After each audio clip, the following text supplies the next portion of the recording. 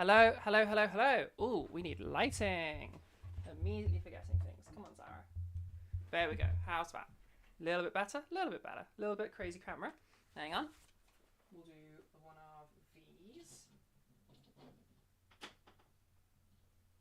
Very nice, very pretty. One of those. And a quick one of those. And that's a little bit nicer. And then we could even do a little bit of this.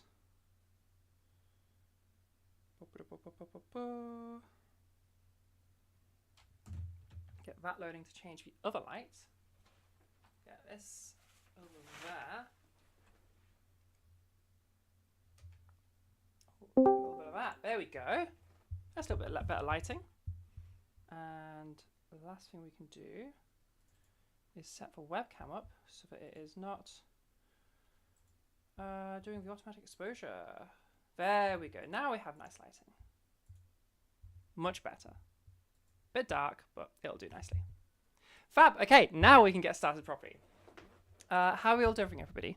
Welcome to the Trans Network Voice Modification Workshop. I'm glad to have you all here with me. Cool. All right, so let's have a little pop into things. Rules and etiquette, just to start us off. If we can make sure we're all being really respectful to the learning environment. Obviously, if you are watching this as a VOD at home, YouTube, then it might be confusing. We're in several different Discords, well, 2 different Discords. So we're in the Trans Network Discord, and we're in the Trans Voice Discord. So people in those Discord servers right now, in the VC, then, just make sure we're being nice and respectful of the learning environment. If we can avoid, interruptions and random, noises, that would be really good. Just make sure that everybody, is able to learn from this nicely. If we can also be super respectful to the fellow attendees, so no arguing in the VCs, no arguing and typing in the chat or whatever. Typing in the chat obviously, but don't be mean to each other, I guess. It's a reasonably obvious one, but it's worth saying. And make sure we're staying on topic. So now's probably not the best time to be talking about global politics or about what's currently happening in the MCU or whatever. I don't know, whatever people talk about these days. Let's keep it to voice and let's keep things on topic so I don't want to miss any questions that somebody asks that's important for them. And I'll keep this nice and good for learning. We will be having an open forum section at the end. So if you do want your own voice analyzing, or you want feedback on something or help with something, then just sit tight and we'll be able to get to that towards the end. Okay, so who am I? What's going on? What is all this? My name is Zara. I am the owner of and the teacher in Trans Network. I have a YouTube, which this is currently being streamed to. You can see the links. We have links over there. We have links underneath me. There's links everywhere. We have the Discord, obviously, which is the main place for Trans Network. Nice little community, and it's where I teach from. If you're looking for lessons, that's where to go. And we have the Ko-fi. So if you want to help support workshops like this today, if you want to help support keeping lessons affordable, I think I have some of the cheapest lessons around, and that's mainly because people do support. And we're trying to increase that so that the current level of cost is actually sustainable, which hopefully will be soon. And so if you'd like to support what we're doing, then head over to the Ko-fi. It really helps, and your money goes into helping people. I've been hosting workshops both in Trans Voice and in Trans Network and in a few other places since about August 2024. So quite a while now, and teaching since October 2024. There's stuff to do with the lessons. If you wanted to book a lesson, you can head over to my Discord if you are looking for that, or for many other things. Okay, important bit. What am I not? I am not a medical professional. I have no medical qualifications. I am not your doctor. I can't diagnose anything. So if you're coming to me with some kind of medical issue, then I can't help you with that. If we have somebody that volunteers to have their voice looked at today, and I hear something that's alarming to me, then I might just let them know. But hey, this sounds like something that could be medically relevant. Maybe go see your doctor about that. But even with that, it's got the same authority to it as like your mum saying, oh, maybe get that checked out. It's not, there's nothing official to that. It's literally just a citizen expressing concern to another citizen. That's what it is. So I can't help you with any medical issues. That's always going to be your responsibility. Okay. All right. So let's talk about voice. What we're all here for. A little bit about maintaining vocal health. Okay. To start with, really important stuff. Things that we want to be doing. Number 1, stay hydrated. Drink. We need to be drinking water. Your vocal tract requires moisture.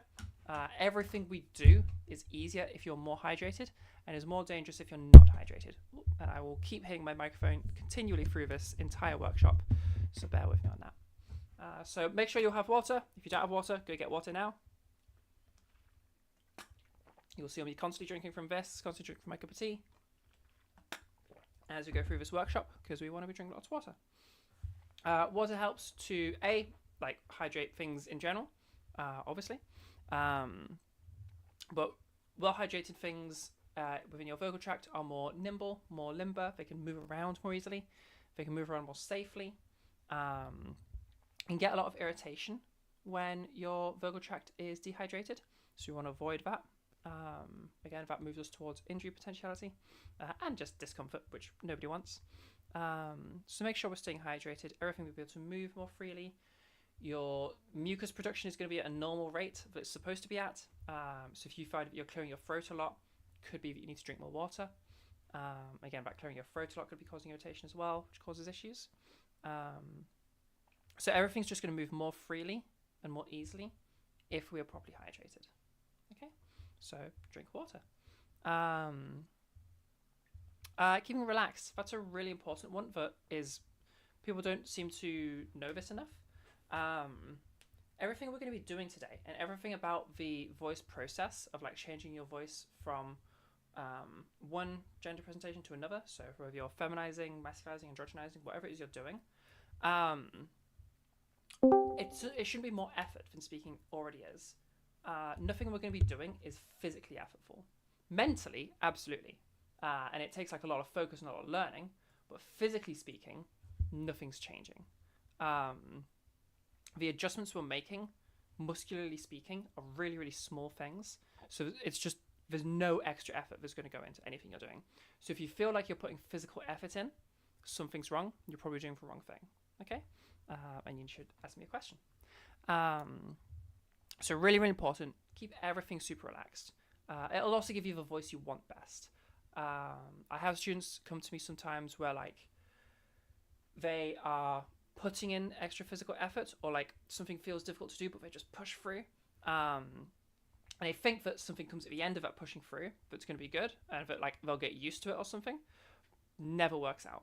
It always ends up just being that they end up in more trouble and they never get the voice that they want from it. If you want a natural sounding voice, do things naturally. Stay nice and relaxed. Talking should feel exactly the same as talking always feels. Okay? And it should take the same amount of effort to do, because it's just talking, and you know how to talk. We're just gonna switch things up a little bit. Yeah. Okay, so warming up. That's gonna be really important. Anything you do where you're moving anything, warm-ups are gonna be useful. It's gonna be increasing your blood flow to the vocal tract, which is gonna be useful for helping that hydration happen, because like moisture has to move from your blood to your vocal tract, so we need to increase our blood flow to get that moisture being supplied. Or really anything your vocal tract happens to be needing. Your body uses blood to move shit around, so by increasing blood flow, we increase the supply of everything that your vocal tract might be needing. It also means that we're stretching things out nicely, which is going to help us with mobility. You'll be able to do more if you're properly warmed up, and you're going to be able to do more safely. So it's like with any exercise that you do, any movement that you do, warm-ups are going to help for it. Even if you're, walking isn't particularly effortful, but if you're going to be walking for a while, you may as well warm up, or may as well do a little stretching, Yeah. Okay, and then lastly there, have fun with this. And take it seriously that you need to have fun. Prioritize having fun, because This is a process that for a lot of people can be really stressful, really anxiety provoking, and like it's going to be something that you're having to put a lot of effort in for quite a long time, and progress is often pretty slow. Not crazy slow, but like if you're trying at something every single day, even if you're pretty fast and you guys only like a few months, like that's a constant grind for like 3 months. That's still slow. It's gonna feel slow, and it's gonna feel daunting, and it's gonna feel like you're making tiny progress, and you are making progress. And you're probably making it a lot faster than you think you are, um, but it's daunting and it's hard, and it can be overwhelming at times. So like, try to bring fun into it and make that an active thing that you're like. It's not just passively like, oh, noticing the funny moments. Like, we're actively going to try to make it more fun for ourselves because we want it to be easier on ourselves. You know, it's just to help your mental for it all. Transition's hard enough already. We don't want to add to that. We want to reduce what we can. You know. So yeah, try to introduce fun wherever you can. Also, for people that are just playing with their voice and just having a good time, playing, exploring, just doing stuff with their voice, they're always the people that learn fastest. So really encourage yourself to like get motivated and just play with it, play with your voice. It's pretty cool, you know. We can do crazy things with our voice. So yeah, have some fun and have a good play with it. You will learn faster. Okay, things to avoid. These first ones aren't such a big deal. The last one's a bit more of a big deal. So caffeine, not a huge deal really, but it is a diuretic. It does make you pee more, which means you're losing that hydration we just worked so hard to increase. So just watch out. If you're drinking a lot of caffeine and you're having to go to the toilet all the time because of that caffeine, then you might be finding that you're pretty dehydrated. You could counter this by drinking a lot of water, I suppose, or you could just cut down on that caffeine a little bit. A few cups of tea a day are fine. A cup of tea is like a quarter of caffeine of a cup of coffee. You know, 1 or 2 coffees a day, whatever. If you're having like several Red Bulls a day, maybe chill out a little bit, you know? I mean, caffeine has a whole bunch of other stuff, but specifically for the voice, we want to be drinking water, you know? Increase your hydration, yeah? Not the end of the world, but try to stay nice and hydrated. Sugar, similar issue. It's not a diuretic. Instead, increasing sugar levels in your blood makes it harder for hydration to leave your blood and enter whatever it is it's trying to hydrate. So all of that water we just worked so hard to drink and like increase out in our body is now just staying in the storage area. It's not actually going to where we're trying to bring it to, being the vocal tract.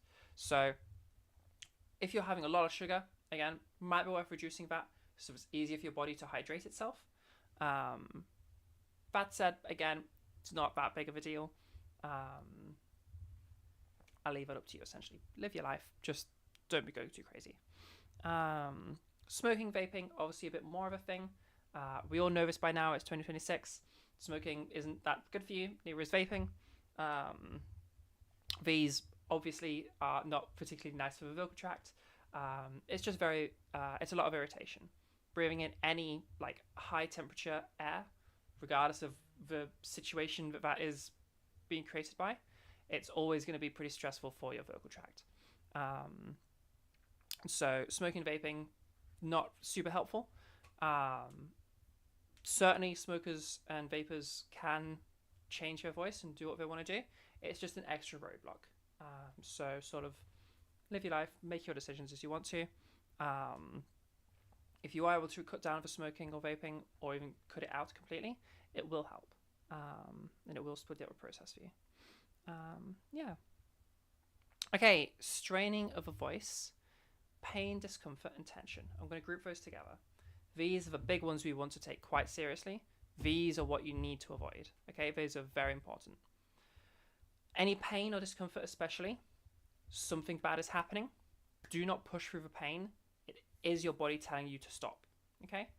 Anything that you do that causes pain or discomfort, it's something that you're not meant to be doing in the first place.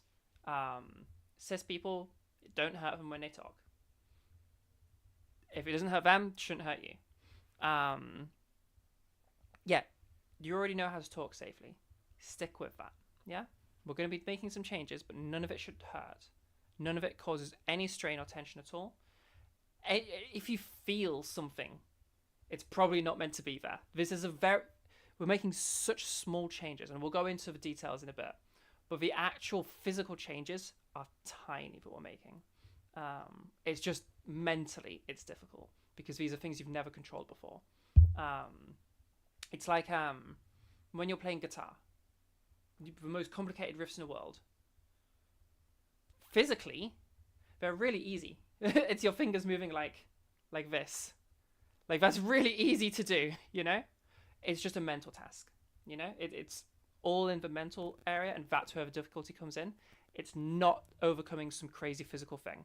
And I need to turn my phone on to stop vibrating because I am getting constant spam calls today. I've had like 6 spam calls. It's been insane. And it's only 20 to 2. Amazing. I'm going to have like 10 by the end of the day. It's crazy. Yeah, so any pain or discomfort, big no-no. You're probably going to cause some damage if you go that direction. It's going to be a very unnatural sounding voice. And causing damage on a single occasion, realistically, isn't that big of a deal. Like if you ever just grazed yourself, not that big of a deal. But if you keep doing it over and over again, or you don't let yourself recover in between, then we have some bigger issues. If you're continually causing damage to your vocal tract, eventually we can have scar tissue forming. If it's really bad, we can get polyps forming, which are these like swollen bits of tissue, and they can get quite big and eventually need to be removed surgically. So that can be a bigger deal if you are going crazy on it. I've never had that happen. I haven't even heard of it happening to anybody, but it can happen. And I don't want any of you to be first. So definitely, if it hurts, stop. Your body's telling you to stop. Also, if you feel like there's a really tight muscle, that's not meant to be there, okay? That's just going to tire you out and cause strain. That's not meant to be there either, okay? So any big sensations, they're not meant to be there, all right? And they're gonna send your voice the wrong direction. You're not going to produce your desired result in the first place. So even just out of like, if we're, throwing health and safety out the window, you just care about the end product, strain, pain, discomfort, tension, all of these things are going to make your product worse. Yeah? It'll make your voice harder to use, and it'll sound weird. So none of it is what you want, okay? Stay away from those. All right, so how does a voice work? What am I on about with voice tension and shit? Why is it so easy to do, but not easy to do? Easy for your body, not easy for your brain. So, first of all, how does your voice work in a very fundamental level? We have the air in our lungs, okay? You can call this the power of your voice, or like the substrate, the material of your voice, okay? Air in our lungs. That air travels up through the lungs, up the trachea, into your larynx. And very helpfully, my larynx sticks out a lot, so I can use it for teaching purposes. You can see this tube on me. If I take a different angle, you can probably see it more clearly. This tube on me. Get my hair out of the way. Get out of the way, hair. Yeah, you can see this tube on me, sort of where my Adam's apple is, and then protruding down from there. That's the larynx, okay? You might have more commonly heard it as the voice box. It's just a tube of cartilage, all right?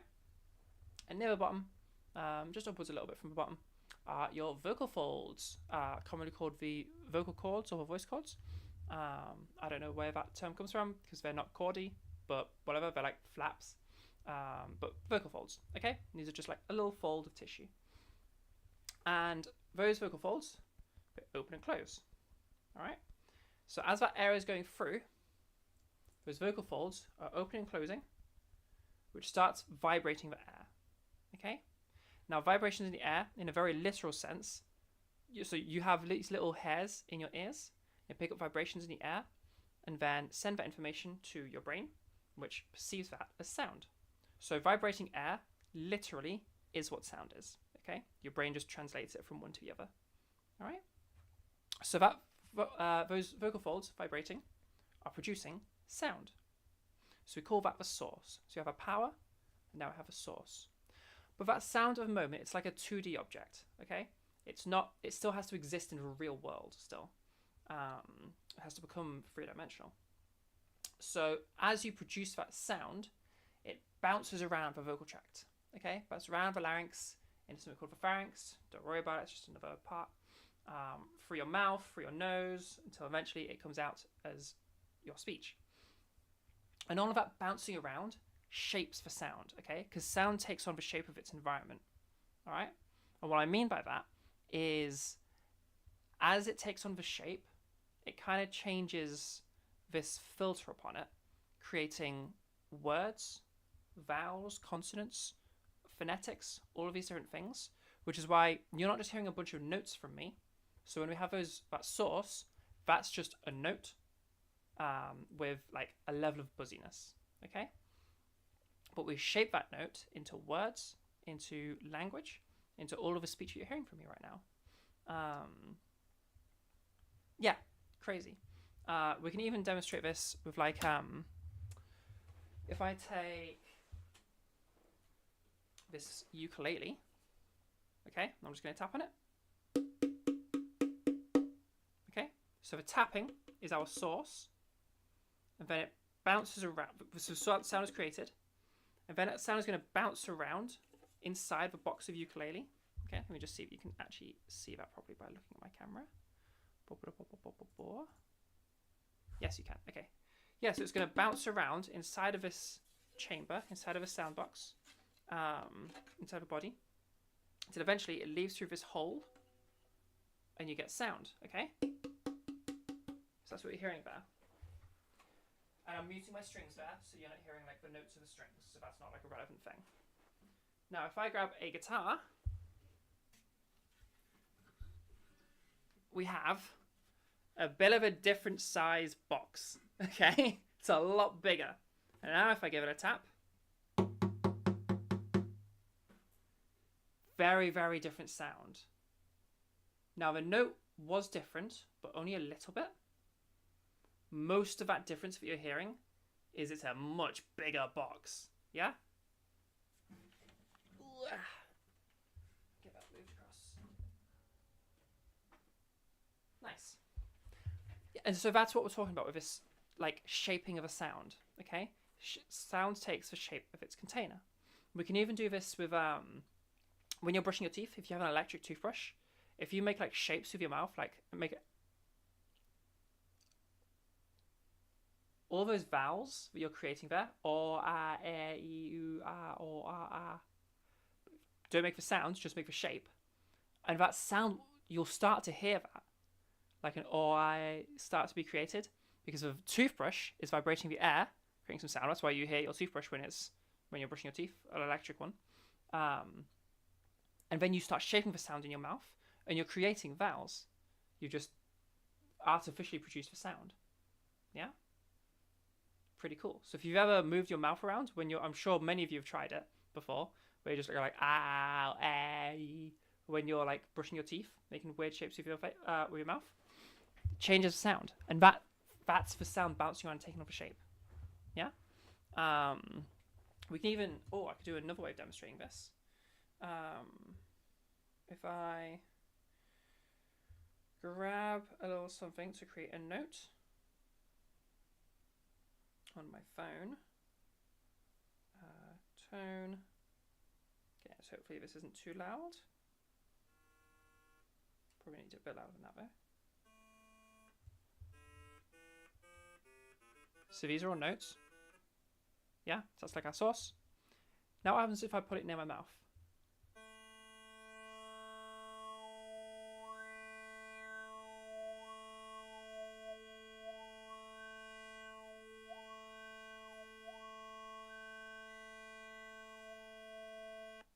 Yeah? Shaping the sound with my mouth. Okay, so that's what it's all about there. Okay, that's that filter, we call it. That's why you hear words from me, you hear language, you don't just hear a bunch of notes. Okay? Does that make sense? That's always a bit that confuses people a little bit. Members of the audience, did you get that bit? So that's our filter. And that's how you do your voice. You send air from your lungs through into your vocal tract. That air is then vibrated by your vocal folds, creating a sound. And then that sound bounces around and you shape it into words.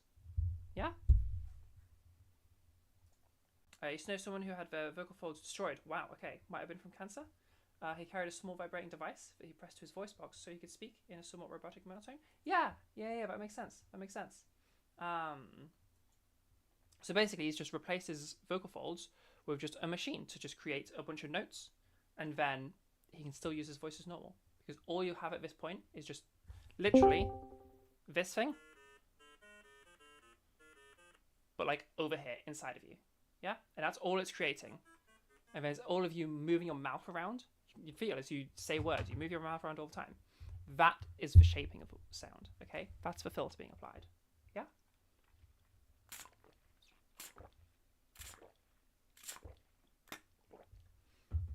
Okay, so, all right, let's keep going.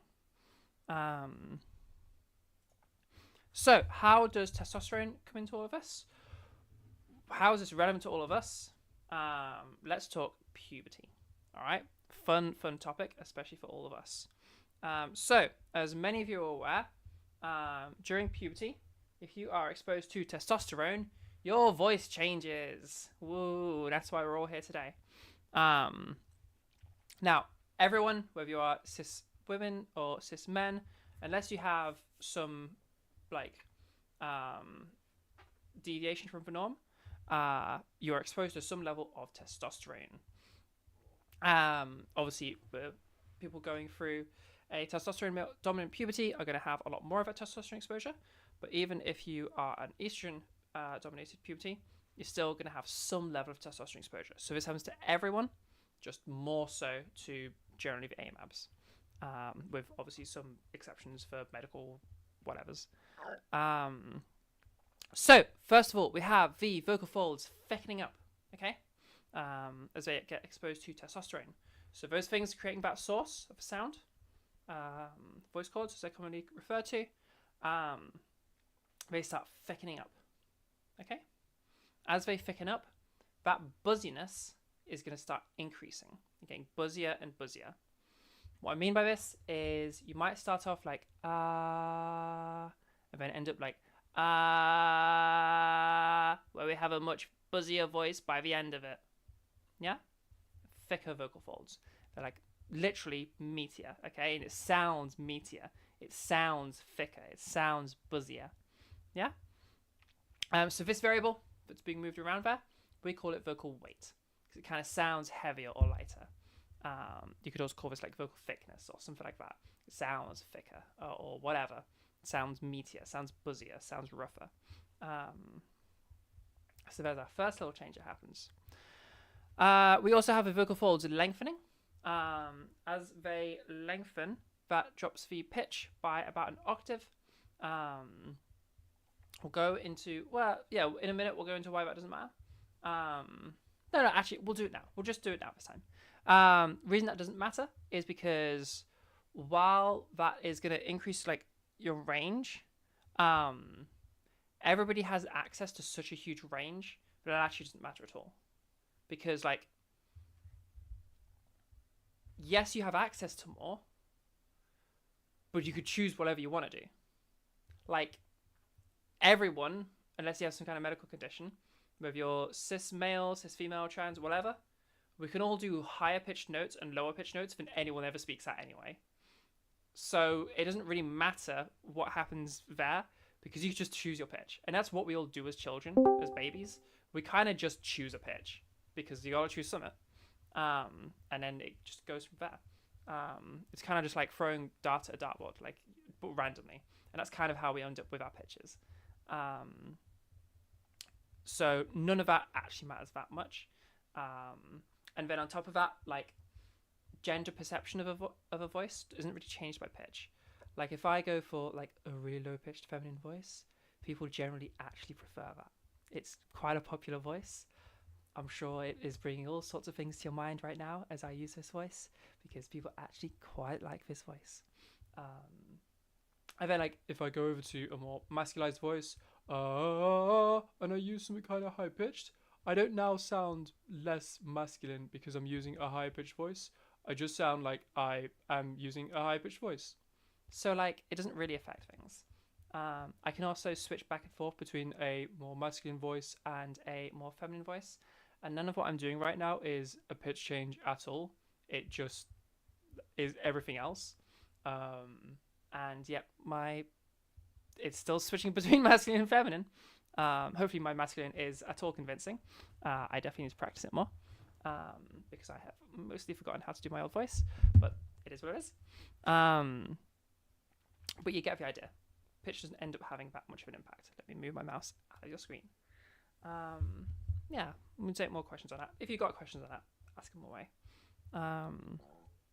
Last thing that happens, and this is a big one, is the larynx from that tube. Okay, we have that initial bouncing around of and shaping. That increases in size and lengthens. So the increase in size is why you start to see the Adam's apple if you've been exposed to testosterone, because just as it expands, it starts pushing against the skin. Okay, and obviously it drops down a bit. And so that has this impact of like we were saying before, the filter. Okay, that initial shaping of a sound is going to be different because now we have a bigger shape that it's occupying. It's filling up more space. So that again impacts the sound. So if you had a smaller larynx, we'd have something like this. If we have a larger larynx, we have something more like this. Excuse me. You can hear we have the same note there.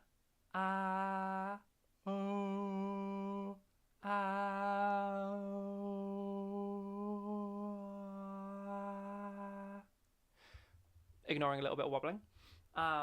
Same note, but something changed. And that's that size, okay? The size of the larynx, okay? Also good to know, as we've just gone through all of those things, I just demonstrated how to do both. Because despite all of these anatomical changes, we still can control a lot of these things.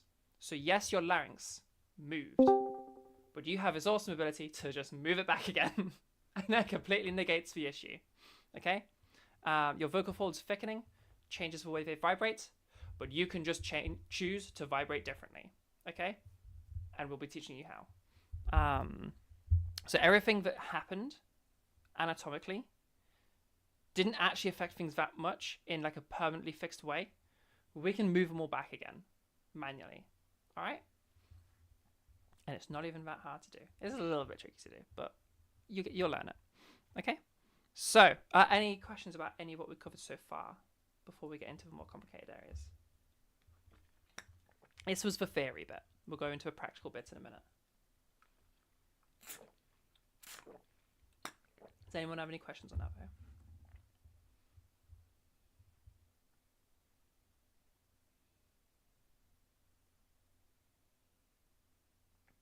That's a note from YouTube. Thank you, YouTube, for saying so. Also, yeah, do tell me if you have no questions, then say where you got no questions are. That all made sense. Just so I know where the audience is at.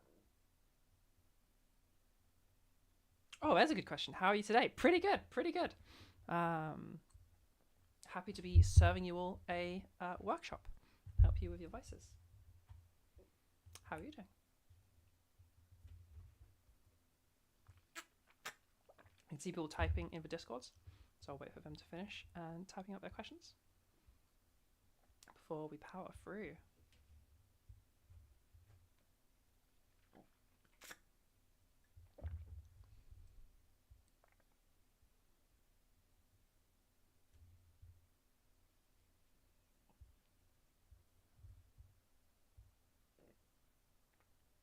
And again, while we wait for these questions to come through, make sure you are drinking lots of water. It's your first workshop. You joined late, but thank you for taking the time to do so. You're super welcome. You're super welcome, Serena. I hope that this is useful for you. Yeah. Okay, let's keep going then. If you do have a question and I missed it, do still ask the question because I will just come to it in like a second. So still ask your questions, or if you think of something if it was like a question from earlier that you forgot to ask, do still ask it. I will still answer it. It's totally fine. Always ask questions. Active chats and like you guys just getting involved really helps me to know like where you're at. Helps me to know that like everyone's following, or like if I'm rushing something, like I need to know that I'm rushing something. You need to tell me that. So yeah, keep me knowing what you're thinking. If you're confused, do say so. Okay, all right, let's keep going then. So how do we actually do stuff? All right. Unrelated question, but you've been thinking of maybe purchasing one-on-one lessons. I love that you called it a 1v1 lessons, as if we're going to be like fighting it out. If those will be available potentially next month, since if you remember correctly, they aren't always. Yeah, we have lessons available. Generally, if you are unsure, then take a look inside. What's it called? Where you is channel. There is the specific channel. Where is it? Why can I not find it? There we go. The hashtag info and the hashtag one-on-one lessons. Basically, if you can see the one-on-one lessons channel, then lessons are available. And currently, we have opened up way more availability. So there's usually lessons available. Because I've been doing as much as I can. We're now doing this full time. So we have a lot more availability. So yeah, if you're looking for lessons, then definitely head over into our Discord, link below somewhere. Can I do this with mirror? Yes, over here. This link below me. You head over to that, then you can join the Discord and you can get lessons if you'd like to. For the YouTube people, I think there is a link in your description. There should be. If it's not there, let me know. And if you're in Trans Voice right now, then if you click on my my account, my profile that's streaming to you right now, then there should be a link in my like bio or description or whatever, just to make it easier for you guys. Is there a specific time window within the day for available, as in work hours? Yeah, it's 11 till 7 p.m, which is UTC. Obviously within that is other people's bookings, but yeah, and it's Mondays till Thursdays. Yeah. No worries. Glad to help. Good question to ask. That means I get to advertise my stuff. Thank you for making this information available. You're super welcome. I'm glad it's helpful to you. Nice. Okay. Oh, and if you're on YouTube, by all means, do what was I supposed to say? Like, subscribe, share is a thing, I guess. I don't know. I don't see. Share it if you think it's good and helpful. Is there another one I was supposed to say? I thought there was another one. Oh, you can comment stuff, I suppose. Commenting is good for the algorithm. I don't know what it does because I'm new to this, or I don't pay much attention to YouTube, like, promoting stuff, but I'm told that comments are good, so that would be helpful if you'd like to do that. Okay, so let's keep going. Very first thing, if you are brand new to this and you want to start like doing something, okay, we've done all the theory, we've done all the why we do stuff and like how it all works, but what do we actually do about it? Well, first thing you need is a warm-up, okay, because safety first. All right. So this isn't going to do anything to your voice. This is just a warm-up, okay. Now for people who are vocal underdoers, so people who speak for less than an hour a day usually, if you're finding it difficult to just use your voice for an extended period of time, it just gets tired, maybe like a 20-minute conversation and your voice is just tired and you just need to like take a break, might be a sign of your vocal underdoer. Okay, this is somebody that uses their voice so little that the muscles of their voice start to weaken, start to atrophy. Like any muscle, if you don't use it, it weakens, and eventually it could weaken to a point where you're not able to use it. If you spend years sat down, you'll struggle to stand again afterwards. So yeah, first thing there, if you are somebody who you know that you don't speak much, it would be a good idea to, if you can, start using your voice more. Any usage of your voice counts, just to build those muscles back up. Okay, this is something for those people is going to especially help them. All right, this won't give you macho super strong voice. This will bring you up to norm. It'll bring you to baseline, which is certainly good enough for everything we're going to be doing. Okay, and also it is just a good warm-up and a good stretch. So everybody should be doing this. All right, so if you're brand new, start here. All right. So SOVTs is like the name of the exercise, and that stands for semi-occluded vocal tract exercise. Big old words, way scarier sounding than it is. Semi-occluded just means partially closed. Occlusion is like an opening or a closure. Semi means half, obviously. Partial. And then you know what a vocal tract is, and you know what an exercise is. So we're going to have a partial closure somewhere as we do an exercise. Essentially, remember that power source filter model we were just talking about? Our vocal folds, we have all of our air coming through, pushing through your vocal folds as they open and close. There's a lot of air pressure they're under as they're vibrating, okay? And when we're doing a warm-up, we don't really want the muscle we're warming up to be under pressure. That's like the opposite of what we want. That's completely negates like the whole thing of stretching out. So what we do is we make a partial barrier somewhere near the front, and that barrier is the air is gonna continue along. And it's gonna hit that barrier, and whatever hits the barrier, because obviously it's only a partial barrier, whatever hits it is gonna rebound and start traveling back again. Okay, just like if I blow on this bowl, put it really close to my face, so it rebounds, and I hear it like hitting my nose, hitting my lip, hitting my chin, because we just blowing against it and bouncing back again. Okay, so we're going to create a partial barrier. Some of that air is going to hit the barrier and bounce back and start going down your vocal tract. So now you have upwards air pressure and downwards air pressure, and laws of physics, when two pressures meet, they cancel each other out. Okay, so some of that air is bouncing back and going down, which is going to cancel out some of that air pressure that's going up. So now your vocal folds are under less air pressure. Usually that trips people up a little bit. Did that make sense to everybody? So air is going upwards, traveling through the vocal folds, creating a lot of pressure that we're under. Continues to travel, but we're going to make a little barrier, and it's going to hit that barrier, and it's going to start rebounding down.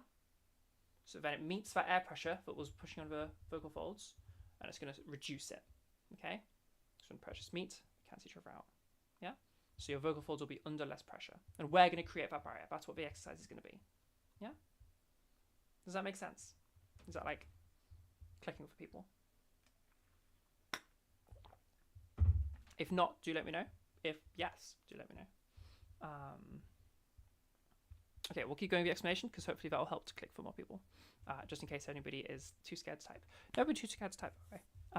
All questions are good questions. I always love to just hear from the audience. It just lets me know what's going on. Makes it easier for me. So the barrier we're going to be creating is called a lip trill. So we're looking for a sound.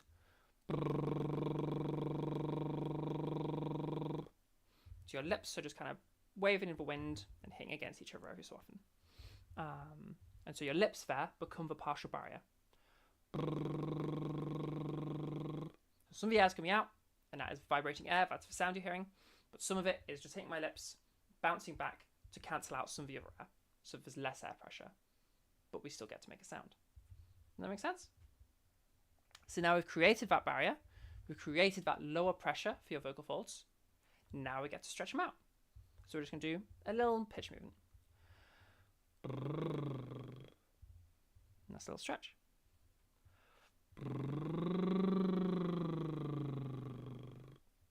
That's a teeny bit more of a stretch.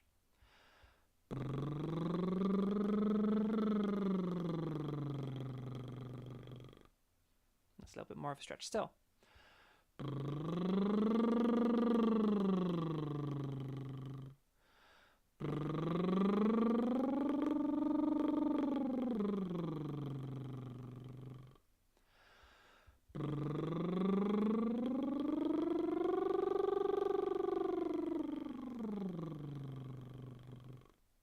And so on and so forth. Do you get the idea? So we're just making a little pitch movement to do a little stretch. And then we're going to do a little bit more of a pitch movement, going a bit higher than we went before, and a bit lower than we went before. And then we're going to do another stretch where we go a little bit higher still, and a little bit lower still. And then a little bit higher after that, and a little bit lower after that. We're going to keep going until the higher bits are as high as we can go, and the lower bits are as low as we can go.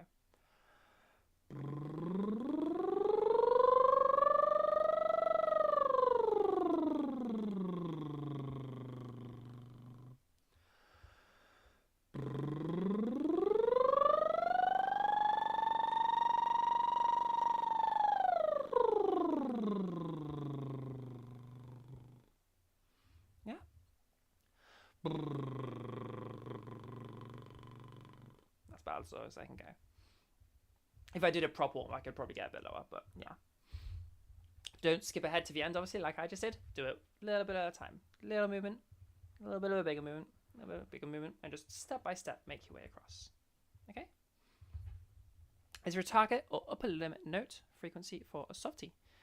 So just as far as you can take it. Just small steps, and just keep taking small steps. Little hill, bit of a bigger hill, bit of a bigger hill still, and just keep going until you get the biggest hill. Okay? Usually that caps out at around A5-ish, kind of. No, not A5-ish. Let me bring up my note thing. Remind myself whereabouts it is on Funky Graph that I use all the time. Whoop, whoop, whoop, whoop. That's not meant to be that. Sorry. I did not know that was how that worked. Good to know, I suppose. Yeah, A4-ish. A4, A sharp 4, maybe G sharp 4, that kind of area. Somewhere between like B4, where some people might get to C5. I wouldn't be aiming for it, but some people might be able to get there. Somewhere between C5 and G4 is usually where most people's upper limit is. You might be a bit different. You might be, but most people fall in that area. So that's where you should generally be aiming. And then for the lower bounds, there's a bit more variation I find on this, but usually it's somewhere around, like the lowest I can go is on a good day, like an A2. That's about the lowest I can get. That's like really like on a good day. So we get to G2. I've had the odds, I think I've had one or two that could get to like F2 or E2, and that's usually like the max. So somewhere between like a B2 and E2 is most people's lower range limit. I usually find actually it's hardest to get to the lower pitches than it is to get to the higher pitches because nobody practices their low pitches. But in this is meant to be a warm-up. So you want to warm up everything. So make sure, even if you're feminizing, try to access those lowest pitches, okay? When you're going to the max, okay? If you're masculizing, make sure we're getting to those highest pitches. We want the whole range being stretched out, okay? Not just one end, all right? Because this is just a warm-up. This isn't to do with, we're not doing a thing yet. We're just warming up. So you need to warm everything up, okay? Nice. Okay. Any questions about any of that? There's a few different ways to do this, by the way. Lip trills is my personal favorite because it's very convenient. People generally have an easier time doing it, and it supports your voice quite nicely. Although a lot of you will probably struggle at first.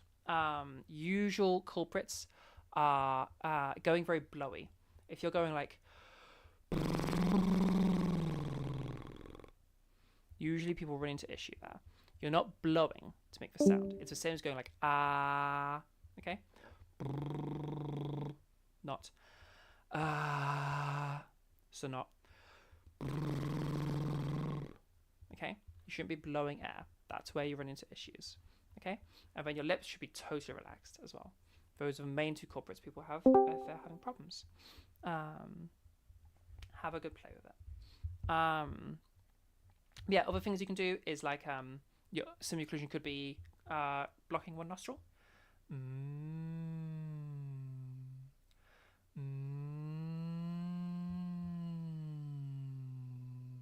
Dot dot dot. You do a whole range doing that, and just humming while you have one nostril blocked. If you're doing that version, I would suggest. Oh well, it can be a bit harder to go to the further ends. It kind of narrows your pitch range a little bit. So I prefer the lip trills. But if you're someone who can't lip trill for some reason, then that's a nice alternative. There's also something called bubble phonations. This graph, by the way, is just a graph that shows which ones create the most pressure, which for our purposes is generally what we're looking for. If you put a straw in a cup of water and blow bubbles and then hum into your straw, and it'll make a whole bunch of bubbles. The water becomes your partial barrier, so obviously some of it goes through as a bubble, some of it just bounces back. You want it about an inch into the water, the straw, sort of just enough that you feel resistance, but not so much that it's like hard to overcome. And then you do the same thing.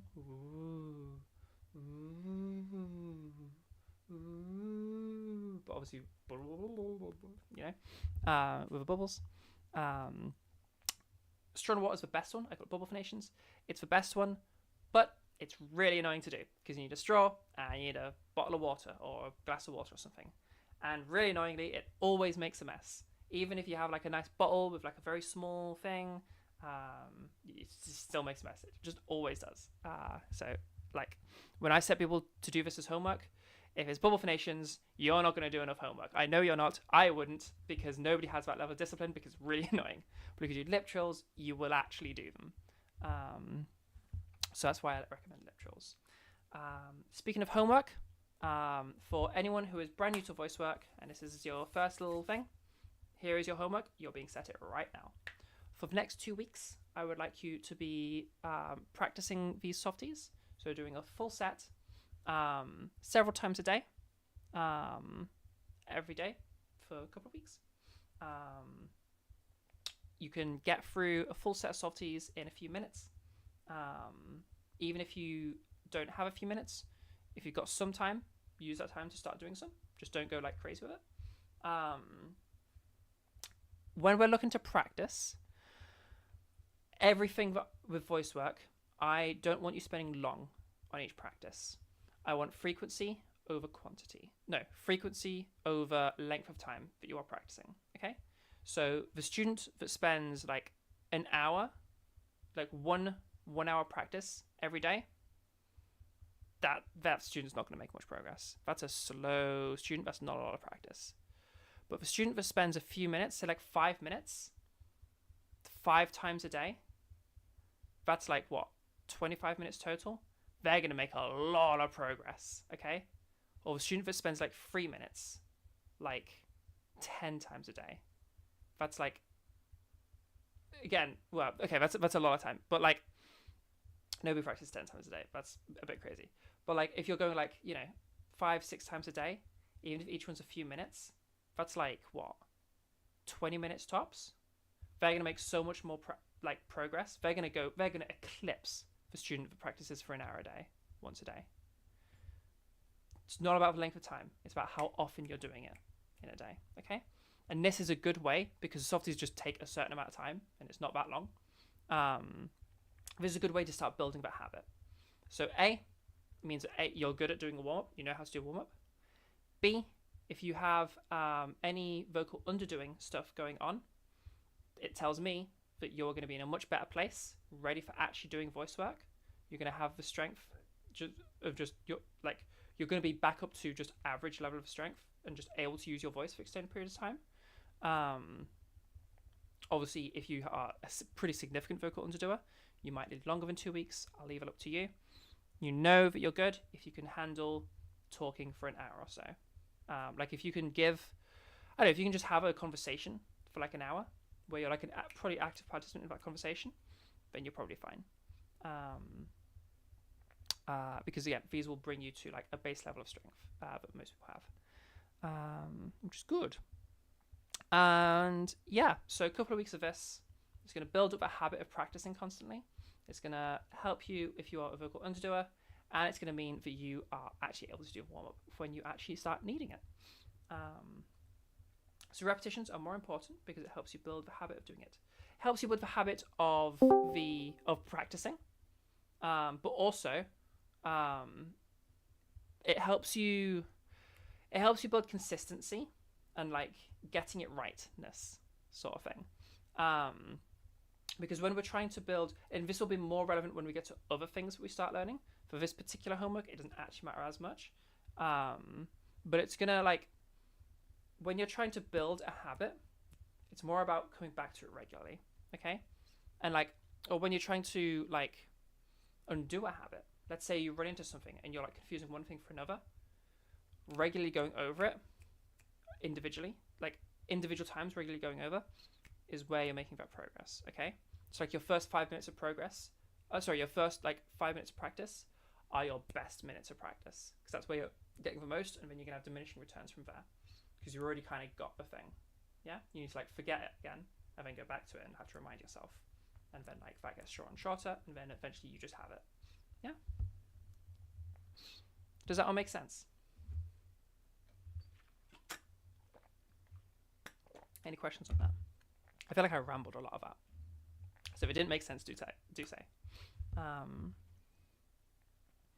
Another completely unrelated thing, or like unrelated to our purposes, it's just a handy little thing that softies happen to do that's quite useful, is if you experience morning voice, then that's like a problem for you. Softies happen to also help with morning voice and get rid of it. Morning voice is caused by your, any exercise helps to get rid of morning voice. Morning voice is caused because through the day, all of the holes in your body, like just holes like your mouth, your eyes, other holes, they all produce mucus. And it's just there so that like stuff trying to get in, it doesn't get in, okay? And this is especially true through your mouth and your nose because we breathe through, we actively pull the outer world in. And obviously that's not a great situation for someone who doesn't want to get ill, you know? Your immune system is like not happy with the fact that you breathe. So to help things out, we produce mucus. So any dust, any particulates, any bacteria, spores, pathogens, they all get caught up in that mucus. Or at least hopefully most of them do. Oopsie COVID. Most of them at least get caught up in all that mucus, where you then have these little brushes, these little cells with little brushes. They're called cilia. And they brush it up, and then you swallow it, and you digest them, and then they don't end up doing any harm or damage to you. However, and yeah, so that's like a normal thing, and then you produce more mucus, and it gets brushed up, and you swallow it, and you have this constant cycle, okay, of replenishing. When you go to sleep, that causes a whole bunch of issues, because now you're not swallowing, and so now we can't remove stuff. So with cilia, they turn off, because they may as well, because where's it going to go? Because you can't swallow, we don't want to choke. So it all just kind of sits there. You're still going to be producing more mucus. That doesn't turn off. So you're just producing more and more mucus that's just building up. You're still breathing, so any particulates that come through are still getting caught up in there. So it's getting thicker and claggier, and there's more and more and more of it until the next day when you wake up and you got all of that claggy mucus. It's all gross. It just means that when your vocal tract tries to do stuff and tries to move, it's moving through all that mucus, and so it's just hard to do. So you'll find that like pitch can go down. Pitch is controlled by how fast your vocal folds vibrate. Well, if they're being slowed down, then your pitch is going to be lower because there's all this mucus in the way. It's like moving through syrup. And just anything you try to do, you're doing it through syrup, so it's just harder to do. And that's what morning voice is. So the sound of morning voice is just your body trying to move through all that mucus. And now as it moves, blood flow is being increased, hydration is being restored, so more mucus is being produced. If it's a bit, nicer, less claggy. Your cilia are starting to wake up. They're getting going. Swallowing happens, so your body starts removing it, and that's why morning voice is just morning voice. It's not all day voice. But if you want to speed up that process, if we do a warm-up, we really increase the blood flow, we get things moving, we get blood flow going, then we'll start clearing all of that mucus out sooner, so we can get rid of morning voice sooner. So any exercise works. This is a really good way to exercise. So if you are dealing with morning voice, handy, may as well get a practice in, because that practice happens to also be something that will get rid of a morning voice for you. Something that for a lot of our feminizers probably appreciate. But also masculizers, because even if you're like, you want that like deeper voice, you still want to be able to actually have control of stuff. And moving through syrup is just bad for control in general. So for everybody, getting rid of morning voice can be helpful. Is a softie useful? Such important, even if you are not a vocal underdo or have morning voice? Yeah, because it's still good to have. It's still important to have a warm up. Softies are going to be your warm ups. They're just, if you are not a vocal underdoer or have morning voice, they're just a warm up. You still need to do them because you still need to warm up before you do your voice work, but that's all that it's there for. And so like that's why it's just practice it for a couple of weeks and then just use it as a warm up when you need to do that. For vocal underdoers, obviously it's until your voice is strong enough that you can handle long conversations without it tiring you out, or like give a presentation without it tiring you out, play D&D without being like physically your voice is exhausted afterwards, whatever. Yeah,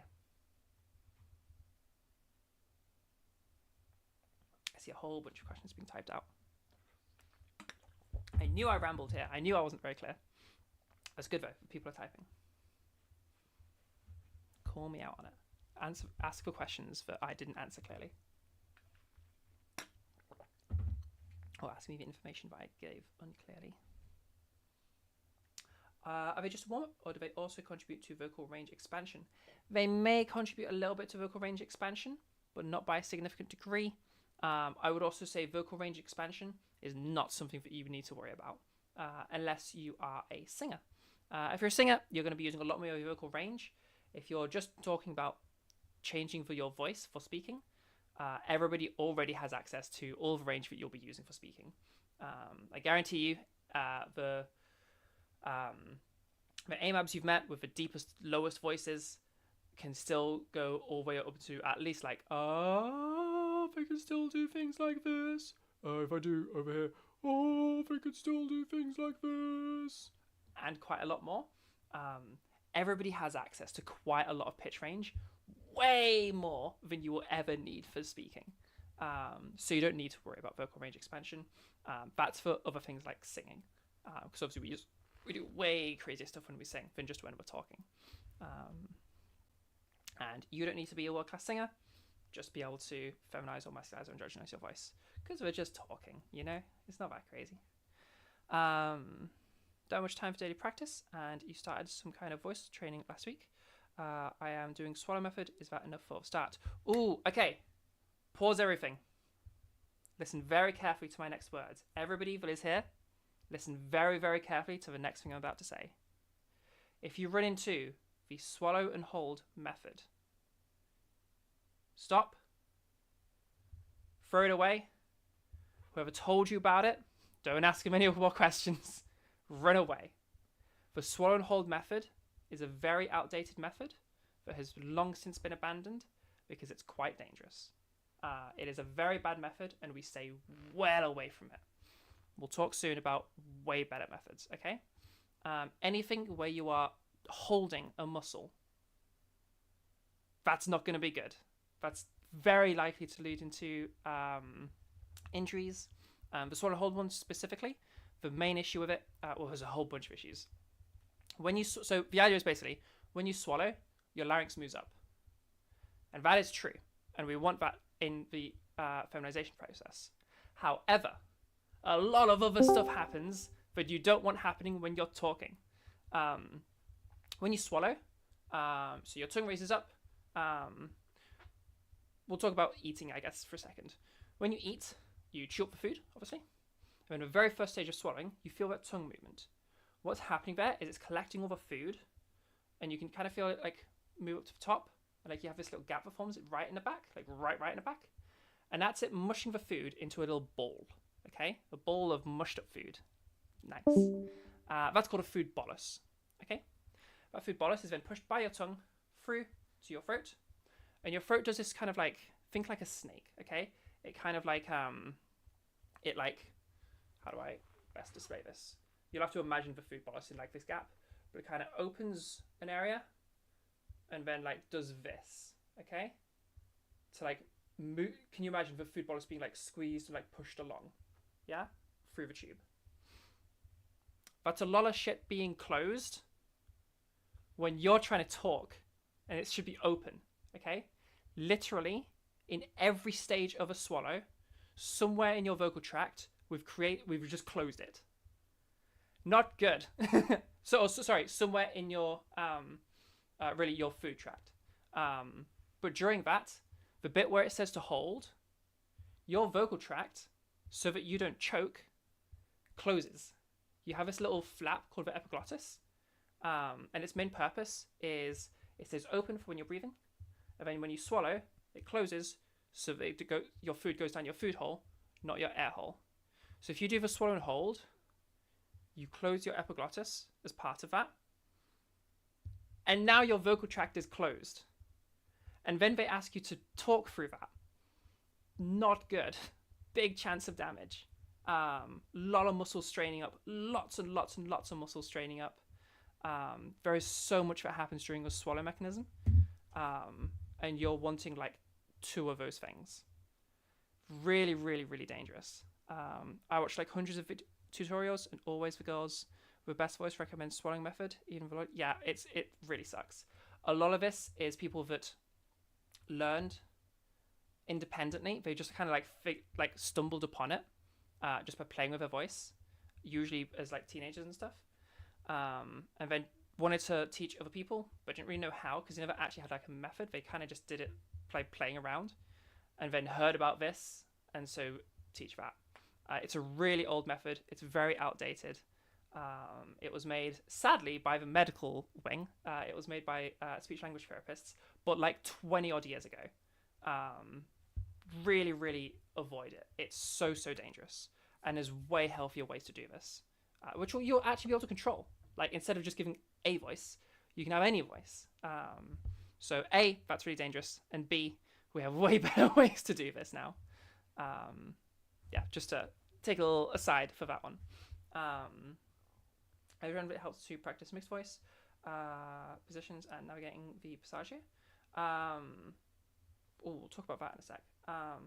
People's voices have been damaged through swallow and hold. Yes, yeah. I've come across a lot of people. I've literally had. I think I had a student that literally had like an injury because of swallow and hold, and really had to speak to an SLP for a while and like have it and like fix it, and it was like a whole mess.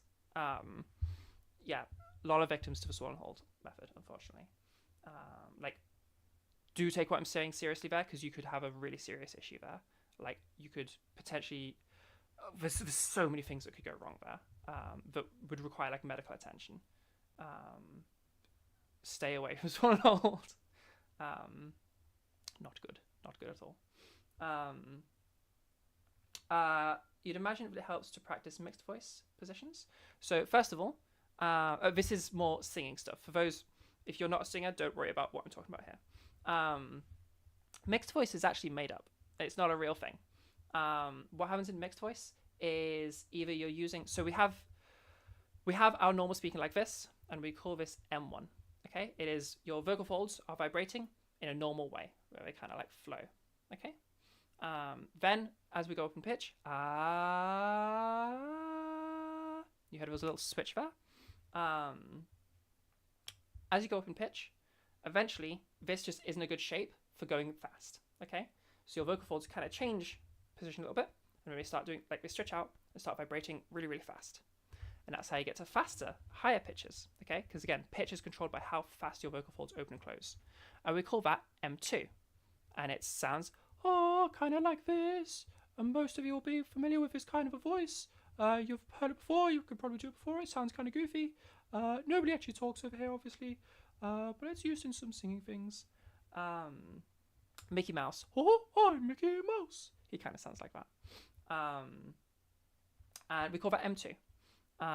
There is also an M3, which is like crazy high pitches. If you've heard like that song in Sixth Sense, which is a crazy high note, but it's almost like whistling. That's in M3. And yeah. So mixed voice, or what people call mixed voice, is either doing M1 but styling it to sound like M2, or doing M2 but styling it to sound like M1. So it sounds like you've got a mix of the two, but really you're just imitating one using the other. That's what that is. Passaggio, if you've ever noticed that as you move your pitch upwards, there's like a break where it switches from M1 to M2. That's the fancy name for that is the passaggio.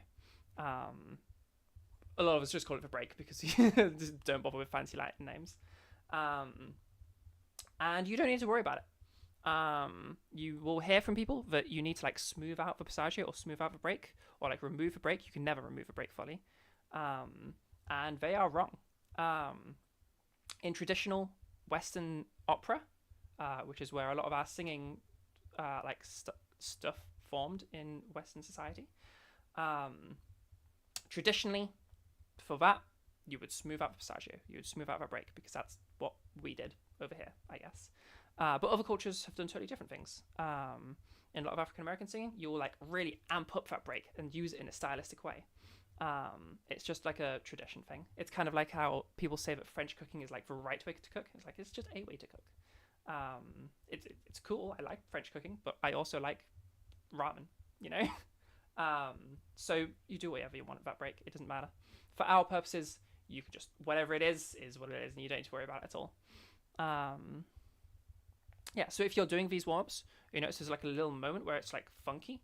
Just keep going, and it'll just normalize, and you'll switch into other voice. And you don't need to worry about making that smoother. It's just whatever, because it's never going to run into an issue when you're actually talking, because we don't talk in those ranges anyway. You didn't even know it was bad way. We're talking about the hold. You tried big dog little dog method, but it's just weird, and it's also very hard to maintain larynx in the same place. Yeah, we got a better way to do the big dog little dog. You didn't know it was bad since you two watched hundreds of tutorials as well. Out of curiosity, can you demonstrate M3? I've never bothered to practice M3, so I don't know how to do it, because I'm not a singer. It would only be relevant if you're a singer, and even for singers, that's like a pretty big skill. It's quite loud too. Also, since this is for singer, you have a question. As for a beginner, is it possible to learn training more about singing and feminine voice at the same time? Yes, it is. Like learning two skills at the same time, if that makes sense. Yeah, of course it is. Yeah, if you're learning to sing, then singing is just a separate skill to feminization or masculinization or androgenization. And you can do both at the same time. So like, as you learn to feminize your voice, for example, you can then just feminize your voice while you're singing. Or you can learn to masculize your voice, and then you can masculize it while you're singing. And you can just do those as separate things. So yeah, totally, go for it. Neither has to affect the other. In fact, people who are singers already and have learned singing, just because of the time spent playing with their voice, they're probably going to learn quicker because they just have spent more time playing with their voice. Same with like voice actors or actresses. Yeah, time spent just doing weird shit with your voice is just, you're just going to be more used to doing weird shit with your voice, which we're going to be doing a lot of weird shit with your voice. Yeah. Any other questions? We seem to be moving away from softies a bit, so we'll keep moving forward because it might answer some of these questions as well, or at least give you more context for your stuff. So keep asking these questions. Absolutely don't stop. I'm going to keep going, and then as you churn out more questions, I'll pause to read them. All right, so vocal weight. This is going to be the first thing we do that actually changes your voice. Now we've started the process of feminizing, masculizing, or androgenizing your voice. So vocal weight. We talked about earlier, those vocal folds thickening, okay? That's this stuff, all right? And it kind of makes your voice sound, over here, it sounds a bit lighter. Over here, it sounds much buzzier. It sounds heavier. So we called it vocal weight because it's just kind of what it sounds like. You may come across the term quotient or glottal quotient or something like that. And essentially, as your vocal folds thickened, it changed how they vibrate. Thicker vocal folds tend to, or will default to spending more time closed than open during, or not more time closed than open, but just the amount of time they spend closed increases compared to the time they spent open. And then the lighter ones obviously are spending more time open compared to the heavier ones, the thicker ones. So quotient is just a fancy maths word for percentage, basically. If you represent a percentage as like a decimal, so for example, like instead of saying 10%, you say 0.1, that would be a quotient. It's just how we do fancy math stuff sometimes in science, in papers. So if you think about it, we have our closed portion, we have our closed portion, and we have our open portion when we're doing this, okay? Part that's closed, part that's closed, part that's open. I don't know why I'm putting those two up right now. So a way you could like display that and like write that down is you could say we have like a closed quotient of say 0.2, and that would be an open quotient of 0.8 because it's always going to add up to 1. So obviously you have two things there. It's like a ratio. So 0.2, 0.8, two of those make a whole, yeah? So that means 20% spent closed, 80% spent open. Masculine voices, typically, if I remember off the top of my head, I want to say they typically spend, they have a closed quotient of 0.4, I think it is. And then feminine voices tend to have a closed quotient of 0.3. It might be that the masculizers were 0.3 and the feminine was 0.2. I can't quite remember, but it's one of those two. It's a small difference, but it has a big impact. And that's what quotient means for people that like fancy math stuff or like looking into the mechanics of all this stuff. If you're really interested, I suppose, there's a really cool paper by Dr. Zhouyang Zhang. I'm sure someone, ZH for the beginning of that, ZHO or ZHA. It's a cool paper, all about quotient. It's really cool. For those who don't care about science and maths, we could just call it vocal weight, and that's fine. Quotient is the result of division, part of a ratio. Percentage is per 100, so a ratio times 100. That is a way that you could describe that. If that makes sense to you, then cool. I know that what was just said there was correct, and in my brain that's hard to understand, but I know that what you just said is correct. I just think of it as think like a percentage is like 10%. We're thinking of like 1 is the total, and we're splitting it into 2 different categories for open quotient and closed quotient. So 0.2, 20%. If 20% of it is closed, that means 80% of it must have been open, because those are the only 2 options. So 0.2 means that your one is 0.8, and that's a quotient. But you can do all, like, that's not a voice thing, that's a maths thing. You can do all sorts of different things as quotients. Cool. Mechanics aside, what do we do with this? Well, why do we care about? How do you change that quotient? How do you change your vocal weight, that buzziness? Okay. So we have this funky little thing. Is it possible to make a heavy weight in M2? It's going to be very, very difficult, certainly, because of the thing we're about to say. Oh, that was a good timing for me to have read that. Oh, I missed a couple of questions before we do the thing. What are the best methods to do? You're not a singer, you just want to sound like a girl. We're going to talk about the best methods in a minute. This is the first of them. You have a very deep voice, and anything you do with your voice sounds weird, but somehow you can burn like an anime girl. I know everyone who is reading this thinks that you're some kind of weirdo. Nah, don't worry about it. I'm sure as you learn more about this, you'll probably find at some point that you're like, oh, that's what I do during the thing. Okay, hang on.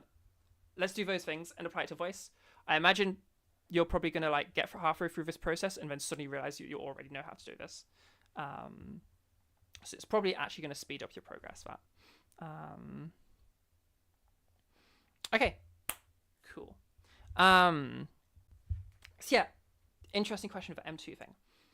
Weight has this really interesting interaction with pitch, in that when you go to a higher pitch, it's easier to do that with a more open quotient. So much so that you probably already do that without even realizing. Okay? In the same way, as we go down in pitch, it's only possible to hit your lowest notes with a more closed quotient. Okay? A heavier vocal weight. Okay? I'm just going to stick to heavy, light vocal weight because that's the terms I typically use. If you prefer open versus closed quotient, you're welcome to do that. Worth saying for those that like reading science papers, when people say closed quotient in terms of like gender affirming voice stuff or like trans voice stuff, they just mean like an increase to the closed quotient. They don't mean like more closed quotient than open quotient. That would be crazy. They just mean going from about 0.3 to 0.4 or 0.2 to 0.3, whatever it was. I don't remember now. I need to go reread that paper, I guess. So yeah, lighter weight, easy to get to. Higher pitches are easier to get to with a lightweight, and the lowest pitches, the absolute lowest, only able to get to with a heavier weight. All right. So to just kind of experience this, can all of you now, with your masculizing or feminizing, can you all give a bit of a lower note than you're used to, and just start dragging your pitch up.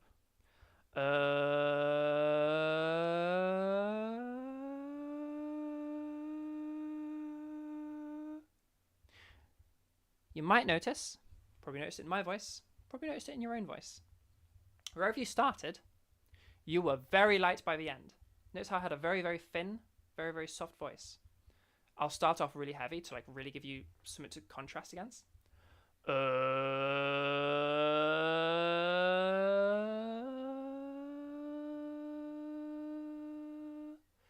Here I have voice, very, very thin, very light, gentle voice. Yeah, definitely no buzzing happening there. In the same way, if I really go low in pitch, and I mean really, really, really low in pitch, okay? You want to get to the absolute lowest you can go. If you think you're as low as you can go, try and get a little bit lower, okay?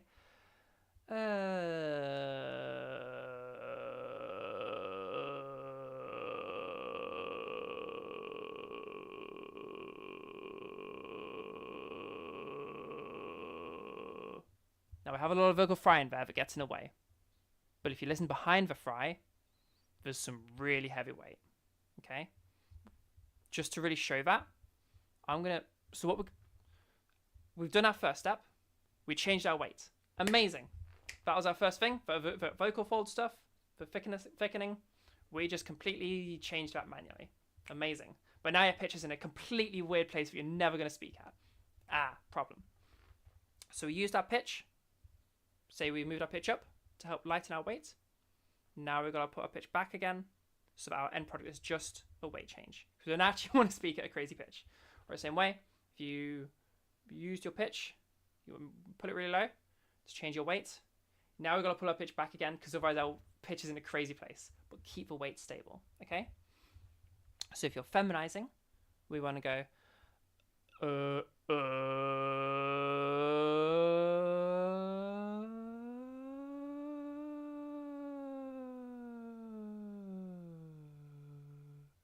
So you can hear now I have this much gentler, softer voice than where I started in the beginning of that drill, where I went, and I had this much heavier voice over here. Yeah? And if you're masculizing, we're going to scoop our way down into that area where our voice becomes like sludge. Okay? You could hear when I did it.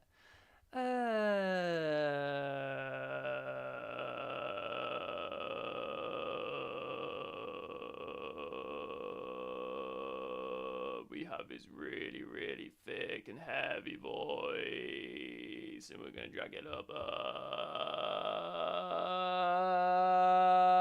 And now I have this really, really thick and heavy and meaty voice, much buzzier.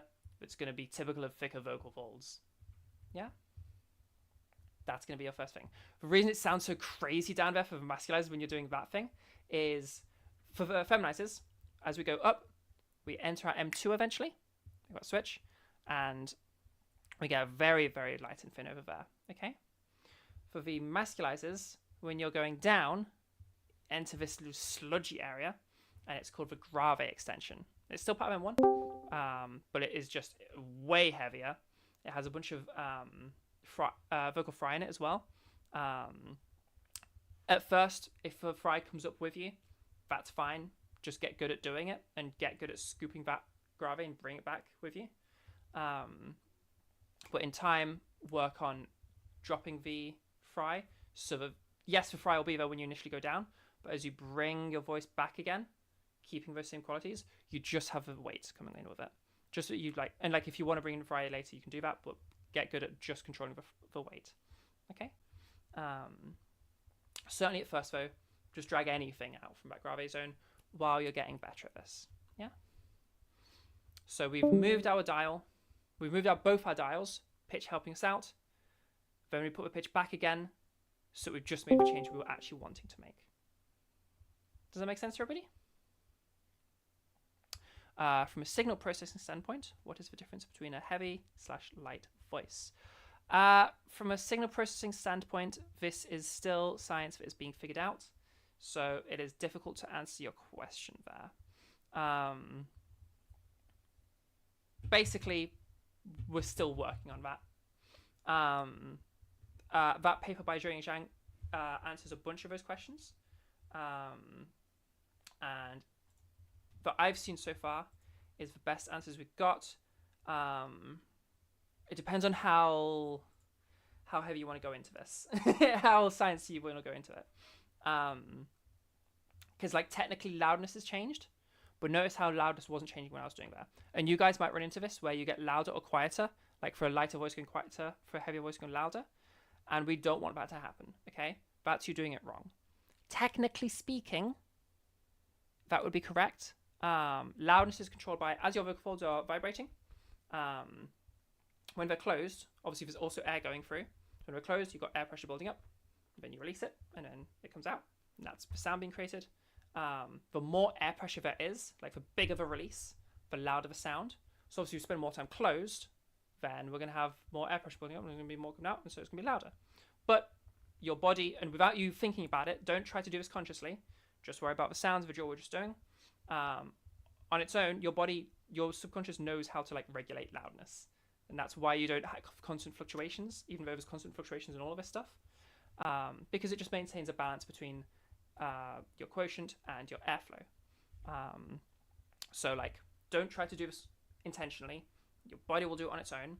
But what's going to be happening on its own, if you're staying with the same loudness, then just your airflow is going to change relative to how long you spent closed.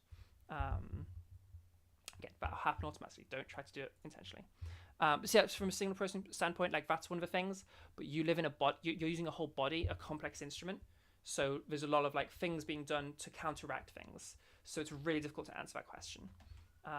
But I will grab you this paper by Zhuang Zhang, where he did isolate. So if it's just the vocal fold mass changing, then these things happen.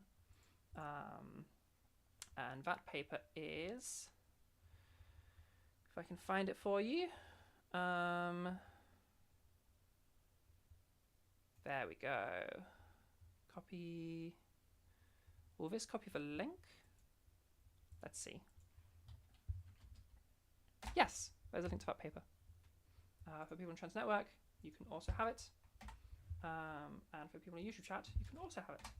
If you're curious. I really like this paper. It's a really cool paper, but only if you're like a big voice nerd. Otherwise, you'll probably find it really boring. Yeah. Nice. Not sure if this was answered already, but can an M2 voice be heavy? Yes, like we were saying earlier. So as we move into higher pitches, it's harder and harder, or well, it's easier and easier to move into higher pitches with a heavier voice. Like, sorry, easier to go high pitch with a light voice, and you will automatically be doing that anyway. Is it possible to go heavy in M2? Certainly not as heavy. You could go heavier. Maybe. Certainly something that can be played with a little bit, but I think you'll have difficulty if that's something you're trying to do. You feel like in your case, you really struggle with weight to a point where that even your highest M2 voice is still too heavy. I imagine you're probably not tuning in. I imagine you're listening to something else, or you're not going as high as you think you are. If you are struggling to get lighter, just go to a higher pitch. It is definitely going to be a heavy voice. It's going to be a very light voice at your highest pitches. I promise you. Like if you're getting all the way to like I'm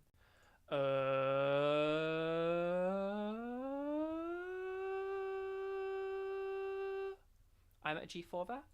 I highly doubt that you have a heavyweight at G4. That sounds crazy to me.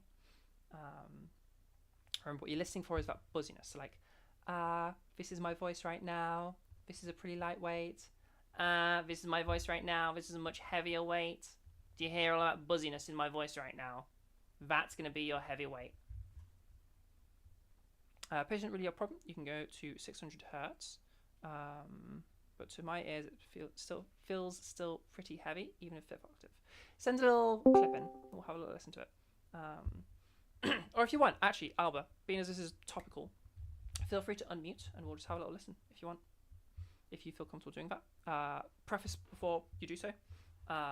Be aware, we are, just as a reminder, we're streaming to YouTube, so YouTube would be able to hear you. So just as long as you consent to that. Then I'll have a little listen if you want. We will, in real time, diagnose this issue for you. I would guess you're listening to something that isn't weight. Yeah, if you'd like to do that.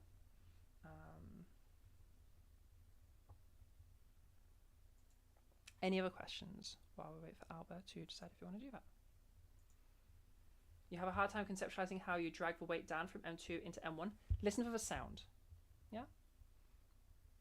So familiarize yourself with what heavy and light sounds like. First, actually just do the going from a low pitch to a high pitch.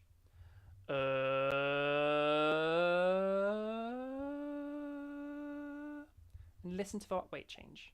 Listen to what's happening. Oh, do you still do private lessons? Yeah, we still do private lessons. Head over to our Discord.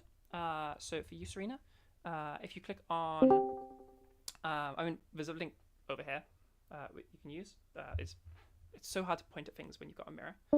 There, you could use that link. Or if you want, just like click on, so you have Zara's 1 2 is the account I'm using. If you click on it, and in my like bio thingy, on my profile, there'll be a link there if you want to just click through to that. Be nice and easy for you. And that's where I do my private lessons. Listen to the change of weight as you're moving from a lower pitch to a high pitch. That's your first thing. As you familiarize yourself with what that sounds like and what it sounds like in your voice, ignoring the pitch change, think about what that sounds like at a lower pitch and then start sliding to it. Okay? Really helps to have this like the sound in your mind before you go for it. And to give an example, here's what it sounds like in my voice.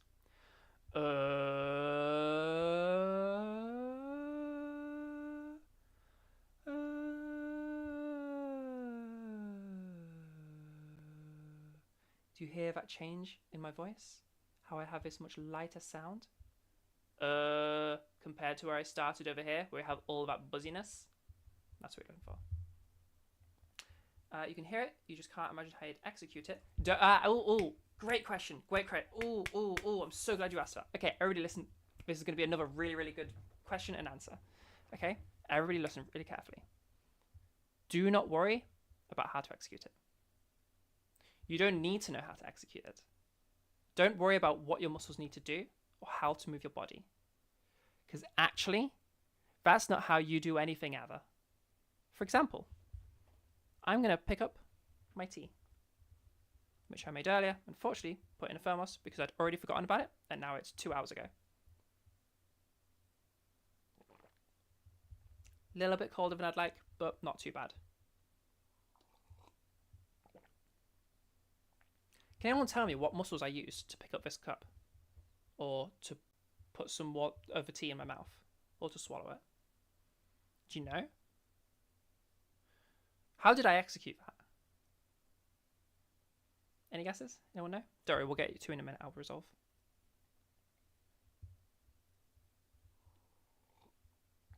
How am I doing this? How am I executing that? And when you're typing this out, ask yourself, do I actually think about these things when I take a drink? How do you actually execute that? Shocking numbers of muscles pulling against each other. Decent answer. Beth, I know you know the answer. I'm not gonna. You leave it. Let other people have a go, because I know you know the answer. You know where I'm going with this. It's complicated. It's like all of them. Yeah, nice answer. But even newborn kids can drink. It's not the same with voice. You sure? You ever heard of baby babble? They seem pretty good at it. You ever heard of baby cry? They usually do that the day they're born. That's interesting. To really further play into this, because I think a bunch of you are getting where I'm going with this. How do you move your pitch higher? I did mention it earlier, so it doesn't really work. But like, do you ever think about that? And especially for those that go in and don't remember, or if you don't remember how I said it, what I said it is earlier, then give it a go at answering. And if you got here at a later point and you haven't heard me say how you actually change pitch, how do you do that? How do you execute it? I mean, a feel the movement when I shift pitch? Probably not. That's probably something else happening that's maybe not meant to happen, Zenithon. It depends on what you're talking about there, because technically there is another thing you can do to change pitch, but we don't talk about often.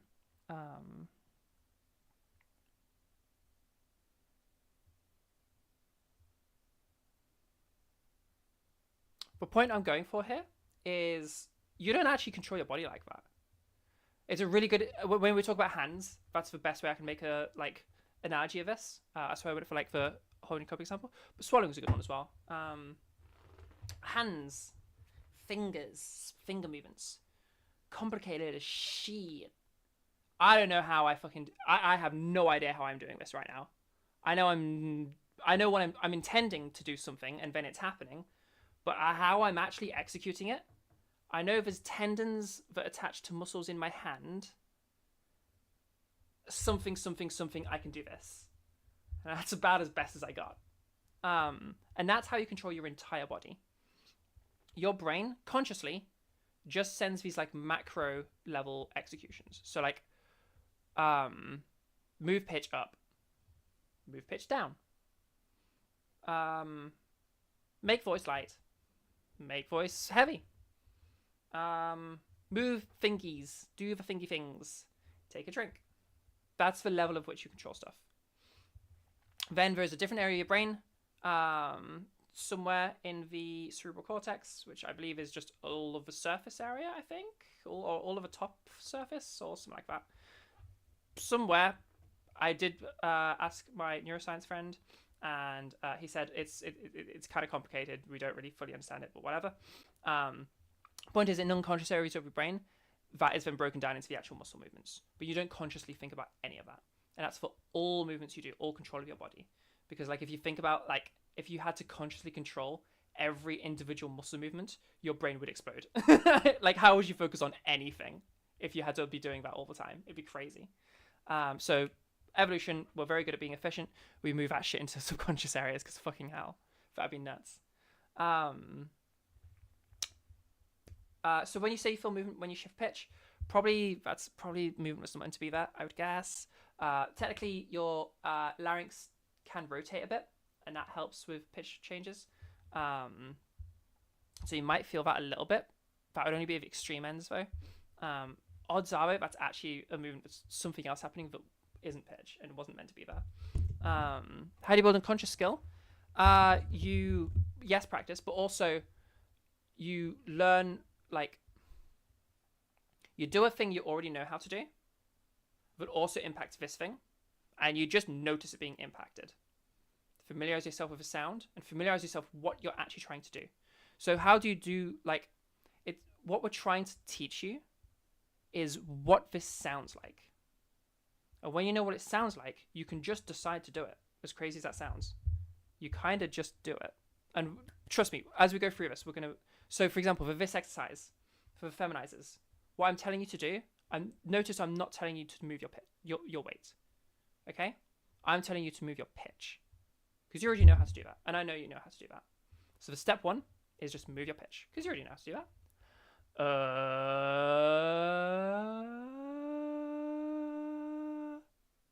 And then notice, oh, I can hear something that isn't just the pitch. That buzziness that was there went away. Cool. So now I know what my voice sounds like with that buzziness not there. Can I imagine what it would sound like if I put my pitch back again? Sound like that, but with a pitch lower. Okay. I'll give it a go. And a bit of it is just play with it. Like if you're struggling to like conceptualize that, especially because there are some people that like it can't at the level of detail that I've described there. Some people think in images, some people think in sounds. If you think images, that's a bit harder for you. We can all do an internal monologue to some degree, but it's a lot harder for people that think in images. To be fair, there might be some people that can't do an internal monologue. I think I have run into one person that straight up has no internal monologue, which is mental to me as somebody who is the opposite end of the spectrum, where I can barely visualize images. Very strange to me, but I guess I'm probably strange to them. The point is, if you can move your pitch up and your weight changes already, then you already have the skill. You're already doing it in that moment. Yeah? Listen to that light weight and just try to keep it there as you move back down in pitch. And don't overthink it. Don't try to figure out how you do that. Just attempt it. And you'll probably find you do a lot better than you think. You might not retain all of that lightweight, but you'll probably, just by attempting to, retain some of it. And then we build on that, yeah? And you'll get better and better on that. I know that sounds crazy.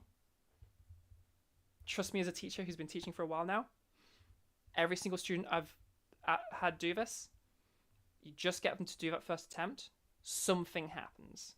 They always lose a little bit of weight, if not all of it.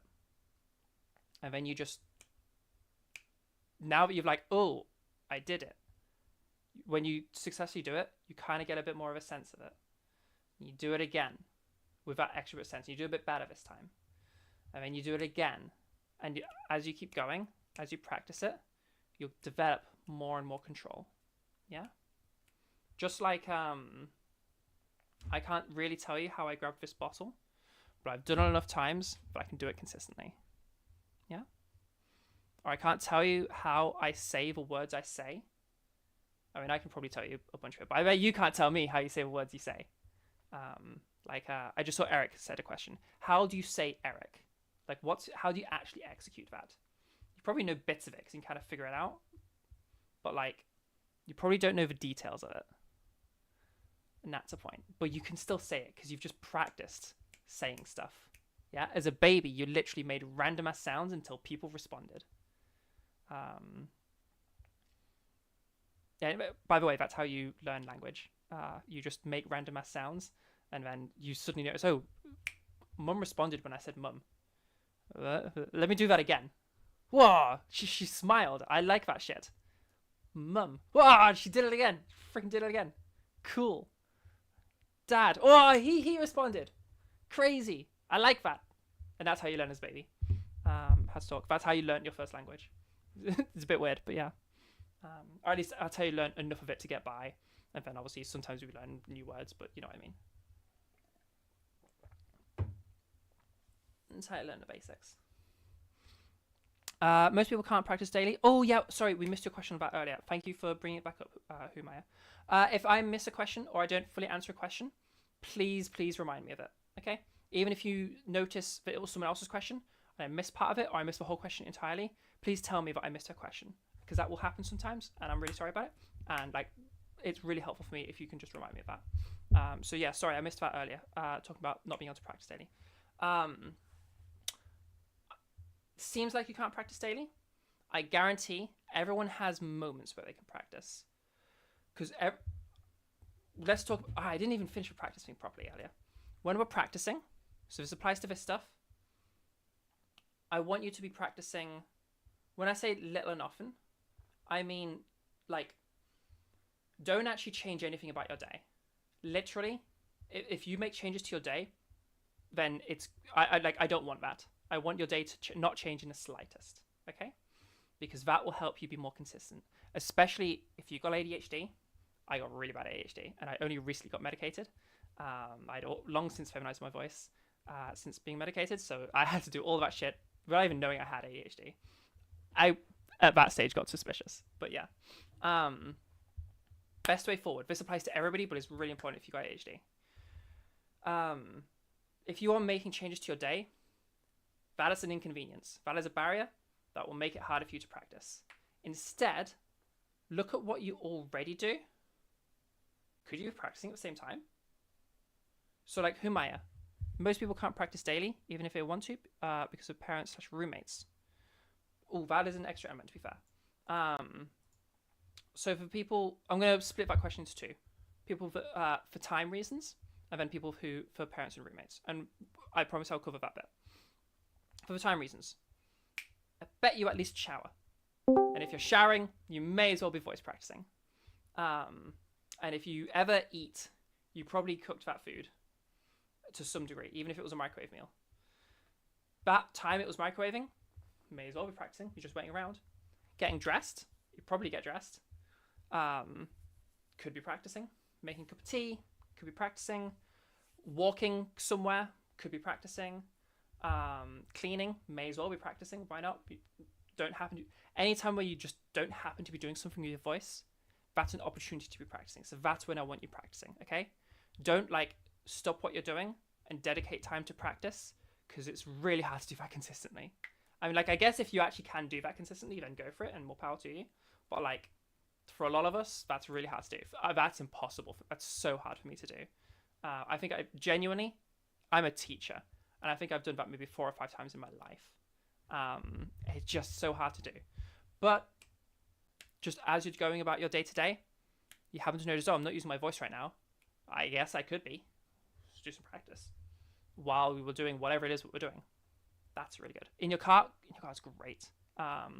Watch out in your car. You may find, if you're running the car and you're driving somewhere, you may find yourself accidentally going louder just because there's a lot of noise when you're driving. So just like watch out for that. Other than that, yeah, car's a great place. Now, for the people who can't practice daily because of parents and roommates, there's a lot of tools at your disposal.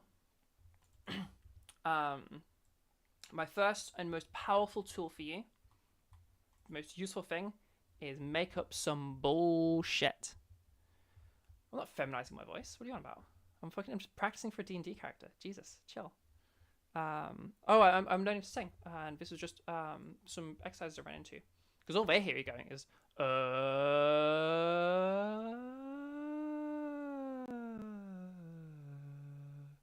and then as you get to that, you kind of hold that and keep that in your voice as you do some talking, and you talk about your day, and you try to maintain that light weight. I don't know why. Make some shit up. Rehearsing for a play, learning to sing, like going for a certain role in play or something. D&D, there's some nerd shit I probably won't ask about it, you know? And it's cool as fuck. And if you don't currently play D&D, go play D&D. It's fucking cool. Yeah, there's like a D&D group you just recently joined, like an online one, and they're like really, like, hey, all of you are pretty online people. Hence you found me because I'm a pretty online person. You were online and you found this D&D group that seemed pretty fun, but they're like really into roleplay. So you want to like, you know, ingratiate yourself into the group and join in, you know? So you're working on a voice for a character. It's just a silly little voice you're doing. There's my first bit of advice. That'll help you at least be able to practice at home. And then is where it gets trickier and looking for opportunities to be out of the house. Obviously, now we're moving much further away from like fitting it into your day. But hopefully you're able to leave the house at all and find somewhere quiet. If you have a car, obviously not all of us do, but if you have a car, cars are good places to practice quietly, like privately, because they just got quite a lot of noise insulation because of how loud they are. If you shower is decent, especially if you like play some music. Watch it didn't like distract you, but that could help. There's just a lot of sound being created, so it could mask your sound a little bit. You can, I mean, if it's really bad, you can buy noise insulation stuff. It is kind of expensive, but to get it enough that you could do some practice, you could probably do it. You know, but again, if you are in this situation, you probably can't afford to get somewhere else, which probably also means you can't afford sound insulation. So, you know, leave it up to you. Other things.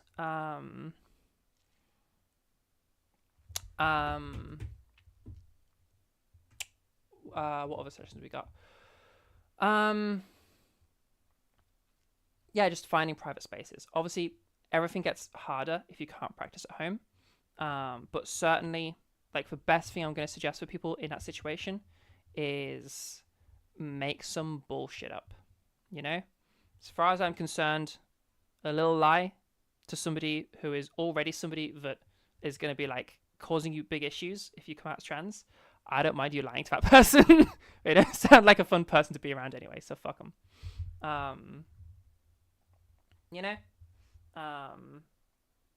And hey, a lot of us people are weird over here. If you're here at my workshop, it's probably a normal thing for you to say that you're playing D&D, you know? Because let's be real, you're here on a Discord call, or you're here watching YouTube. I guess for the YouTube people, it might not necessarily, because that's a wider audience. But yeah. Thank you, Star. Cool. Okay, I spent a lot of time on that question. I'm going to look at all the other questions, including that one as well, Star. I'm just going to check if there was anything further back from that as well. Okay, yeah, that's over there. Boo, boo, boo, boo, boo, boo, boo. Will your parents be suspicious of me if I voice train in the house? Or should I just do it outside instead? Hopefully that answers your question there. Obviously, will your parents be suspicious? Well, that depends on your parents. Yeah. You know them better than I do.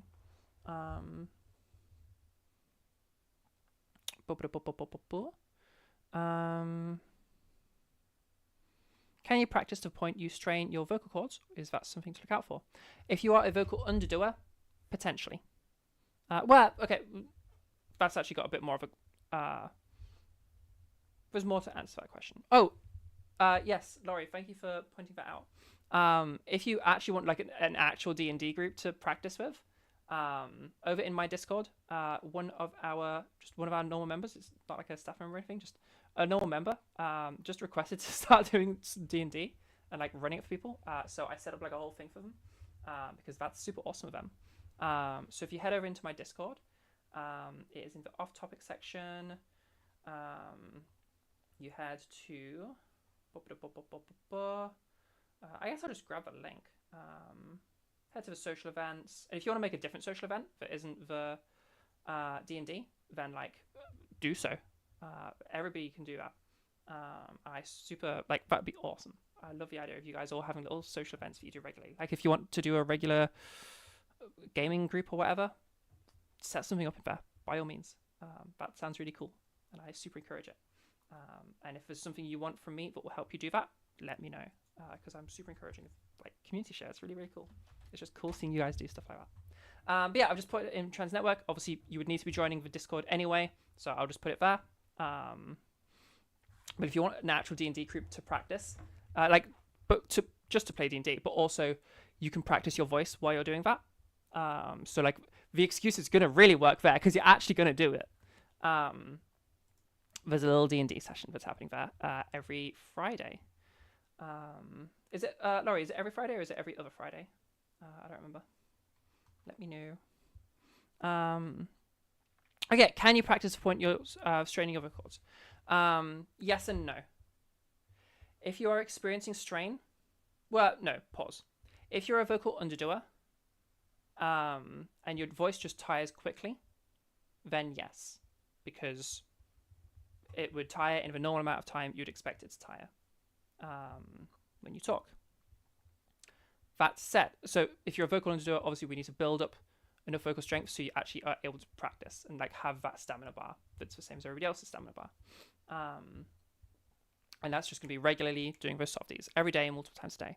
And you'll build that stamina bar to be a normal size stamina bar. Okay, you're not going to get like a super crazy stamina bar, but you're just going to get to the average. Okay, which is all you need. It's all any of us need for talking. If you are practicing badly, okay, and you're doing some crazy stuff, then you might be able to strain your vocal cords, but that's because you did something wrong. Okay, signs that you're doing something wrong. If it hurts, stop. Whatever you just did, that wasn't what you were meant to be doing. Okay, so pause there, reflect. What did I just do? Okay, I won't do that again. Good to know. Now I know not to do that thing. Okay, cool, progress. If you are feeling muscles tighten up a lot, like you're using a lot of muscle strength, unless you're a vocal underdoer, even the vocal underdoers really, like if you're a vocal underdoer and it tightens up in a way that isn't what normally happens, then again, not something that should be happening. So reflect. Oh, what's happening there? Okay, stop doing that. Try something else. Okay, because that was something we weren't meant to be doing. Usually that will happen at the same time as doing the proper thing. Okay, so if you feel your voice, so like a common one is if you're going, usually for tightening stuff, this is going to be more on the masculizers. For the feminizers, the main one that you'll notice where you can strain stuff is if you start sounding like this when you've lightened your voice, this isn't what we're going for. You can hear this sounds very different, okay? This is something called hyperabduction, as well as like some false fold stuff. Basically, you have your vocal folds that we talked about a whole bunch, and then above them, you have these little your false vocal folds, vestibular folds for the science folks, and they're about the same shape I think they're a little bit smaller. And they're just like, the idea is they're similar sized, similar structured shapes, but they're just there to be protective. So they're there to keep your actual vocal folds safe. However, we're humans, so of course we learned how to make language with them, because we do that with everything, because we're crazy like that. We're crazy language animals. So we can make sound with them, but it's not really a very good sound to be going for. And it's very fatiguing, and can cause some damage over time. And that's going to sound raspy. So if you're getting a raspy voice when you do those pitch hills, that's not what we're going for, okay? This kind of a voice like here is a different sound to this voice over here. You can hear it still sounds nice and clear, nice and normal. Over here, this is also going to be a lightweight. So to cover that really quick. Do you hear how over here and over here are like the same level of like lightness or gentleness or softness? And then over here we have that much heavier voice, that buzzier, this heavy close quotient buzzy voice we've been talking about here. just like over here, we have that same buzzy voice, yeah? So over here and all of this area, this is all your heavyweight. Over here and over here and over here and over here, this is all your lightweight, yeah? Just to make sure you know what that is when I change some other variables, yeah? So what you were hearing moving there during those was other shit, but you can hear the weight itself is a thing, yeah? So if you sound like this, or you sound like this, or you sound like this, or you sound like this, any sounds like that, you're doing a lightweight, okay? And it sounds very different to doing a voice kind of like this. Okay, this sounds very different. Also, this sounds very different. This sounds much airier, much breathier, okay? It's not the same thing as doing this, okay? It's not the same thing as doing this. Okay, so there's for the feminizers. There's like the shit that could mess up. The breathiness is just a sound difference. It's just a different sound. The like hoarseness or raspiness, that's more one that is like a problem. Okay, stay away from breathiness while you're learning this, just so you don't get it muddled up. But stay away from raspiness, both so you don't get it muddled up and so you don't hurt yourself. Okay? And anything we're doing, raspiness is not intended. We're not going for raspiness. Save that for brief amounts of time when you're voice acting a character that needs some raspiness. And even if you're doing that, take care of your voice. Andy Serkis would use it sometimes when voicing Gollum, and you'll hear about his Gollum juice and all the shit that messed up with his voice. And the voice actress for Marge Simpson, her voice is fucked. She's like having some serious issues because there's a lot of raspiness for the Bouviers. So yeah, it's not great for you. So that pitch hill thing, that's going to be for getting lighter. For masculizers, the strain you might run into is, here's me doing it correctly.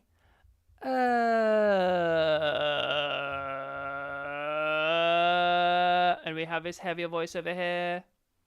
Now listen to this different version.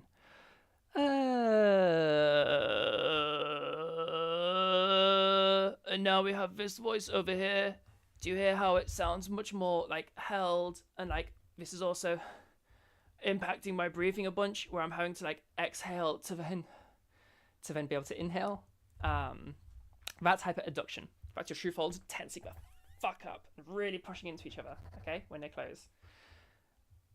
It's kind of like holding your breath while you're talking, okay? That's going to tire you out. Definitely avoid that. And it's going to give you a very different sound that isn't the sound you were going for. Instead of being really buzzy, it just sounds really strained and tight, okay? So A, not really a very healthy thing to go for. B, you want to be able to breathe.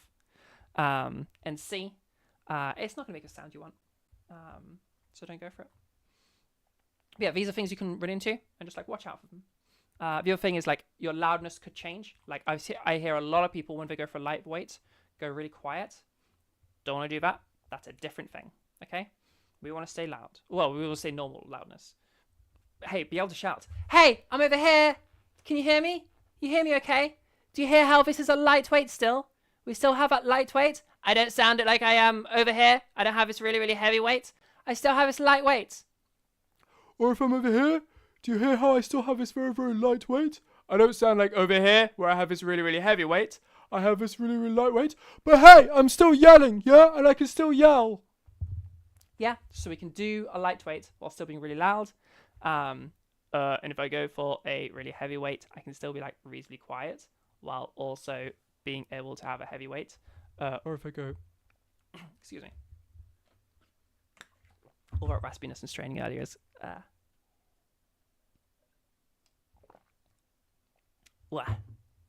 do as I say, not as I do.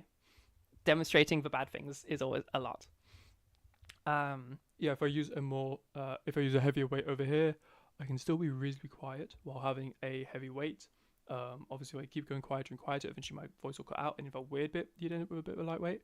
But generally, we can still be pretty darn quiet while also having a lightweight.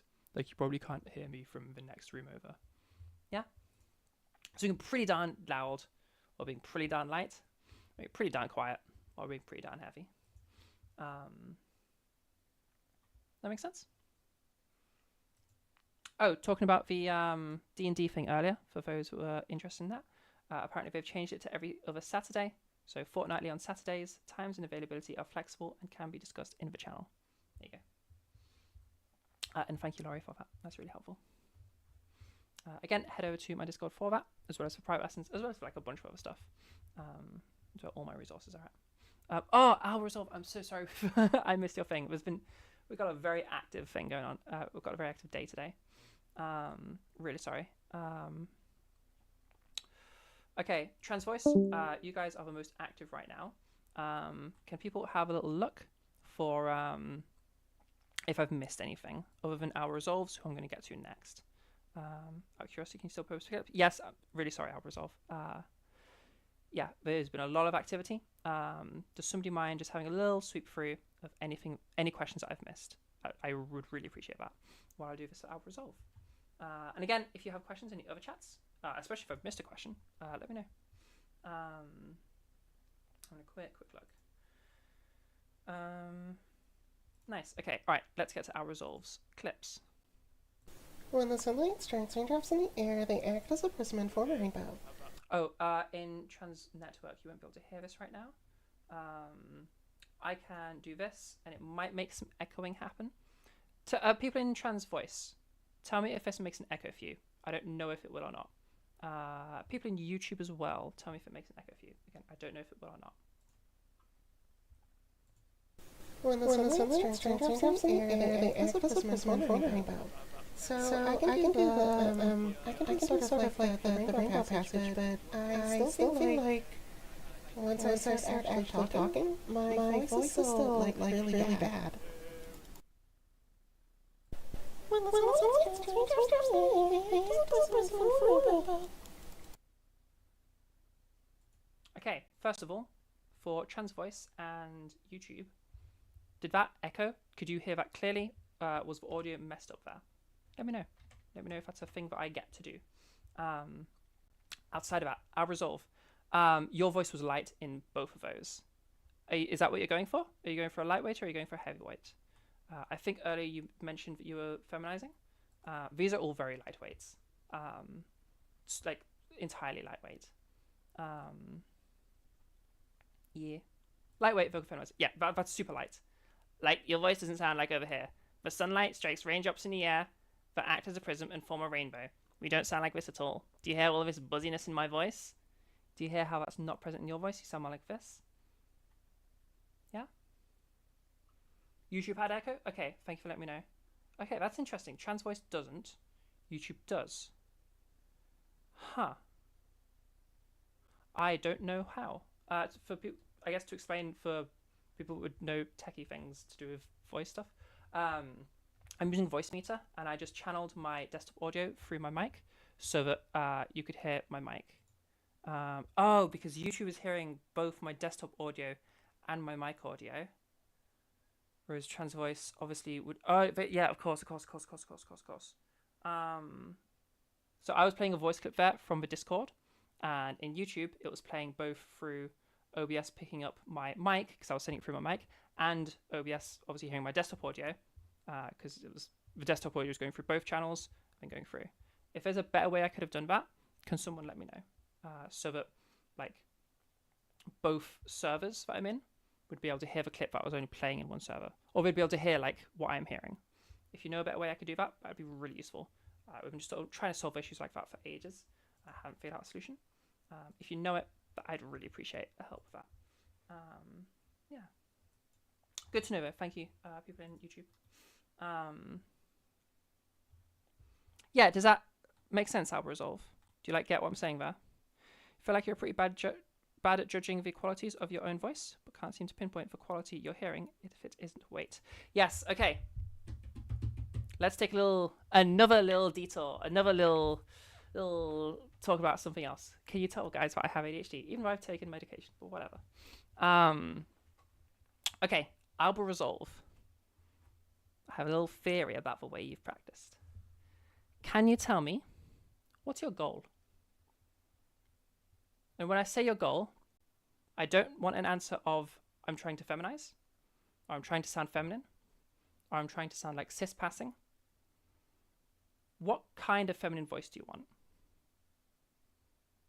Like, you want to have like maybe you want like a low pitched femme voice, like with that kind of breathiness going on, like that kind of sultry kind of a voice, the mommy voice. Yes, I know what you're thinking. Or are you wanting that like hyper femme voice of like Ziana from Trans Voice Lessons, or are you wanting something else entirely? What kind of femme voice do you want? We'll see if you answer how I think you're going to answer.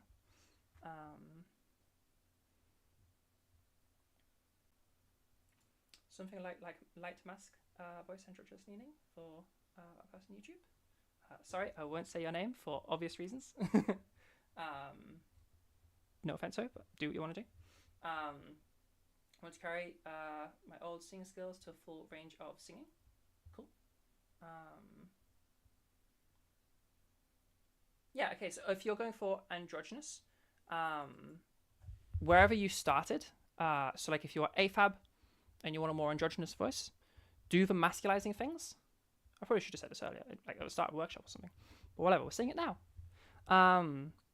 If you're trying to androgynize, wherever you started, so if you are AFAB, you started with a feminine voice. I guess if you're AFAB, sorry, start with a feminine voice. If you started with a feminine voice, you want it to be more androgynous, then start masculizing. Start learning to masculize your voice, and just stop sooner. You know, learn the skill, and then choose to go about midway. If you have a masculine voice and you want to become more androgynous, go the other way around. You feminize, learn the feminization process, and then when you go to like choose what you're actually going to do, choose something in the middle. Yeah, and that'll give you that more androgynous sound. And obviously, where exactly is the middle, that's going to be up to you really, because it's up to like what exactly you mean by androgynous. Because people like pick somewhere in the middle, but they don't always pick the same place. Just to answer that person YouTube's question, I resolve. To question, your original goal was something more like Drew's voice, but over time it's kind of evolved into just, I want something that's cis-passing and sounds good for me. Yeah, I thought so. Okay, let's move. Okay, so you said before, and the reason I asked you that question is because you said, you feel like you're pretty bad at judging the qualities of your own voice. You can't seem to pinpoint the quality you're hearing if it isn't weight. Well, that makes sense, because what your goal is you want something that's cis-passing. What's the cis-passing weight? Anyone got an answer? Like what's the cis-passing weight? I'm gonna say 4. 4 weight. That's the cis-passing weight. That's gonna be my guess. As you can see, I'm being silly. You haven't got anything to compare against. You know? Like, if you're going for Drew's voice, okay, well, we can say that I'm lighter or heavier than Drew's voice, and that gives you direction. But there's not the cis-passing voice. That's not like a voice, you know? So you haven't actually got anything to compare against. You don't actually have a goal. So if you have no goal, you've got nowhere to go, because there is no cis passing voice. Like, you can't. A goal in voice is something you get to compare against. Like, you can listen to your voice, you can listen to the goal, even if it's like something that's like a mishmash of like different voices you've heard, and you can like construct that in your head. You gotta play it in your head. Okay, I can like think of what this sounds like, and then I can compare that to recording. And I wanted like this quality to change. What does it sound like here? What's the weight over here? What's the weight over here? Like, what's the difference between the two? Is one heavier, one lighter? Okay, what change do I need to make? But if it's just cis passing, that's not a voice, so you have nothing to compare against. So you're just out there in the open, and you have no idea what's happening. So it makes total sense that you haven't been able to like pinpoint the quality, because you can't pinpoint anything, because all of this is relative. It's not like there is like a you know, I haven't been giving you numbers here. I haven't been given like, you want to go 7 weight, you know, or you want to go 2 weight. It's all relative. So to answer your question, Arab Resolve, your original goal was Drew's voice. Go back to that. And obviously you want to make little edits, like maybe you want Drew's voice to put a little bit of pitch, or maybe a bit higher pitch, or maybe whatever. That's fine. Go listen to Drew's voice. See if you can analyze a weight in Drew's voice. You know, pay attention to what weight is. Remind yourself what weight is. Do the drill. Listen to Drew's voice. Is that a lightweight or a heavyweight? Or what? No. Just how does it sound?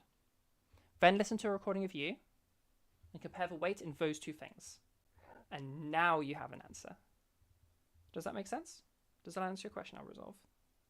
Does that give you a bit more clarification on where to go? And this applies to all of you. Everyone here, get yourself a specific goal. Feminine ain't a goal. That's not a voice. There isn't the feminine voice. It's like a whole bunch of them. An actual, like, yeah, but I can play this clip, and then I can, like, either play this clip or, like, a picture of a sound in my head, you know, if it's not, like, a specific person's voice you're imitating.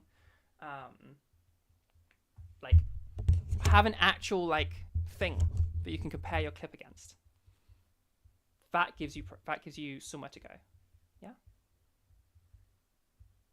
Nice. That's a really, there's another one of those where it's like, everybody listen to this bit, okay? That's gonna be really important, because I promise you, I have this almost every workshop we have someone come in that's like having this issue where they feminize and feminize and feminize and feminize, and then they have nothing to compare against, and then they don't know what to do, and they think that they need to feminize more because they haven't reached the end. But they haven't defined the end, so they just go forever. And that's the issue you run into. And I had this issue. I was feminizing and feminizing and feminizing and feminizing. And I was like, and even now, like, because I never had that goal at the start, and I've gotten all the way over to here, I've ran into a huge issue of, like, to me, if I listen back to this, you know, afterwards, which I'm sure I will, I won't hear a feminine voice from me. I know a bunch of you will, because you've told me that you do. But I won't hear it, because I never had an original goal. And so I ended up in this mess. Okay? Don't do what I did. Learn from my mistakes. Have something to compare against. Will this workshop be available on YouTube after it ends? Yep. It's available right now on YouTube, and it will stay forever. You just go into the live section, and it'll be there.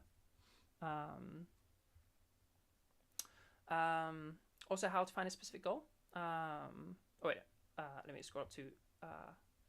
So I'm not reading from here and then doing that, and then let's do this in order. Feel like there was a graph, average vocal weight, pitch, etc. by gender, then one could aim squarely at the middle. Yeah, well, I super would advise against that, Claire. Certainly can be interesting from a science perspective, but like, also taste exists, you know? Like, technically, there is like, we could feminize to be like hyper feminine, but I imagine based on my experience of teaching and students and their goals that they told me, most people aren't going for that. It's like about 20%, maybe less. Hyper feminine would sound something like this, where we have this really, really light voice, and then other stuff we're going to talk about. But we're like doing all the stuff like to the maximum, and it kind of sounds like this. This is it in my voice. If you've listened to like Ziana from Trans Voice Lessons, she has a voice kind of like this, like, "Hey, it's your girl Z." She ended up reducing a bit over time, because even she didn't want that level of feminization. But yeah. Yeah. Oh, also, when you said you feel like there was a graph, average vocal weight, pitch, etc. by gender, a lot of that stuff is very new science and contentious, and we have issues of like different cultures affect this by a huge degree. If you've ever noticed that Japanese people tend to have like hyper masculine or hyper feminine voices, that's a bit of a thing. That's just something that's culturally developed. In other cultures, they're much more the same, and there's a huge cultural impact. So it's really hard to study because it's really hard to like know which group to study. You have to have like this huge populace that you're studying, or you just like you narrow the scope and like this is it in America or this is it in wherever, because culture has such a huge massive impact on it, because like again we're the language animals, so we do that shit. So the follow-up question for Albert is how do you next question is how do I go from where you are now to getting your voice goal? But I'm going to flip that question on you, Albert. Compare your voice to your goal voice. Where do you need to go? We're talking about weight right now. Is their weight heavier than your weight? Is their weight lighter than your weight? That's where you need to go. And then for all the different things we talk about today, that's a process you want to go through. Claire's question, how to find a specific goal. You remember really struggling to find a voice goal? Like scrubbing through tons of voice actors and being like, that's not my voice. That's not my voice. Yeah, and it's going to be, you don't have to go for like, I want this person's voice. And it also doesn't have to be like, I want this exact voice. But like, look for inspiration for different stuff. So like, maybe you run into someone and it's like, I don't like this about their voice, but I do like this about their voice. Well, take that bit you did like, you know? Or I like the difference between my voice and their voice. Like there's something they're doing that I'd like them to do it a bit differently, but they're on the right lines. If I could tell you like a variable you're wanting to change, and maybe you're wanting to be like their voice, but a little bit heavier still, and then that's what I'm going for. That could be something, you know? Or maybe they have vocal fry and you like the vocal fry. You don't like any of the rest of it, but you like the vocal fry, you know? Something like that. And you can like mix and match and like, you know, take little bits here, take little bits there, and build up from there. Another thing that some people have, because where you said that's not my voice, it's leading to me a very popular goal I come across, and it is what became my goal and helped me a bit, and it's still good to have like some inspiration voices to help with like bits of this still, but maybe you want your voice, so it wants to still sound like you, but a feminized version of that. Now the feminized version, you still want to have something to compare against for the gendered bits, but the rest of it, so like you'll still want like, oh, their weight sounds good, or their size, which we'll talk about later, sounds good, or maybe they both sound good, but I want like my voice at that level of femininity, or my voice at that level of masculinity, or whatever it is. That's a valid goal. That was my goal. You know, I want to sound exactly like me. I really want the authenticity of my voice to still be there, but I wanted a feminine version of that, and that's what I did. And if you listen to like clips of my old voice, that's exactly what I did. In fact, let's see if I can find a little thing of my old voice. I'd have to log in and stuff. Doesn't matter. And like if you listen to my old voice, it's remarkable how different and the same at the same time I sound, because the cadence is the same, the rhythm is the same. I still speak in the same way. I just did a feminized version of that. And that was my goal. Eventually. Yeah. Oh, I think I'm caught up. Okay, if I have missed somebody's question, please let me know. I think I'm caught up, but if I missed your question, please just ask it again. Or if you just see a question and you see, oh, Zara, I missed that, reply to that question with a ping of me. Somebody else did that earlier. I think it was Claire. It might have been someone else. Oh, no, it was Star, and thank you for doing that, Star. If somebody notices that that's happened, please reply to the question I missed and write at Zara's12 or whatever. because I don't want to miss anyone's questions.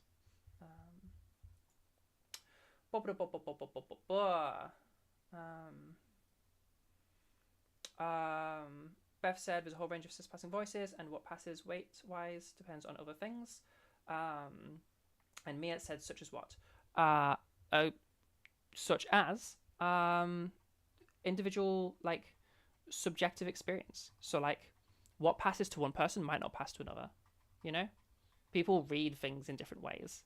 So that's going to be a big one there. All of this is super subjective, which is why really you need to build your personal goals and, like, what do you want to sound like? You know? That's where you got to go for that. If you're really, really struggling with goals, like you're really, really struggling, just think about, like, who, like, is there anyone that I just really like? Like, I just really, really like this person. Like, or, oh, this person is such, like, an inspiration to me. Or, like, oh, this celebrity, they're just so freaking cool. I love that person. Start there, you know? Oftentimes, you probably also like their voice, because you just like them as a whole. That's a good place to start. If you just want some beginning inspiration, you know, somewhere to start. That would be the first place I check. You know, celebrity you're obsessed with, or a character you're obsessed with. Obviously, not a book, because that's not going to work. A person in your life that is just like, oh, they're just so cool and inspirational, and, like, I want to model myself after that person because they're like a real role model to me. Those are a good place to start. Role models. Is there a practical database of voice types as opposed to looking up names /shows/VAs at random? Not that has everything listed that we're looking at that I know of, unfortunately. I do have just a big database of just voices, but they're not, like, categorized by, like, weight and size and all of that stuff. I don't believe that exists. Let me have a look at this. Oh, to be fair, I can't verify that these assessments are correct, but a different vocal coach did, and I haven't looked at it in depth, but did put this together, which is just a handful of voices with some different vocal qualities, and they've labeled it. I can't vouch for how good that is, but I know it exists, so I am giving it to you so you can check it out. I thought I had another one, but I guess I do not. Let me just double check. Was it this one? New.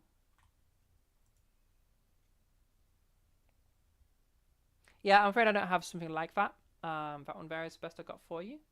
I would say, yeah, I think to help you out there, Claire, to give you, like, somewhere to look that isn't just all the voice in the world. Yeah, start with what I was saying earlier. Like, or is there an audiobook that you really like how they narrated that? That might be a good place to look, you know? Again, celebrities that you just find inspiring. Role models, people that are role models to you. That's a good place to start. Or just people you think are cool as shit. If you think they're really cool, odds are you think their voice is really cool. Or maybe it is enough to get you started. Yeah. Okay. I think I'm caught up on the questions.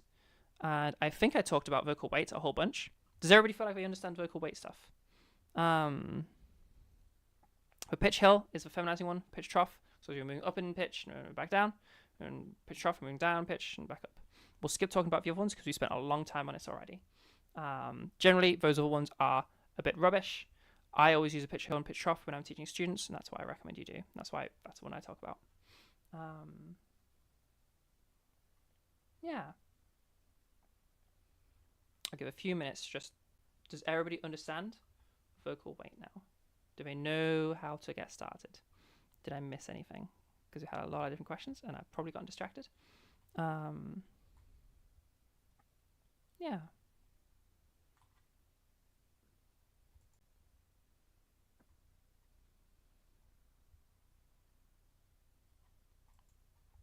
Everybody's questions, nice and answered.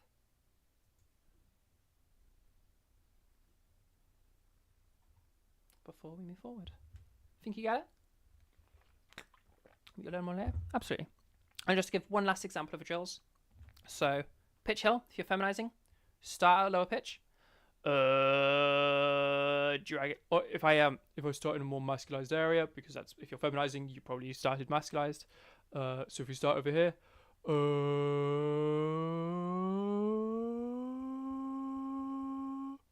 move from a lower pitch up to a higher pitch, and we listen for that change that occurred to that buzziness and how thin our voice got. You can hear my voice is really thin now. And now I put my voice back to a pitch where I would normally speak at, but I kept that very thin quality. So I listened to my voice getting thin. I was like, oh, okay, that's what my voice sounds really thin. I'm going to keep it sounding thin while I put my pitch down again. And that's brought me to a voice over here. And that has me a really nice and lightweight. So you'll do your drill, and then you'll just go into some talking, okay? Now a little bit about that. When I say go into some talking, I don't want rainbow passages, calling out you, I'll resolve. No rainbow passages, no reading out lines, no reading books, no heat from fires, sorry, Ziana. None of that. Because all of that is going to practice your reading voice. That's probably not what you were trying to do. You're trying to just change your voice. So just ramble. Talk about your day. Talk about your plans for the weekend. Talk about how to make a cup of tea. How you like your cup of tea.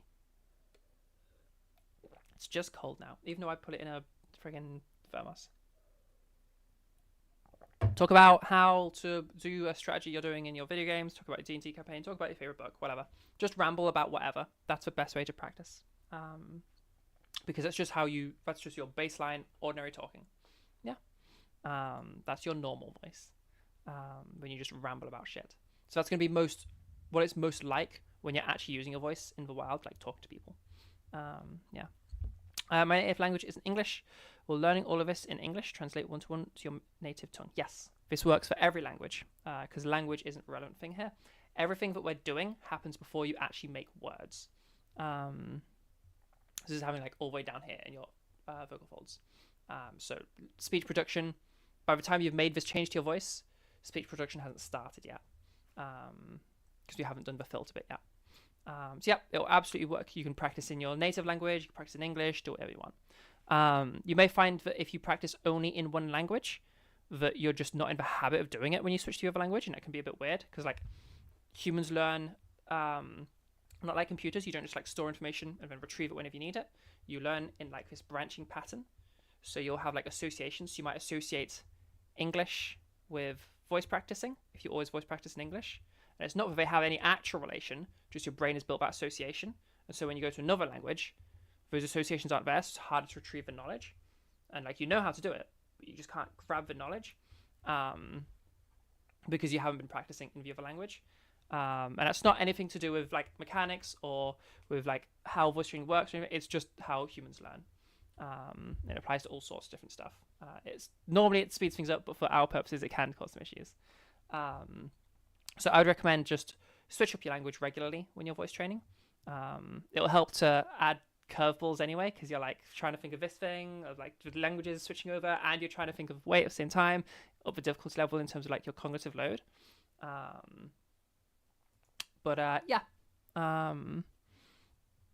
certainly something you can do. But yeah, you can practice in any language. It doesn't matter what your language is, because none of this is not relevant what language is when you're doing this.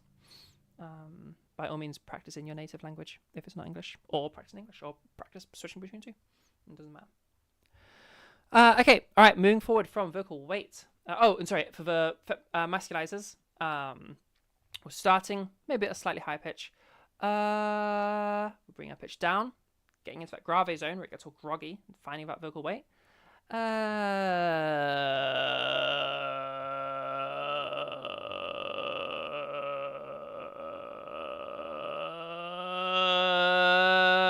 And dragging it back up to a normal pitch, so that now I have all of that buzzy, heavy weight, but I have just like my normal pitch, so I can speak in this normal area, but I now have all of that buzziness that we're looking for. Okay? Hopefully that will make sense. Again, if you have questions, let me know. Otherwise, we'll keep going forward. Okay, size slash resonance slash larynx height slash this has a billion names. It's the cool bit. Okay. So we talked earlier, way at the start, which was almost 3 hours ago. Damn, we need to hurry up. We might not have much time for the one-on-ones at the end because we are running out of time. It would be we get a super long workshop with like a really interesting audience, ask really good questions of a time when I'm limited for time, but that happens. So if we are going for, sorry, let me start again. Remember we had that testosterone exposure, the larynx dropped down and expanded, okay? That impacts that filter. Because remember, sound takes on the shape of its environment. So the very first environment it's in, the larynx, if that gets bigger, that changed stuff. So remember I tapped on ukulele? For those that came in later. If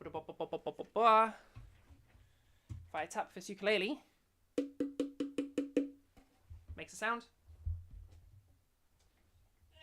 Now if I tap a guitar,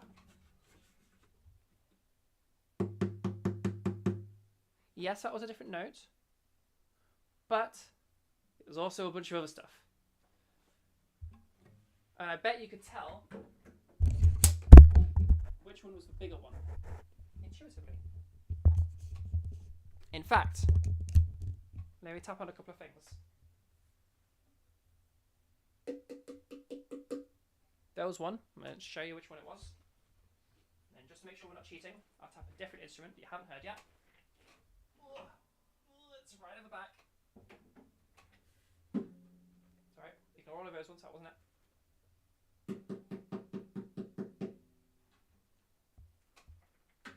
Which one was bigger? My first off-screen tap or my second off-screen tap? And they were both about the same pitch, okay? So everything you heard there was a different thing. Members of the audience. Was my first set of taps fair? The off-screen ones? The first ones? These ones? These are the first ones? Was that smaller? Or was it the second ones where I had to reach all the way over back there? Which one was smaller? Which one's bigger? Have a guess. I know you didn't see it. You didn't see which one. You didn't see what it was. Do you have any idea which one was bigger, even though you didn't see it?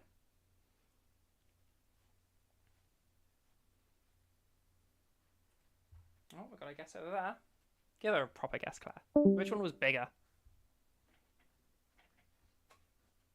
Which one was smaller?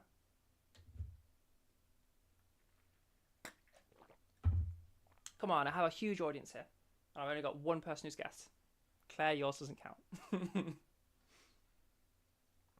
Come on, which one was bigger? Which one was smaller? Again, first one. And then second one.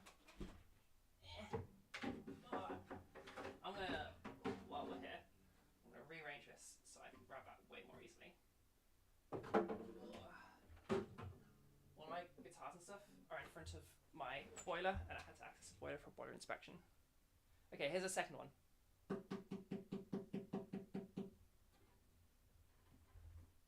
Which one's bigger? First or second? Aha, we have another guess. Any others? Hey, here we go. We've got guesses now. Nice, I like an audience that participates in my little games. Okay. So Mia guessed second one sounds bigger. Leah in the YouTube chat guessed the second one is bigger. Claire guessed the second one is bigger. Serena said she feels like she's wrong, but she guessed the second one is bigger. Everyone guessed the second one was bigger. The reason for that? Because the second one was bigger. The second one was my bass guitar. It's the biggest thing you've heard yet. It's freaking huge. It's acoustic bass. It's really cool. Yeah. That one was definitely bigger. That was way bigger. Even though you couldn't see it. You knew which one was bigger. That's why we call it size. Because you just know, you know? That's that filter in play. And you already have a sense of it. Okay? I just proved to you that you have a sense for it. You already know size. Running up small. Go get lessons. Go give me money. True. Regardless, give me money and get lessons. Or make Ko-fi donations, I suppose. Yeah, if you're enjoying this workshop, it's helping you a lot. Do I not have a Ko-fi link there? What? Why did none of you tell me? Ko-fi text? Why is it? What? What's happening here? Why is that invisible? What? Oh, there it is. Why is that happening? Okay, whatever. You guys don't know if that's confusing, but that was confusing. If you'd like to support all of this and you're learning lots of information, then you can head over to that link, ko-fi.com/transnetwork. Do I have that memorized? Did I get that right? Yeah, hells yeah. You can help support what we do. I try to keep lessons really cheap. We have some of the cheapest lessons around. Pretty high quality, I'd say. You can judge it for yourself or speak to the students. Okay, yes, so you already have a sense of this feature. When the filter gets bigger, it sounds different, okay? The same thing's happening in your voice, all right? If I speak over here, Let's do this so you can both hear me nice and clear. Whoop. And see, okay? We have a shadow there. Let me get my video up just a little bit bigger. Okay, nice. So the mic itself is what's casting the shadow, isn't it? Yeah. Oh, it's so nice. Hard to do this little thing with my lighting setup. Okay, nice. So you can hear me clearly. Here is my larynx. You can see it. you can see I just moved it downwards a whole bunch. And you hear all of that sound change. And then you see I just moved it up. And you hear all that sound change. That's what size sounds like. And don't worry, I'm going to teach you how to do that. Don't now try to move that on your own. We'll give you a drill for it. Okay? The point is, here's a note. All right?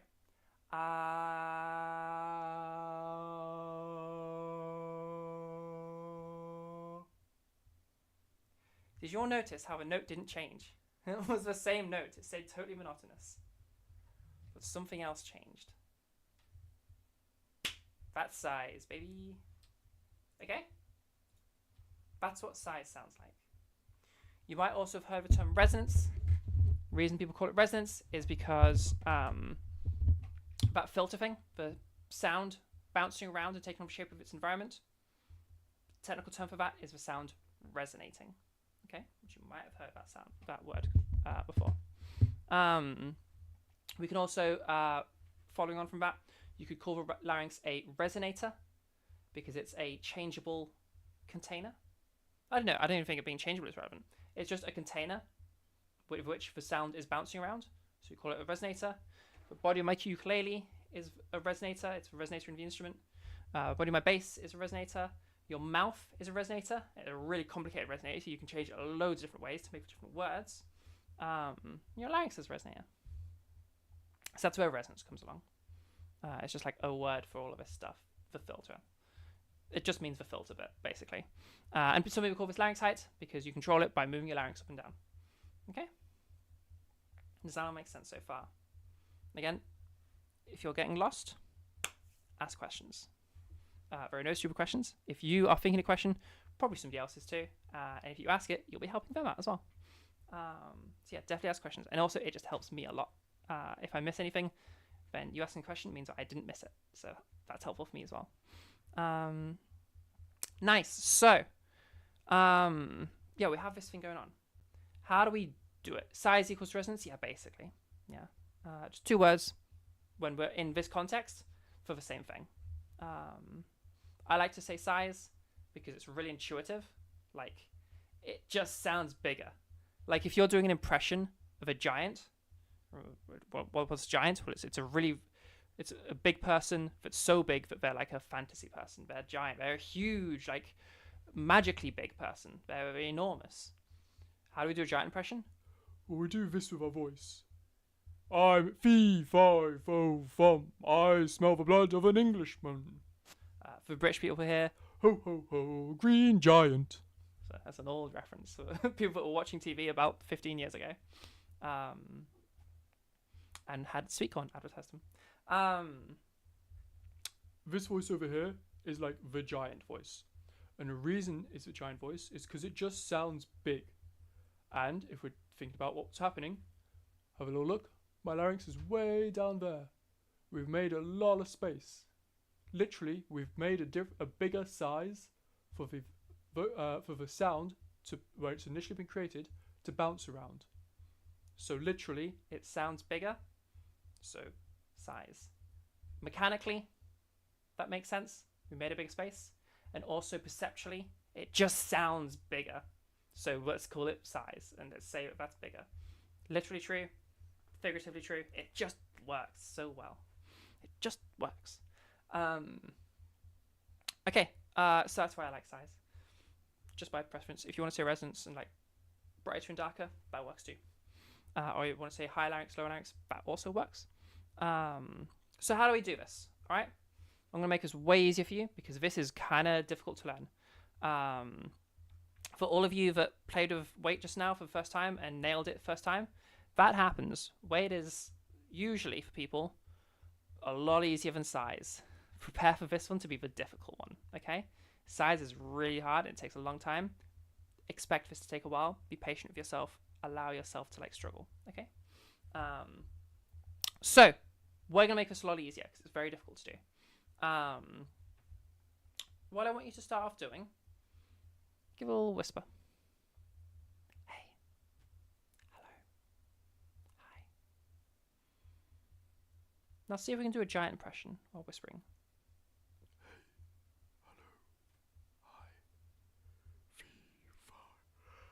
Easy. Fee, fi, fo, fum. Okay, this is really big. Oh wait, if this is really big, we just change size. Nice. Okay, there's your initial bit of size change. We got big. Can we repeat like the first word of that? Fee, fi, fo. Okay. Fee, fee, fee. And then let your voice just go back to normal. Like one step at a time.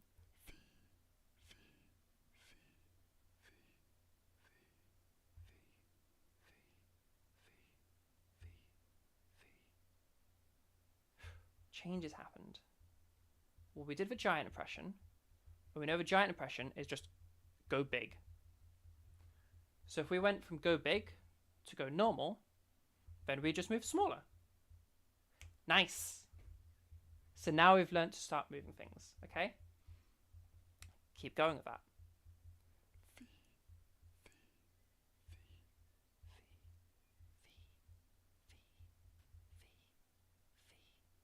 Okay? Now it sounded like pitch changed. I bet a bunch of you just think, sorry, you just changed your pitch while whispering. I'm going to tell you why you're wrong. And tell you why you think that. So, when you're whispering, your vocal folds... Oh, can you get this microphone? Of course.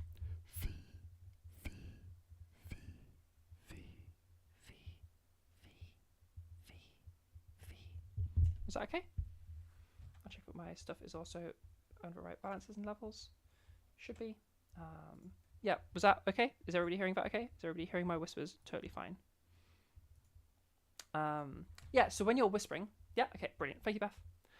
When you're whispering, your vocal folds, they just stay open. Now, what did I say earlier pitch was? Pitch is how fast your vocal folds are opening and closing. That's that source, remember? It makes the air start vibrating. But we're just staying open. Which means, power source filter model, we skipped the source. We just went power filter. And we also stopped making pitch. Technically, there is a pitch created there, but it's not the thing we're talking about. Our true vocal folds didn't make a pitch. So what you just heard there, well, it can't have been us moving pitch. We didn't make one in the first place. We went we went power, filter. What we're hearing changes the filter. Yeah? we're hearing a size change. Let's take a look. Wait, can you see that clearly?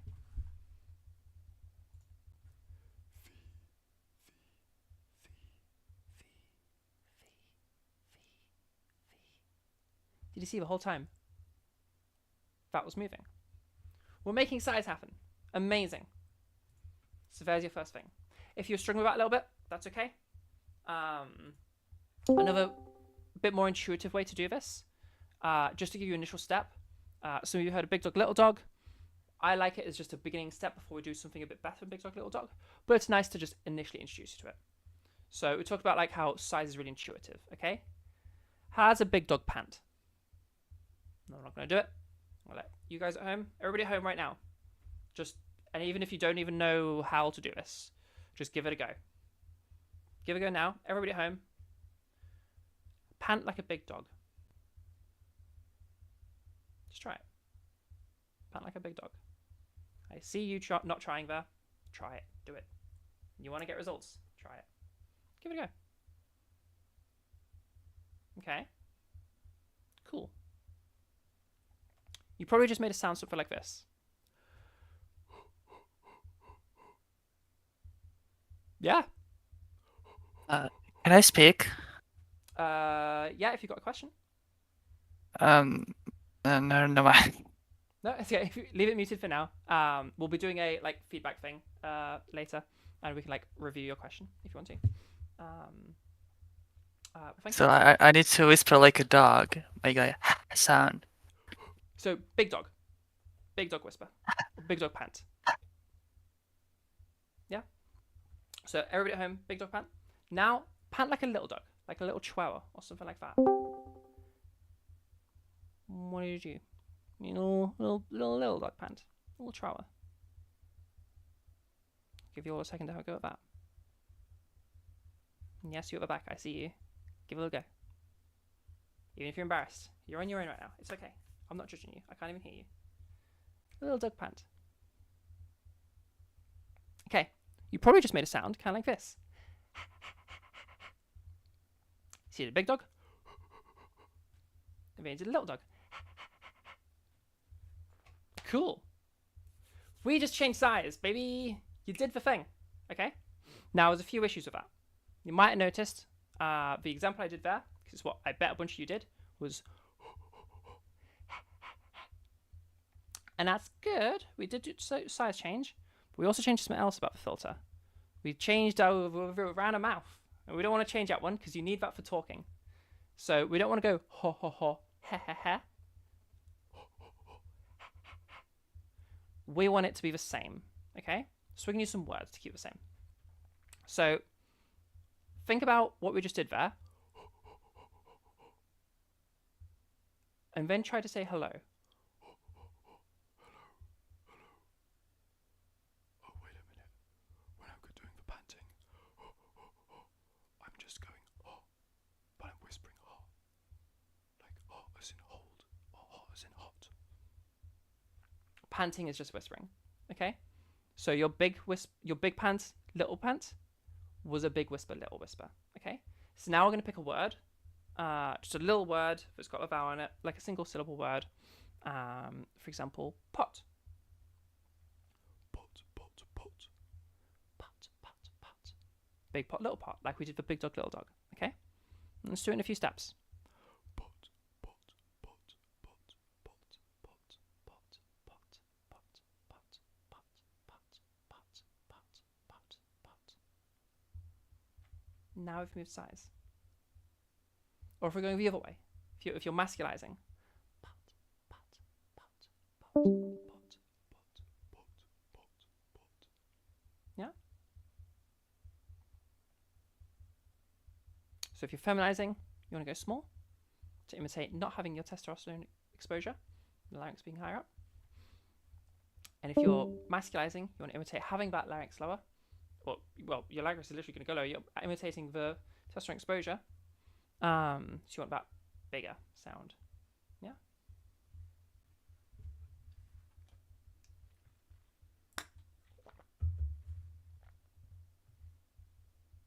I'm sorry, can I ask you a quick question? Yeah, of course, go for it. So will you so is it better just do one of them or both of them? Like high Yeah. and low or So when you're learning this, just get good at all of it, basically. Generally, I find people, whether they're masculinizing or feminizing, have a little easier time going bigger. So that's a good place to start. Just to start okay then. engaging with size. Yeah. Okay, thank you. Yeah, you're super welcome. Super welcome. And yeah, when you're practicing at home, and when you're trying to learn size, just learn the whole spectrum. Learn to go big, learn to go small, because whichever of those you find easier, that's getting you into it. Yeah, and then you can move from there more easily. Yeah, and like even if you're feminizing, it's good to go smaller, because if you can go small and move up to norm, that's more of you moving size to help like set you up and put you on the right path for when you go to where you're trying to go, which is probably going to be the harder one. So good to like start with an extreme so that you've got more space to move getting to norm, because it's always easy to go from somewhere to norm. And that gives you more space to change from there. And like change up your word. Pot is an example we went for there. But like the important thing there is your vowel changing. So pot, or we could also do pat. We could do tick. We could do boat. We could do, well, technically boat is two those. Boat. It's a diphthong. Diphthong is two vowels mushed together. Or boat. Depending on how you pronounce that, I guess. But point is, any single syllable, single vowel word. Pot, cat, cheese, dip, wood. You get the idea. Practice with a whole bunch of different words, okay? Now, some common issues people run into. The first common issue that I bet a bunch of you are running into right now. Pot is a really good example on this one. I bet a bunch of you listen very carefully. I want you to go pot, pot, pot, pot, pot, pot, pot, pot, pot. But I bet if you pay attention, maybe make a quick recording of yourself doing it and then listen to a recording. I bet you went pot, pot, pot, oh, pot, pot, pot, pot, pat, pat, pat, pat, pat, pat, pat. Is that last word pat or is that last word pot? Because it kind of sounds like pat. Watch out for that. That's your brain being sneaky, okay? It's trying to do size, but it's not done that before. It knows it's the filter, but it's a bit of a filter that it's not used before. Like, you don't normally have people like moving their voice around like this as they talk. Otherwise, this would have been way easier for you. But it is used to using a different bit of a filter, the language bit. It's used to saying different words, so you do that all the time. So that's something it's going to try to have you do. So it's going to sneakily, literally, you'll listen to a clip of it back and you won't even realize you did it. You still think you were going pot the whole time when you went pat. Crazy. Your brain mushes the two sounds together in your head so you don't notice it being sneaky and cheating. Okay?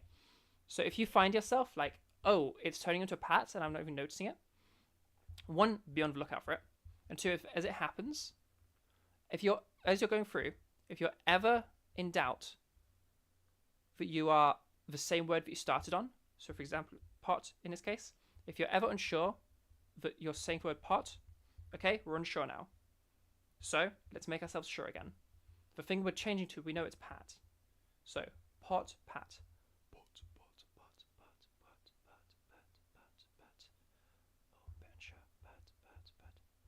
Pot, pat, pot, pat, pot, pat, pot, pat, pot, pot, pot. Okay, pot, pot, pot, pot, pot, pot, pot, pat, pat. Oh, that's still right. Pat, pat. Pot, pat, pot, pat, pot, pat, pot, pot, pot. Okay, pot, pat, pot, pat, pot, pot, pot. Yeah. So whenever you get unsure, switch between the word you were going for and what you're changing into. So if it's pot, then pot, pat, pot, pat, pot, pat, pot, pat. If it's cheese, usually it's going to be like choose cheese, choose cheese, choose cheese. Some other examples, pit, what does pit normally go to? Pit sometimes goes to pet for people, or sometimes goes for Pete. Or sometimes it goes to pert, depending on which way you're going. Yeah, pay attention for any, I call this warping, vowel warping. But vowel is warping to a different vowel. So watch out for any warping. See what's it warping into. And then as you're making your way, if you start to warp, say the word you're trying to say, then say the warped one, and you're trying to say the warped one, and bounce back and forth to separate these ideas into separate ideas again. So your brain is like, no, these aren't the same. These are different sounds. Okay, and this is what I'm going for. I'm staying on this. And then as you're going, they start warping again. Ooh, no. Separate words. Separate them out. Separate them out. Separate them out. Separate them out. And keep doing that until you stop warping. Yeah, that's the biggest hurdle I see people doing. That's why I don't have people do big dog, little dog. I just use it as an introduction because that really encourages for warping. Use that to help you out. And there's going to be your introduction to size. Okay? As you get better at this, once you're not warping, you're not getting any weird strains coming in, not any tension. You might notice like muscles tensing up. If you feel something happening here, big point here. I want you listening, not feeling. Okay? Again, we're doing a little one of those nuggets, all right? If you are listening to anything, listen to this moment here. You're not feeling for a change. You're not trying to control your body here. You're listening for a change. You're trying to control the sound. Don't worry about how your body does this. Let it figure that out on your own. You worry about the sound. Your subconscious brain will figure out the rest, okay? Don't try to control your larynx. Don't try to control your neck. Don't try to control your throat. Don't try to squeeze anything. Don't try to move anything. Just focus on the sound, okay? Your body will do the rest. What is very typical is people try to control the body or try to like look in the mirror, oh, where's the larynx? Okay, push it down. And then they end up with like a whole bunch of muscles getting involved. They tense them up really tight. And that's where we get into like, A, just tiring yourself out because Jesus. B, making it hard to move your head around because there's a whole bunch of muscles in there. And B, or C, or whatever, low risk.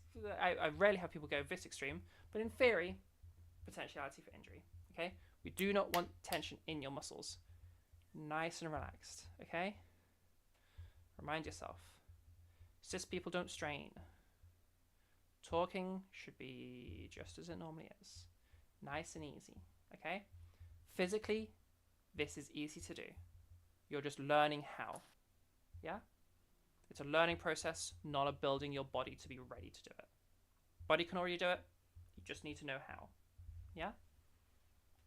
Focus on the exercise, focus on the sound. All right? Do not tense up. The only level of which you want to be focusing on your like body is just like looking out for strain. And if it is straining, relax. Okay? Because that strain wasn't creating the sound you wanted. So relax, get rid of it. Even if the sound changes, that's because you're associating the two things. It's not because they're actually linked, okay? Because moving your larynx, you barely feel it. Like literally look at the movement I'm doing.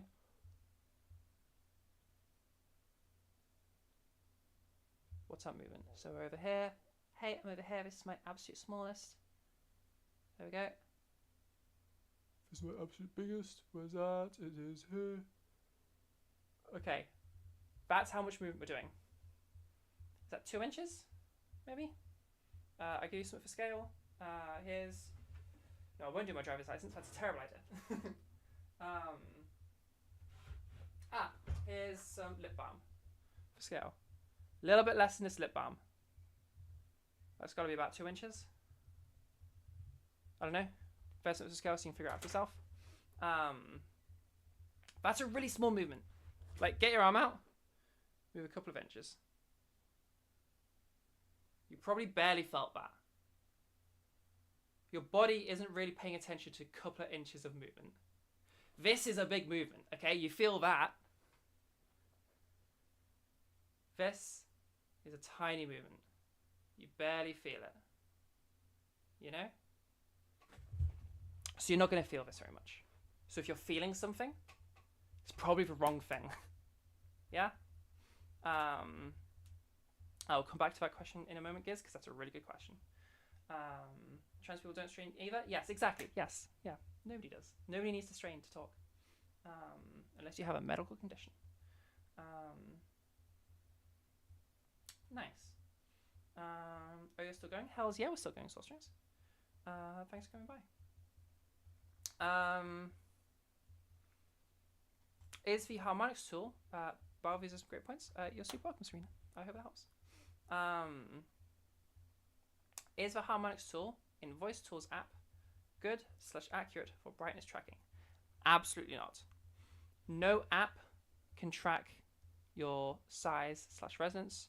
No app can track your weight. Apps are pretty much only good for tracking your pitch. And then I guess there's some AIs that now are pretty good at listening for like what word it is that you were saying. That's about it. The main reason is because we talked about it earlier.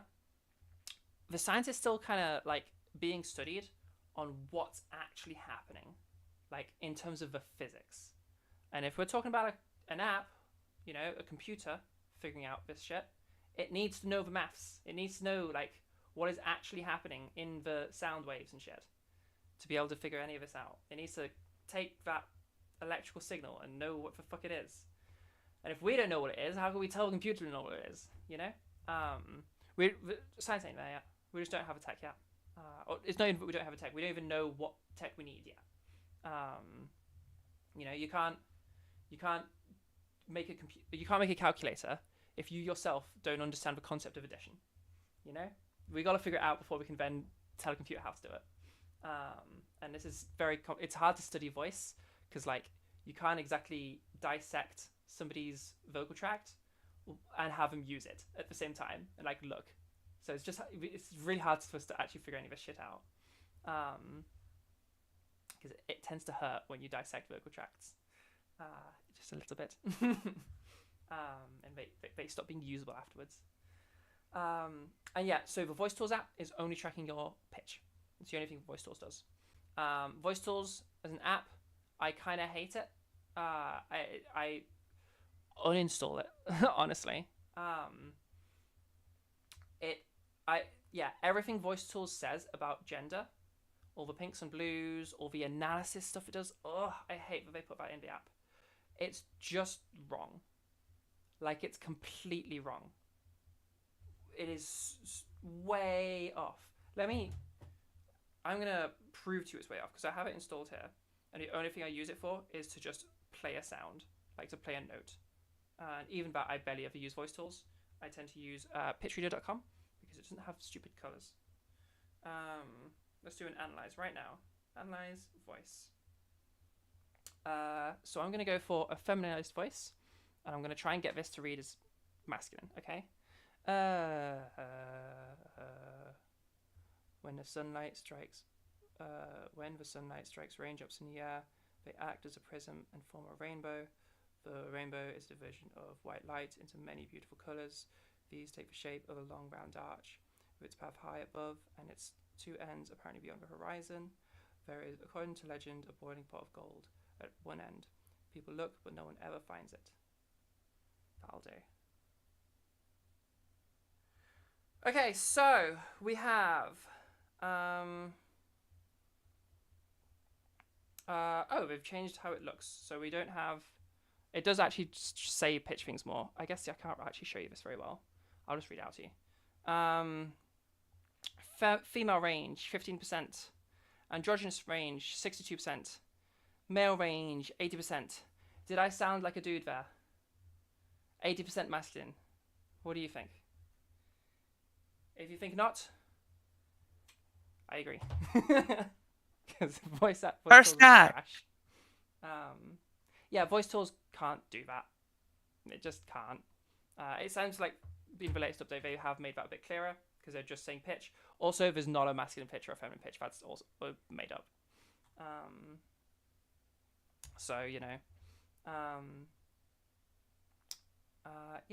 No, so if you want to get gender correctly, A, that's a bad goal. Get a proper goal. But B, we're changing the weight. We're changing the size. These are our things. Yeah? What we talked about right at the beginning. The stuff that changed from testosterone, let's change that back again.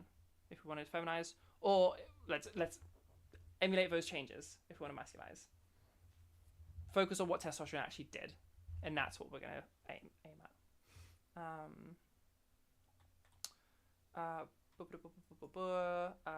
Beth says gender features are well enough understood academically, but nobody's done a decent job of both understanding the true facts and coding something accessible to general public. So gendered features are well understood in a sense that like we know that testosterone does certain things, but we don't know what impact those things have on the sound itself to a full degree. We have a decent idea, but the problem is it's hard to like, we can't see, okay, what do the vocal folds specifically do when they thicken?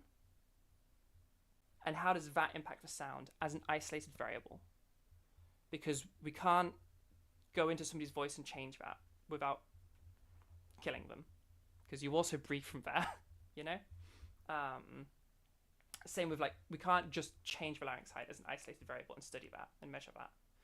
Because again, that's not going to be very good for the person whose vocal gear you're trying to mess with. All of voice study is super like understudied because it's just really hard to study. Best we've got is literally that study I posted earlier.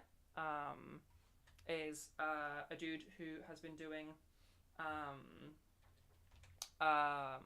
like computer emulations of a human vocal tract, and let me grab that up again. His papers only came out like, when was it? When was that one? Voice stuff, papers. Vocal fold, vocal thickness. Pretty sure it's that one. Got the capture thing. Crosswalks. What's that one's one, isn't it? That one's one, that one's one. Is that right? Is that crosswalks? I'm not American, I can call it a crosswalk. Oh, it's paths, isn't it? Paths are crosswalks. You Americans. Google thinking I'm American. I know what American words are. Okay, I think that's all of them. Oh my god, stop giving me more. Just let me. Oh my god. No, a crosswalk, is that just a zebra crossing? Oh, just verify. Give me a different one. Traffic lights. Okay, I know what a traffic light is. Jesus Christ. Just let me look at the paper. Verify. There we go. Gee whiz. Okay, they're showing. So this vocal thickness one, he did that in 2024. That's how recent the science is here. And even that's not really the best because that's not an actual, that's just a computer emulation. It's computer modeling. It's just insanely hard to study this.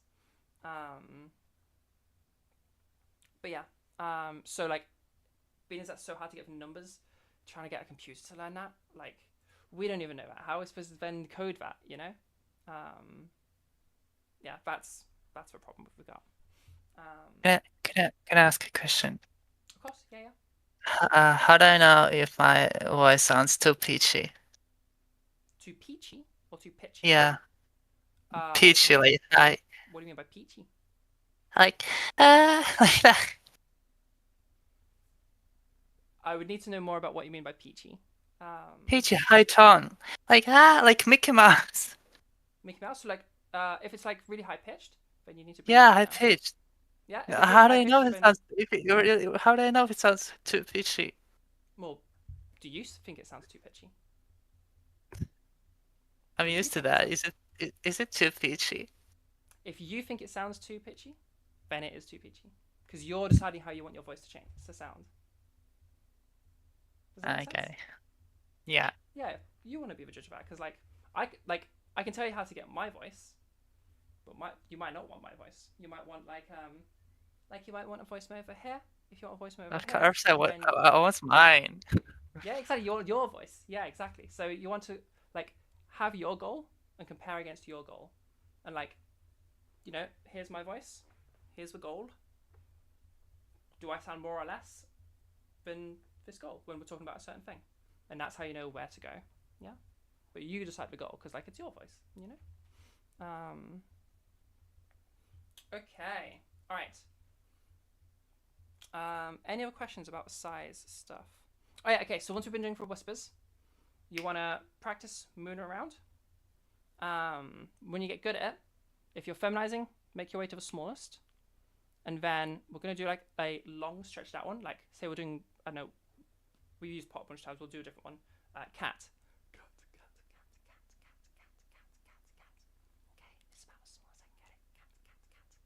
Cat. So now I'm gonna do a cat. stretch it out a whole bunch. Listen to it. Is it still the smallest? Yeah, okay, I'm ready. We're going to switch into voice. And I want this to be a hard switch. We're not going to like kind of be in the middle of like whispering and speech. No, we want voice on now. Cat. Okay, all right, I'm over here. This is my voice now. All right, we've got our thing, okay? That's going to take you a long while to figure out how to do. What you're probably going to do is you're going to go cat, or maybe in something more like cat, or something like this. We end up going a really high pitch instead of doing the size. It's really easy to build them up when you're still learning. And that's a really common thing I run into. So the first thing to help you there is choose a pitch beforehand, okay? Because pitch and size have nothing to do with one another, remember. Pitch is controlled by these vocal folds. Size is the pitch has already been created, and it's the sound bouncing around the vocal tract. Yeah, the space is taken on that shape. Okay, so these are nothing to do with one another, completely separate. So pick a low pitch. Let's say we're going to go for, I'll go for D3. I'm going to come in at a D3. Cat. Okay, that's my goal.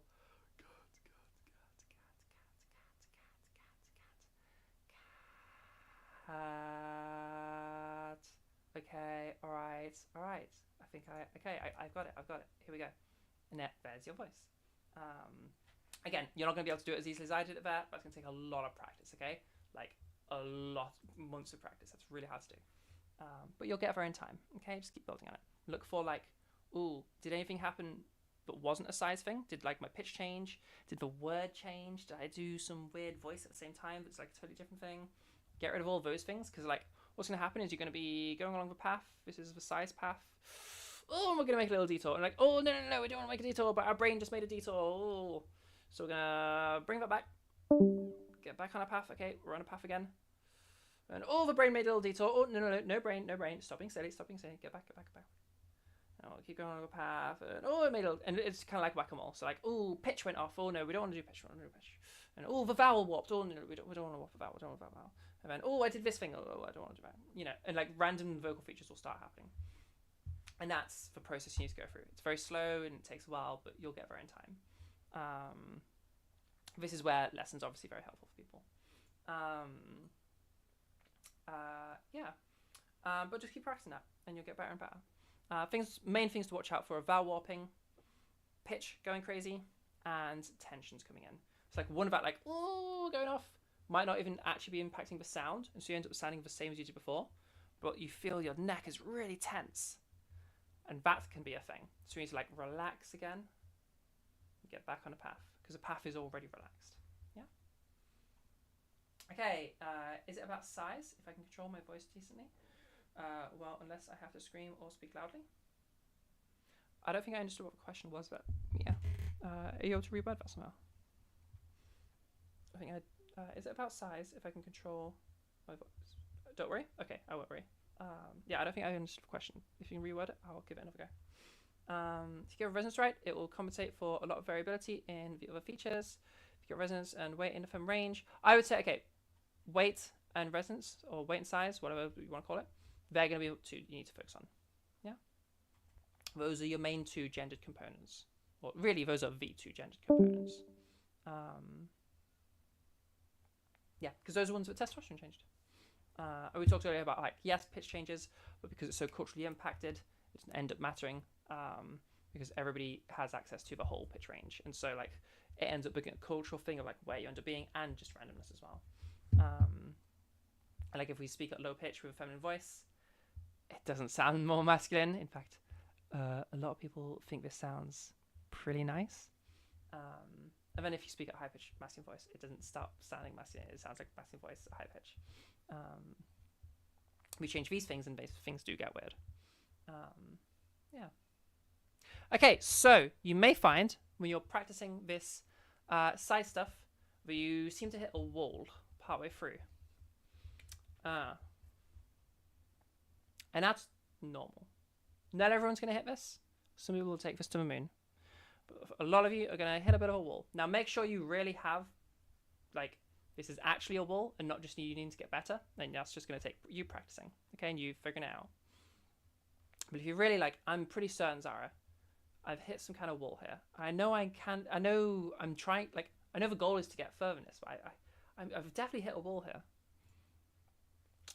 OPC.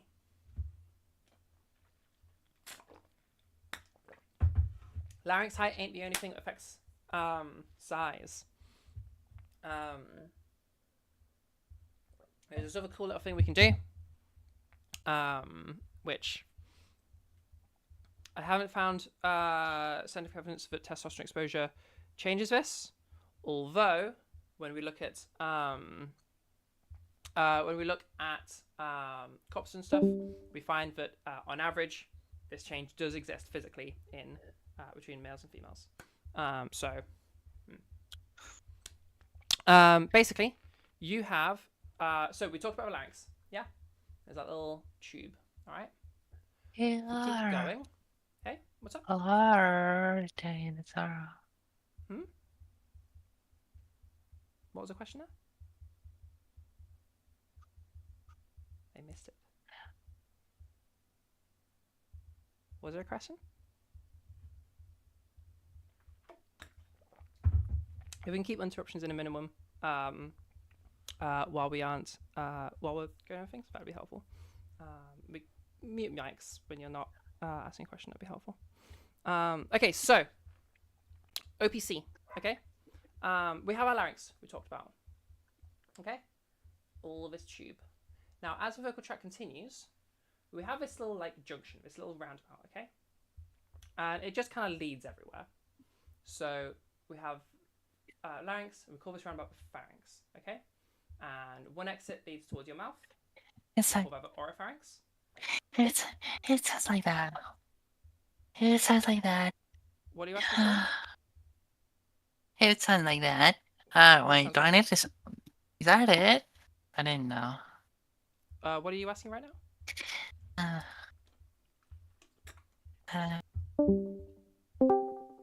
Okay. Are we doing okay there? Billy, if you don't mind muting your mic for now and maybe type your questions, it might be a bit clearer. That'd be helpful to avoid interruptions. Thank you. So we have our pharynx, okay? And that's that little roundabout area I was just talking about. So one exit leads towards the mouth. That's the oropharynx. One exit leads towards the nose. We call that nasopharynx. One exit leads to your esophagus. It's just pharynx, sorry. And one leads to the larynx. So we call that the laryngopharynx. Okay? So it's just right, sort of like in line with your mouth, right at the back. There's just this like little space that leads off to all the other tubes. Okay? Cool. Now we're talking about the tube that goes towards your mouth. Okay? So right as we're making that, like, you know, first exit or whatever, depending on which way you're going. Technically, path of the air would be the first exit.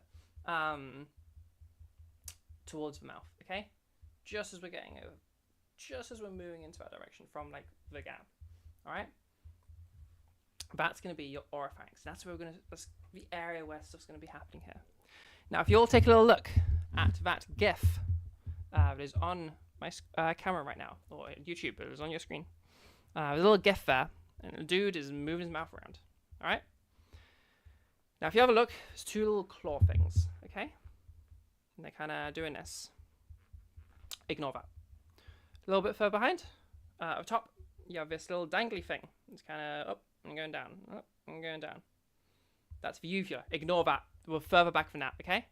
Behind all of that, do you see there's this archway that's like expanding and narrowing, and expanding and narrowing, okay? That's what we're looking at. That there is called the palatopharyngeal arch. No, you don't need to remember it. It is on your screen if you happen to want it written down on the chart above you, on the little label chart. Palatopharyngeal arch. It's part of your vowel production, and it's also part of swallowing. And I think there's a couple of other things. That thing there as we change it, we make this like booster of size change, okay? Really, really big size change, all right? And that's going to get you past that like that wall you hit, but it's going to make it sound smaller, but in a new way, like smaller but differently smaller, okay? Kind of cool. So what are you going to go for? Oh well.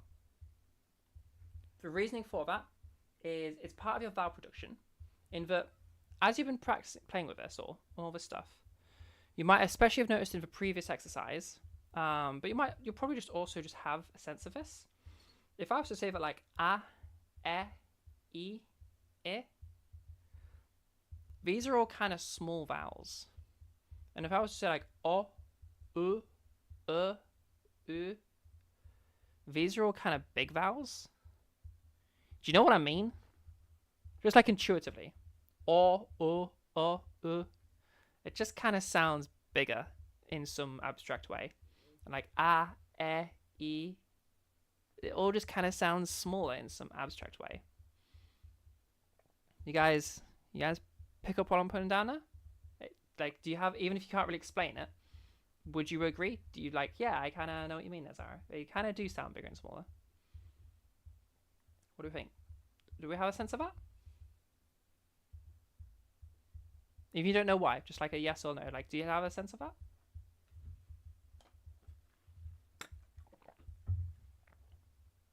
Oh, you've all gotten so quiet. Hey, we have some people talking in trans voice. Trans network, you need to catch up. YouTube chat, you need to catch up. You got a sense of that? Yeah, kinda? Yeah. Okay. Yeah, kinda. And yeah, there's some sense to that. That palato-pharyngeal arch, it gets smaller for vowels like a, e, and bigger for o, u. It literally narrows and expands to make those sounds. It's part of what makes those the smaller vowels and makes the others the bigger vowels. Okay? So yeah, that is kind of actually a true thing that we're noticing. It's a different bit of a filter. We're now a bit further up in the filter. But we're still before we've actually gone like most of speech production. Like the very, very, very beginning. Okay? Where we barely really started actually making speech. Okay? Cool. So we have this other thing we can do to change size. What we're going to be doing is all of your vowels are still going to be like, there's still going to be the bigger vowels and the smaller vowels, but collectively everything's going to get a bit smaller. Yeah. So O will still be one of the bigger ones, but not quite as big as it was before.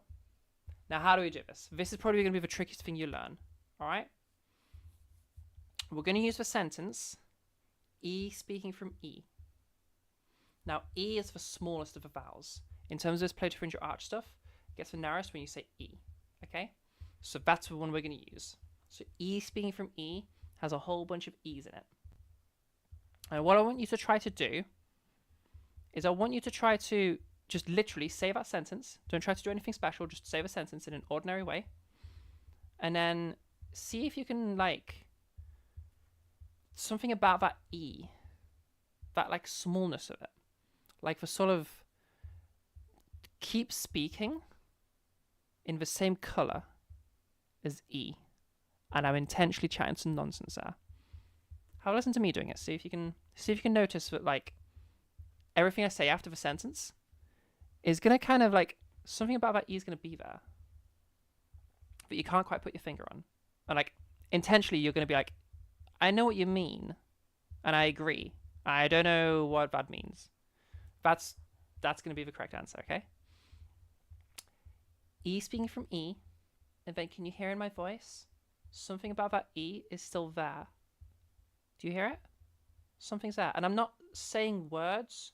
Like, I'm not changing my words to, like, be more like this, where I'm, like, making that E shape through all my words. I'm not doing that. E speaking from E. I have all my words, like, said properly. And, like, there's no warping happening. But something about that E is still there. Like, it's seasoned in the same way. I coloured in the same colour as E in these words. I'm something's there. Do you know what I mean? Do you have a bit of a sense of it? I'll do the opposite now, and you'll hopefully like start to hear it a bit more. So or is going to be the biggest of them. Or speaking from or, and then you can hear in my voice again something has changed. Something about the or sound is still there, even though I'm not necessarily like changing my words. I'm not like warping them around and I'm not replacing vowels and making them more orish, but like something about that or is still there. Some like I'm still using the same paintbrush or the same color. It's something is I kept something about that or there that wasn't in my voice before. You know what I mean? E speaking from E, and again something about that E is still there, and you can still kind of hear it, even if you don't really know what it is. Odds are, all you're gonna be able to say is like, yeah, I hear it, even if you don't really know what I mean, but you do hear it. Yeah? And it's okay if your answer is just like, yes, question mark. That's allowed as an answer. To be honest, yes and no. To E to E. Like you kind of understand for E, but the sentence with E's is what's confusing me. You're just thinking too much? Yeah, don't think too much of this one. That's going to be an important one. Don't think too much of this one. Stay in the vagarity. Stay in the like weirdness. Like you don't know what's going on, but you do hear it. This is going to be the most like that thing we're going to do. And this is why this is the hardest thing. You can kind of, E speaking from E, and you can kind of hear something about that E is still there. Now, without going into that in too much detail, give it a go. Okay? And that's gonna be your last step. All right? That'll get you to your like fully feminized voice. What you can also do, and this is a bit easier, still difficult, but a bit easier, is go back to those whispers. Okay? For this, you need to be using one of the large vowels. Okay? So like pot, for example, or put, or would, or any of those. Yeah?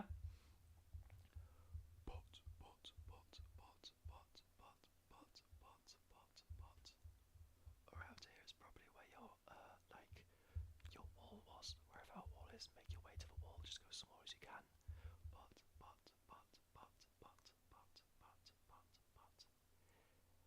And then just say the words. E speaking from E. E speaking from E. Now, do you notice that? Pay really close attention. I'll do it again. Do you notice how my size kind of changes when I say E speaking from E? It's almost like I've got a new voice, a new whisper. Just when I say E speaking from E. We'll do it again.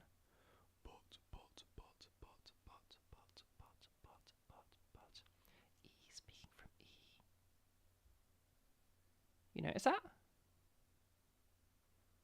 It's like it's smaller, but in a different way. Like we've made our way over to the ceiling, and we've taken like a side ladder and gone on top of the ceiling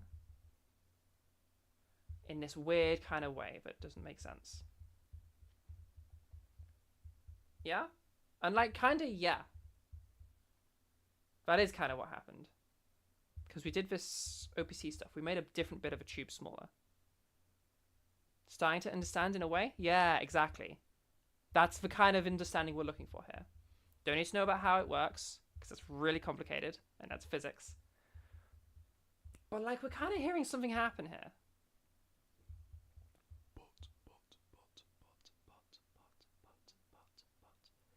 E speaking from E.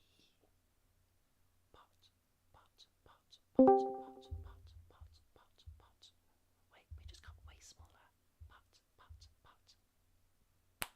Booyah. So that's going to be your goal. Whispers. Get to wherever that wall is. And then literally just still going as small as you can go. E speaking from E. And I bet you go smaller. But in a new way. And you're going to have to familiarize yourself with that for a second. and like kind of just get a feel for that. You might have to do it a couple of times, but E speaking from E, and then do some more parts. Trying to be just as small as the E speaking from E was. And you might need to do it a couple of times to get as small as you can go. But those E speaking from E's can get you to that smallest small, and then take that into your voice and do that phonation test. Yeah. And again, we do this out loud as well. Like we're talking over here, and then E speaking from E, and then we have like something has changed in our voice here, but it's like a bit different. Or like if we've been doing really well.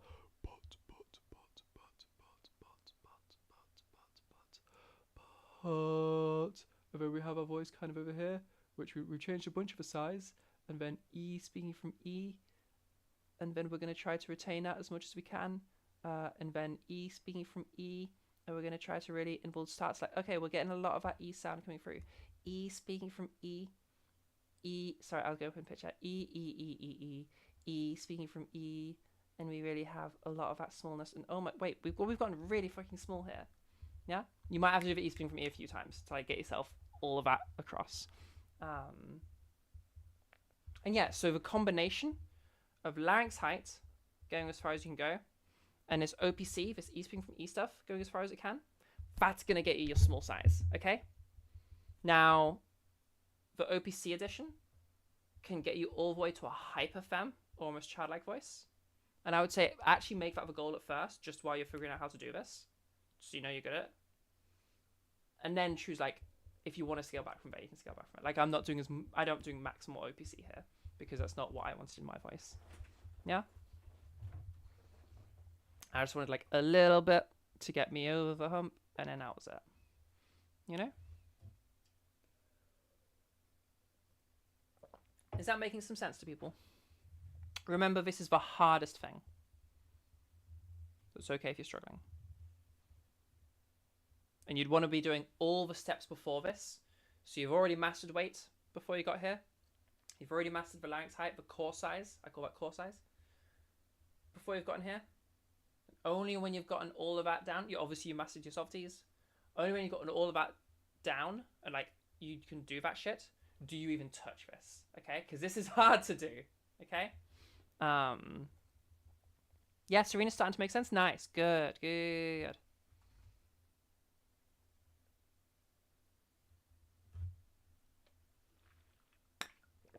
Yeah? Where are people at? Give me some audience feedback. Where are we all at here? Is this making sense? Because this is probably the most likely place to lose people, because this is the hardest bit. Yeah? Again, big thing to watch out for here is vowel warping. Yeah? Really watch out that you're not like E speaking from E and then you're like talking like this for all your words, making it all like E-shaped. Watch out, we don't want that, okay? Careful of that. That's a really, really easy thing to accidentally do. It's hard combining from both? Yeah, 100%. 100%. I would say do one at a time. Do your core size and then do your OPC. Just worry about that to start with. Combining, like, layer them on top of each other as your way of combining. Like, one at a time. That's going to be a lot easier for you. Will this be available on your YouTube channel after it's done? Yeah. YouTube.com/@trans_network. Also, if you just type in trans network, I show up.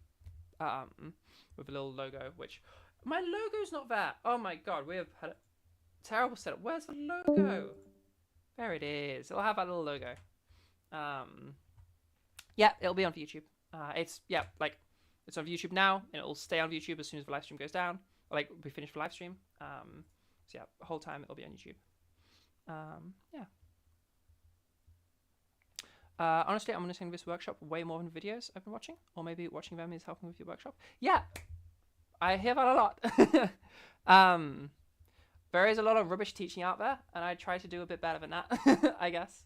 I'm really glad it helps out. I'm really glad it helps you. A lot of this stuff is really hard, and a lot of these explanations are really trash. And a lot of people think that things are gendered things that aren't gendered things, and that's really annoying. So, yeah, this is coming from somebody who's actually done it. I am someone who... Oh, hey. Speedy Rabbit subscribed to the channel. Are you streaming? Yeah, we're streaming. We said it a few times. Yeah. Where? YouTube. youtube.com/@trans_network. Yeah, it's in the event description as well. Thank you so much for your subscription, Speedy Rabbit. Thank you. Thank you. If this is helpful to you, then head over and subscribe. We do these like every month. There's a whole backlog of. We've done a lot of workshops. There's a whole backlog of stuff. This year's workshop, so I had a little 6-month break for personal reasons, and I came back, and we have this is the new season of workshops. These are better. We didn't talk about OPC before. Now we do. I've improved on some things. Nice. Yeah, and I'm glad it's helpful for you. I'm glad this is good. Any other questions?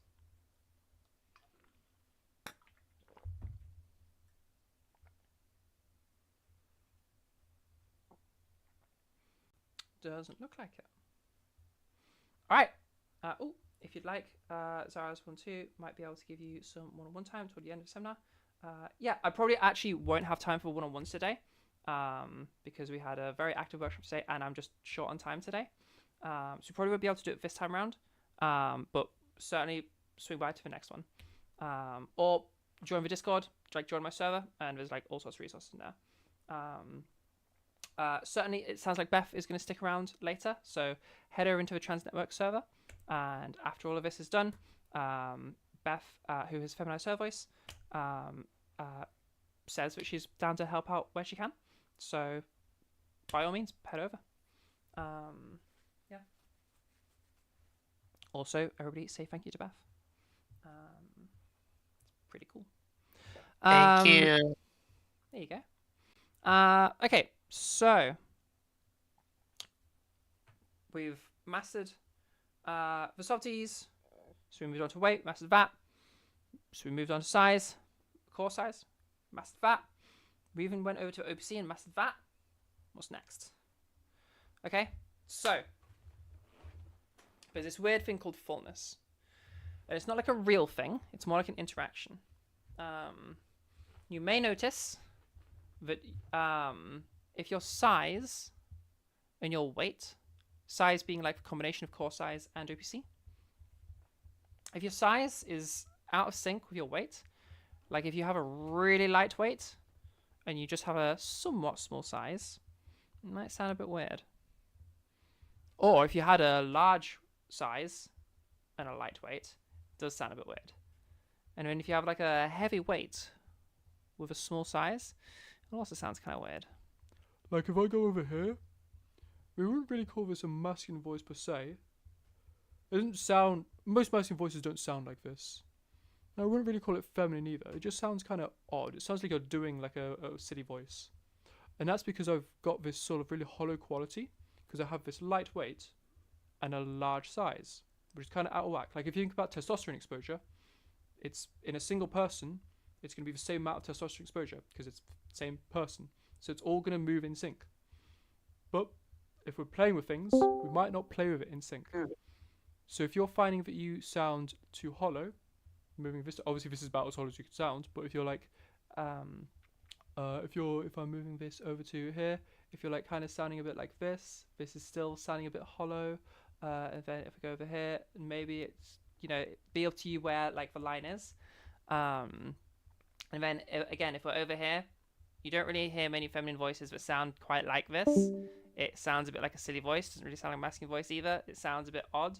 Again, this is the other end. We have this really heavy weight with this really light small size. It sounds kind of cartoonish. It sounds a bit like a character's voice. And yeah, it's completely right.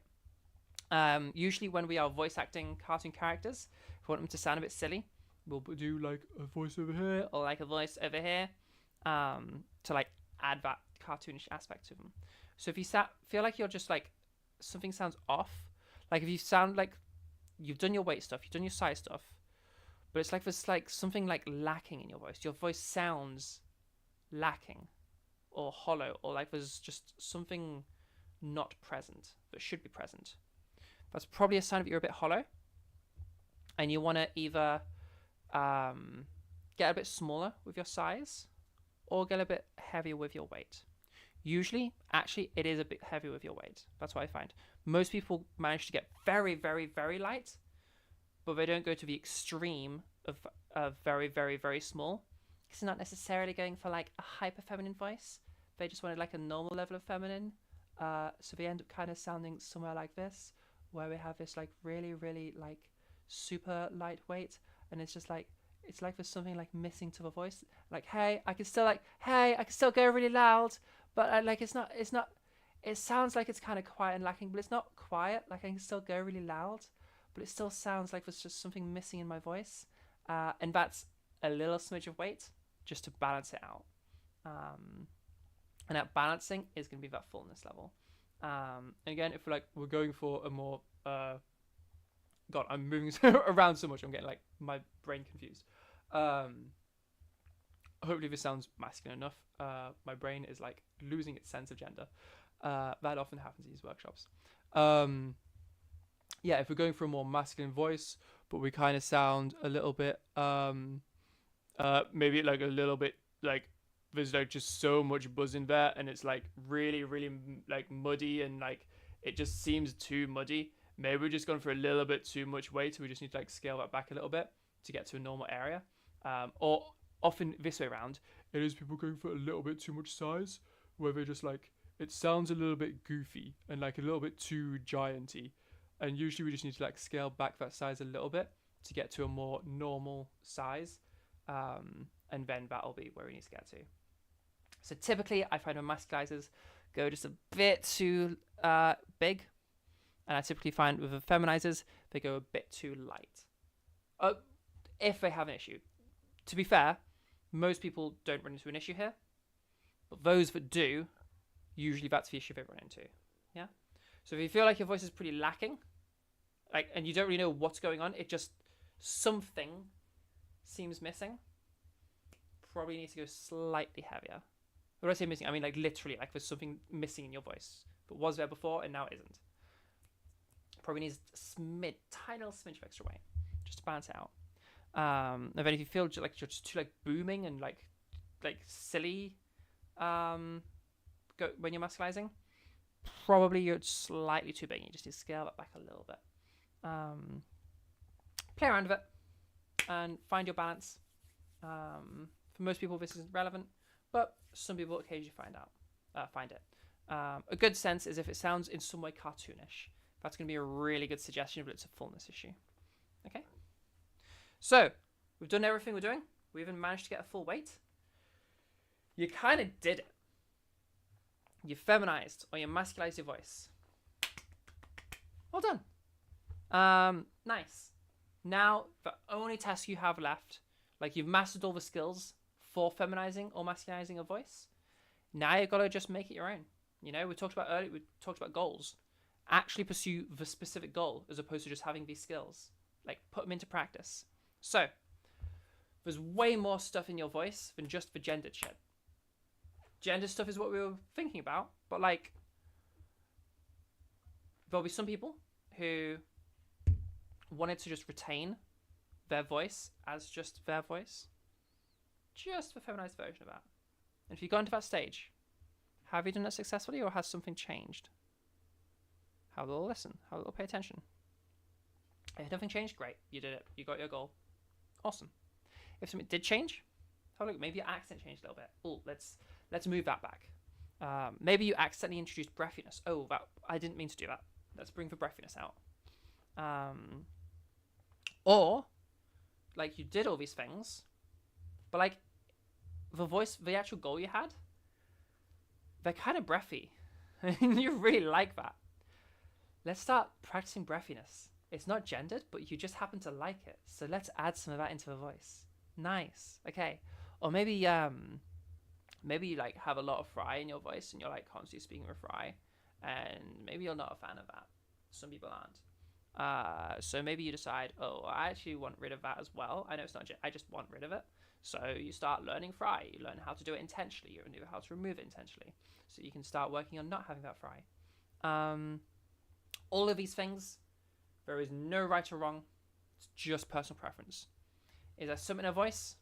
Is there something in your voice? It's like it's not gendered for you, just happen to not like it. Now's the time to change it. Is there something in like in your goal voice that you really like?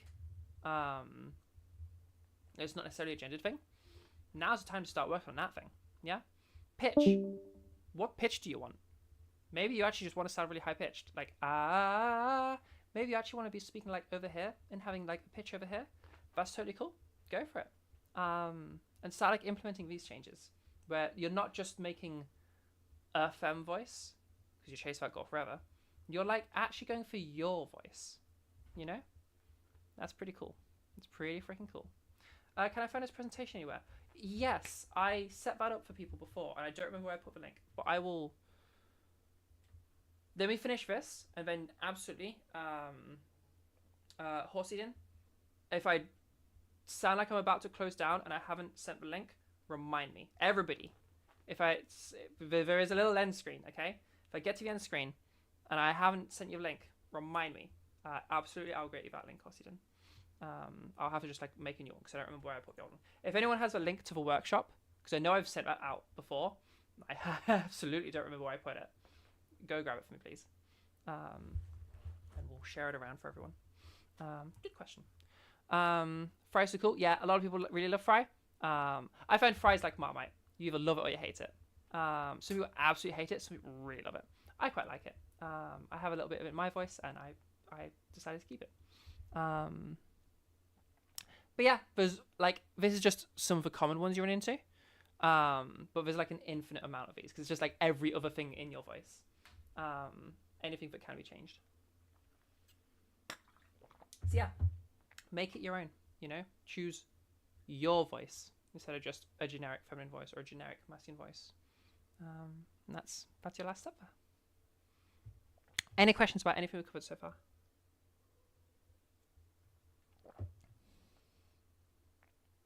Because I believe that's going to take us to... Oh, wait, we do have one more bit. I forgot. This is another bit I added. Before we do this bit, any questions about anything we've covered so far today? Wasn't that a bit, Serena, but that is worth having there. Thank you. I need to hydrate. You need to hydrate? I need to drink. Oh, learning to hydrate was that? Drink water. Actually, no. I can answer that. I can teach you how to hydrate. Get big bottle. Not small bottle. Big bottle. Okay. If you struggle to like just drink enough through the day, because I certainly used to, and I know a lot of people do. I know it's simple, just glug water, but like we just forget. Okay. Again, ADHD. Whatever. It's not my fault. Get a big ass bottle, and you're gonna drink way more. And just carry it around with you because just having the water there, you'll drink it. Or like, I remember back in university, I had this. I don't know how big it was. Massive. It must have. I think it was like 6 pints. So whatever that is in liters. No, it was more than 6 pints. I don't know. It was a huge pitcher. It's the biggest pitcher I've ever seen somewhere. And I got it in our student union bar. When I was getting this massive pitcher of whatever cocktail it was. And I absolutely brought that thing home with me. I absolutely am not supposed to have done, but I was 18. Screw you. It's university. At a huge pitcher, I would guess about 5 liters it could fit, and I literally would fill that up and have it on my desk all day as I was working, playing League of Legends, and I would get through that entire thing every day. It was like 5 liters. Crazy work just because it was there, you know. So get a big ass bottle. It just being there will make you drink more.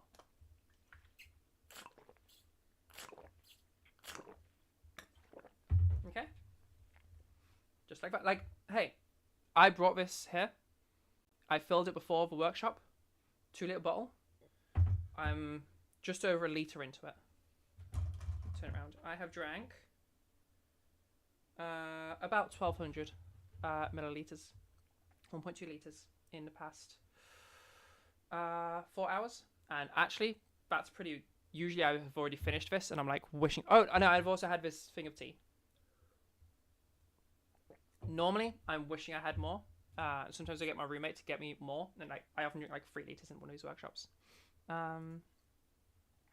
Yeah, get big bottles. Boom. That's how to drink. Any other questions about anything we covered today? I'll let you type all your questions and why you're doing that. We'll talk about our very last thing. So once you are able to do your voice, the goal voice that it was all about. Be careful, because water intoxication is a thing. Yes, that's true. But the odds of you doing it are so slim. Like I hear water intoxication so often, and like you don't need to worry about that shit. Don't worry about it. Like to be at the level of water intoxication, yes, it's a thing, but you have to drink like 5 liters, like neck it. Like that's not 5 liters for a day. That's just sit there and drink 5 liters right now. That's water intoxication level. So like the only person I've ever heard of that even had it happen was the YouTuber Tommy Innit, when he had an interview with that medical dude, Dr. Mike. And he sat there and downed 10 pints of water. A pint is about 600 ml. Somebody do the maths. That's how you get water intoxication. But drinking 5 liters for a day, that's totally fine. Like, yeah. Your body, if I remember rightly, can process about 1 liter of water an hour. So if you're like about at that area, you'd be fine.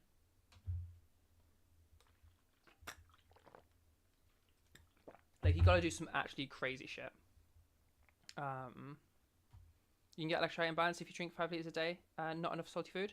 Yeah, but again, like if you're having a normal diet and having like 5 liters a day, you'll be fine. Apparently it's about 454 mil. I thought it was about 600 mil. Maybe I've misremembered when I've typed in. You get the idea though. Like if you sit down and drink 5 liters right now, and like, you know, do that in like 10 minutes or whatever, yeah, you're gonna have an issue. Or even do that over an hour, you're gonna have an issue. But yeah. Yeah, if you're like cutting down on your salt super heavy and you're having like no salt and you're drinking like a shit ton of water, maybe. But like you have to go to extremes is my point. Oh, could be US point versus UK point. I forget that they are different. Yeah, maybe. Okay, alright, so enough about water stuff. Point is, don't worry about water intoxication. I promise you, it's so unlikely to happen. You have to do something crazy to do that. Okay. I'm actually more worried about my voice.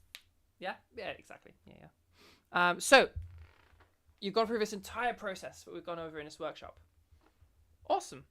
Okay, you can do your voice. Now it's a matter of making that your always voice. Okay. Habituation. This is a stage, and it is a difficult stage. So you know how to do it, but you're trying to do it all the time. First things first. When you start using your voice in the wild, depending on how you've been practicing, if you've been, biggest advice, right from day one, be trying to use what you learn in the wild. That's going to help you so much. But socially, that can be very difficult to do. A lot of people aren't willing to do that. I wasn't willing to do that at all. I learned how to do it, and then one day decided, you know what, enough's enough, and I hard switched. And like when I was ready to come out as me, as Zara, that was when I started using my voice. It had already been ready for like 6 months, just waiting for me to be doing it. And that's the case for a lot of people. So if you're doing it like that, it's going to be hard. Because like we said earlier, your brain doesn't just save files like a computer and just retrieve them when it needs it. It makes these little branches and connections. And when we've been learning like this, we have this little voice feminization or masculinization branch. Like muscle memory. And on that branch, we have like, we have practicing. That's a little association you have. You have, maybe if you practice in the same place every time, you have that place. If you always record it, you have recording as an association. If you're usually practicing on your own, which usually we're practicing on our own, there's an association, being on our own, no one being able to hear us. And then you try to use it in the wild, and now, well, there is somebody hearing you, so that branch is gone. You're talking to somebody, so that being on your own, being just talking like to yourself where no one can hear you, that's gone. The concept of practicing, you're not practicing right now. You're trying to actually use it in the wild. You're talking to somebody, that's gone. You're probably in a different place. You're probably not recording. All of these connections and associations that you built up, that your brain had like made these connections, all of those have gone. So to retrieve this knowledge, it has to like, your brain is really going to struggle. It's trying to go to a different branch, but get to this branch. It's all very confusing for your brain. So when you try to use it in the wild, it's going to feel like you're back to square one. You have no idea how to do it. And it's going to be a nightmare and you're going to feel horrible. And it's okay. This bit sucks, but just keep going, okay? It's horrible and it's like, I don't know how to use it. And then you just keep doing it anyway. Fuck it. Oh, this is rough. Keep going. Okay, wait. No, I can do this. Oh, wait. Okay, everything's back to normal. Your brain realizes that these connections are wrong and fixes it. But that just takes a bit, okay? And you just have to power through that really uncomfortable phase. I call it the awkward phase. Kind of like growing your hair out. There's like this awkward period where it's just like, you just can't make it good. And that lasts, usually, if you are persistent and you do just like keep trying to use your goal voice, even when it's all, nothing is working, I can't do any of this, it's so frustrating. If you just keep going and you never let yourself use your default voice for about 2 weeks, by then things start to click again. And all these connections start reforming. And like, you know, around 2 weeks, maybe it's 3 weeks, maybe it's 1 week, things start to make sense again. And your brain just needs to do a little rejig because it had all these associations. And then we've stripped all of them away and from a completely different situation, and then told it to retrieve the stuff over here while being over here, which is not how your brain learns. It's just a little quirk about how we learn. For most things, it means we learn really fast. For this specific thing, it causes us an issue.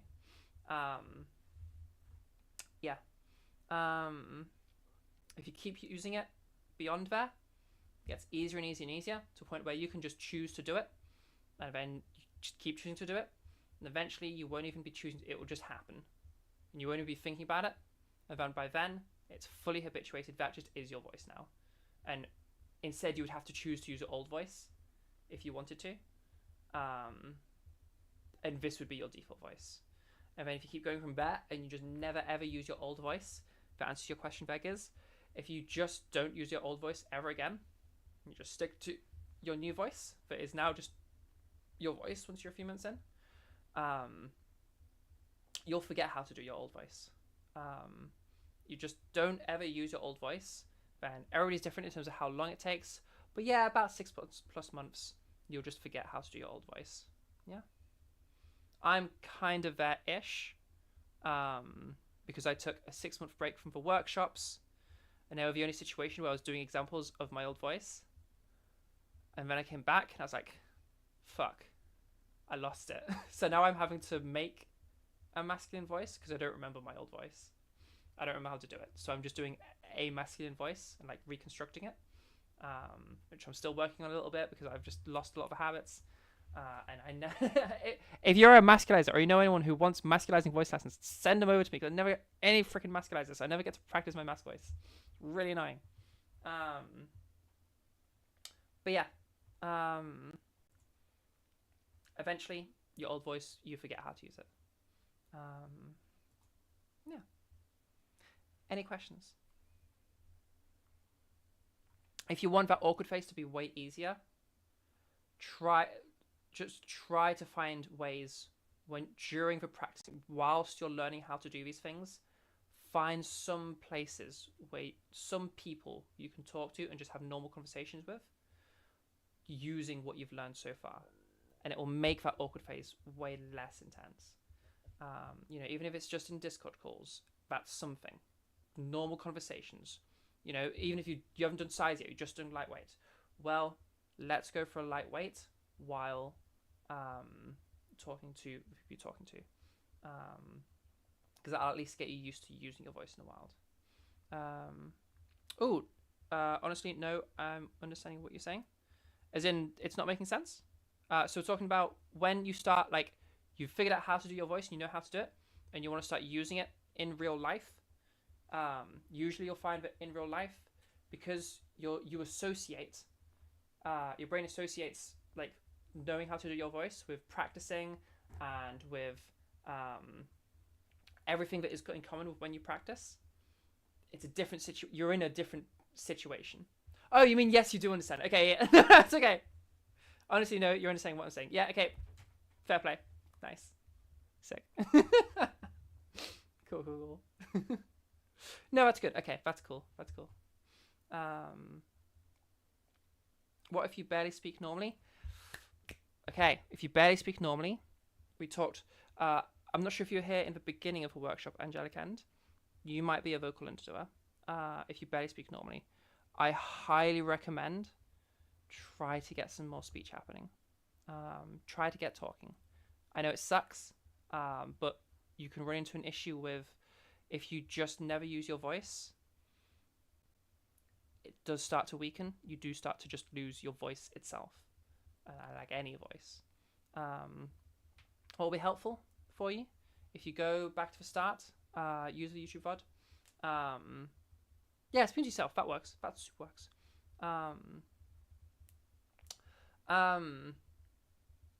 Go back into the beginning of the VOD. You'll find the Sovties section.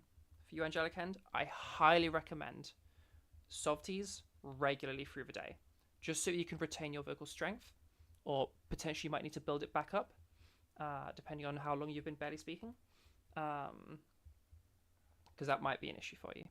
Again, go back to that section, re-go over that section, because for you that might actually be really important. And for anyone who barely speaks, that can be a really important thing. Yeah, no worries. I got you. Okay.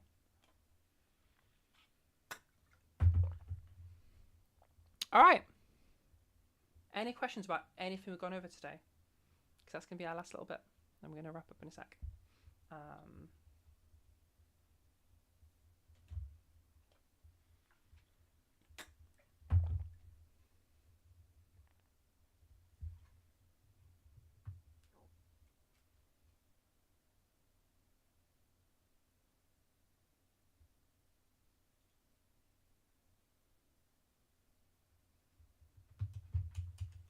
Yeah, any questions at all? Oh, that is just my blue. I have a thing over there. It's a little like little blue that you see on the bookcase there. It's a freaking like space. No, it's not space house. It's like a. It looks like that. Like, it does blue and patterns and green dots and stuff. Like, it looks kind of cool. But it also just randomly shouts to me in a different language. I don't know what it says. And it just did it there. So that's what that is. If you heard that. I don't even know if that picks up on a mic. Okay, alright. Let's get ourselves finished off then. Again, if you got any questions, now's the time to ask. We'll do some plugs and all that good stuff. So, thank you all for coming. I'll grab the presentation link in just a second. Huge special thanks to our Ko-fi supporters. We could not do it without you people. And also, really importantly, I'm trying to really commit to having my lessons affordable. So that means, like, I charge £35 an hour for the private lessons, and I charge £15 an hour for the public lessons. And I think that's about a quarter of the going rate. Because the going rate is expensive. And totally get why other coaches charge more, because, like, there's not a lot of coaches, and so, like, there's a lot of people, so, like, it makes sense, and, like, it's not very sustainable, because, like, you can't teach 9 till 5, so you can't actually be earning a 9 till 5. So I totally, no judgment to other teachers for charge more. I'm trying to avoid charging more, but realistically I can't afford to do that. So the compromise I'm making to try and make it work is the Ko-fi, and trying to use that to make it work. That's how I'm trying to make this sustainable as a job. So huge thanks to the people that are helping that be possible and helping keep the prices low. So our tier 1 supporters are Misty, Mihugi, Himori, Grave Robert Maria, and Vi. Huge thank you to those people. Okay, massive thank you. Over in tier 2, we have Lanmisa, Ona, Leah, and Liv. Massive thank you to those people. Huge thank you. And then enormous, incredible thank you to our tier 3 supporters, Beth, Raya, and Laurie. Massive thank you to those people. If you'd like to be on this list and you like all of those thank yous, then head over to the Ko-fi. Normally when I have time to do the one-on-one section, those people get priority in getting the one-on-one feedback because I do have limited time now. So that's how we do those. There's tiers on Ko-fi? Yeah. You can do like a membership. So these people are like every month sending a specific amount of money. So for the tier 1 subscription, I think it's it's £5 a month. For the tier 2s, it's £10, and for the tier 3s, it's £25, I believe. And yeah, massive thank you to those people. Huge thank you. That's like, we're still working on this being something that is sustainable. Like I'm currently at about 1,200 a month, which is tight, but it's working. But like these people make it possible for me. So massive thank you, and like also help fund these workshops because obviously this is free. So yeah, massive thank you to those people. If you're over in Trans Network, you may notice some yellow names, and those are our tier 3s. You might notice Beth over there, who is one of our Ko-fi supporters. So huge thank you to Beth. She's a person who's also sticking around to like help people afterwards. So like again, massive thank you to Beth. Oh my god. Yeah, huge thank you to those people. And yeah, if you want to be on this list, or if you want to just make a one-time donation or anything like that, head over to ko-fi.com/transnetwork, and you can do a little thing. We have TTS on as well, so you can do a little TTS if you'd like to. Yeah. Okay. And there's where I'd normally do the open Q&A. I'm not going to be able to because I do need to finish off. Last little things I'll plug. If you'd like to get lessons, head over to the Discord. The link is either there. Yeah, it's right there. Or you can just, if you're on YouTube, it should be in the description. If you are on in Trans Voice, then just click on my profile, like my user, and click on my profile. There's a little link in that, in my little bio, and yeah, head over to Trans Network. You can get lessons.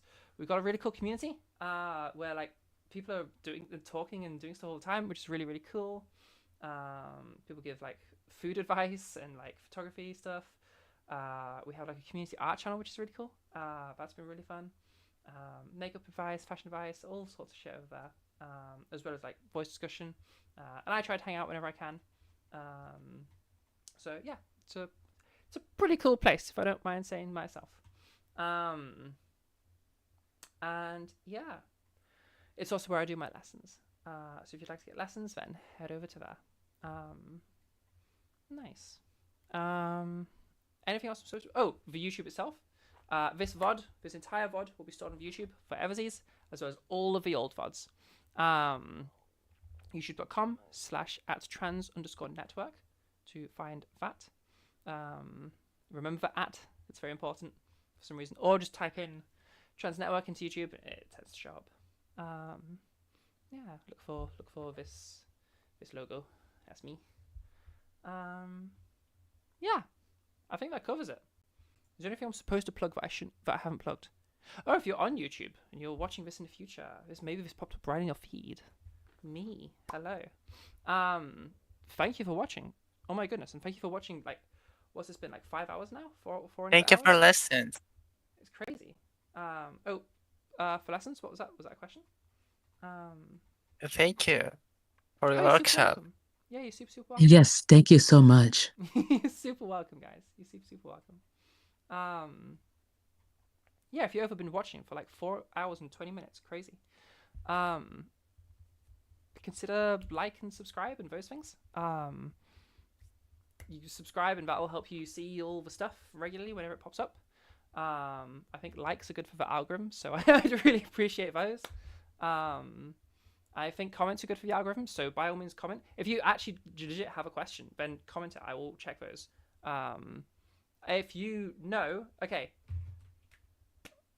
on my phone, I obviously have YouTube, and I use a different Google account for my personal watching of YouTubes than I do for my for Trans Network. Trans Network is its own account. If you know how I can make my notifications for this Trans Network to come up on my phone, like I have both of them logged onto YouTube, but like I'm on my by default I'm on my personal one because I use it because I watch YouTube. If you know how I can still get notifications on my phone for comments, comment it because I would really like to know that because it's really annoying. So if I don't respond to your comment and it's been like a couple of weeks, I haven't forgotten. I will eventually get to your comment. I might even be like, I've been a month late before, but you will get a reply. So even don't think that like, oh, she's never gonna, I will reply. I promise. Yeah. And yeah, likes and comments apparently are good for the algorithm, so I would really appreciate that, obviously. And feel free to share this around wherever you would like to. Nice. I think that's everything. So after this, Beth says she's going to stick around and just help answer questions where she's able to. She is someone who was a student of mine, one of my original students. So by all means, head over there. Was there a URL or something that you were supposed to share, or did you miss that? So there was the URL for the Ko-fi, ko-fi.com/transnetwork. There's the URL for the YouTube, youtube.com/@trans_network. And then if you're on YouTube right now, the URL for the Discord is in the description.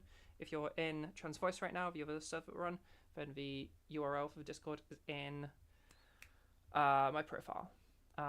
I will try to get a QR code onto the screen at some point, so that's an easy way to get onto Discord. Obviously, the URL is also there, and you can type that out if you want to. You do you. Hopefully that's all the URLs I'm supposed to read out. If I missed something, please let me know.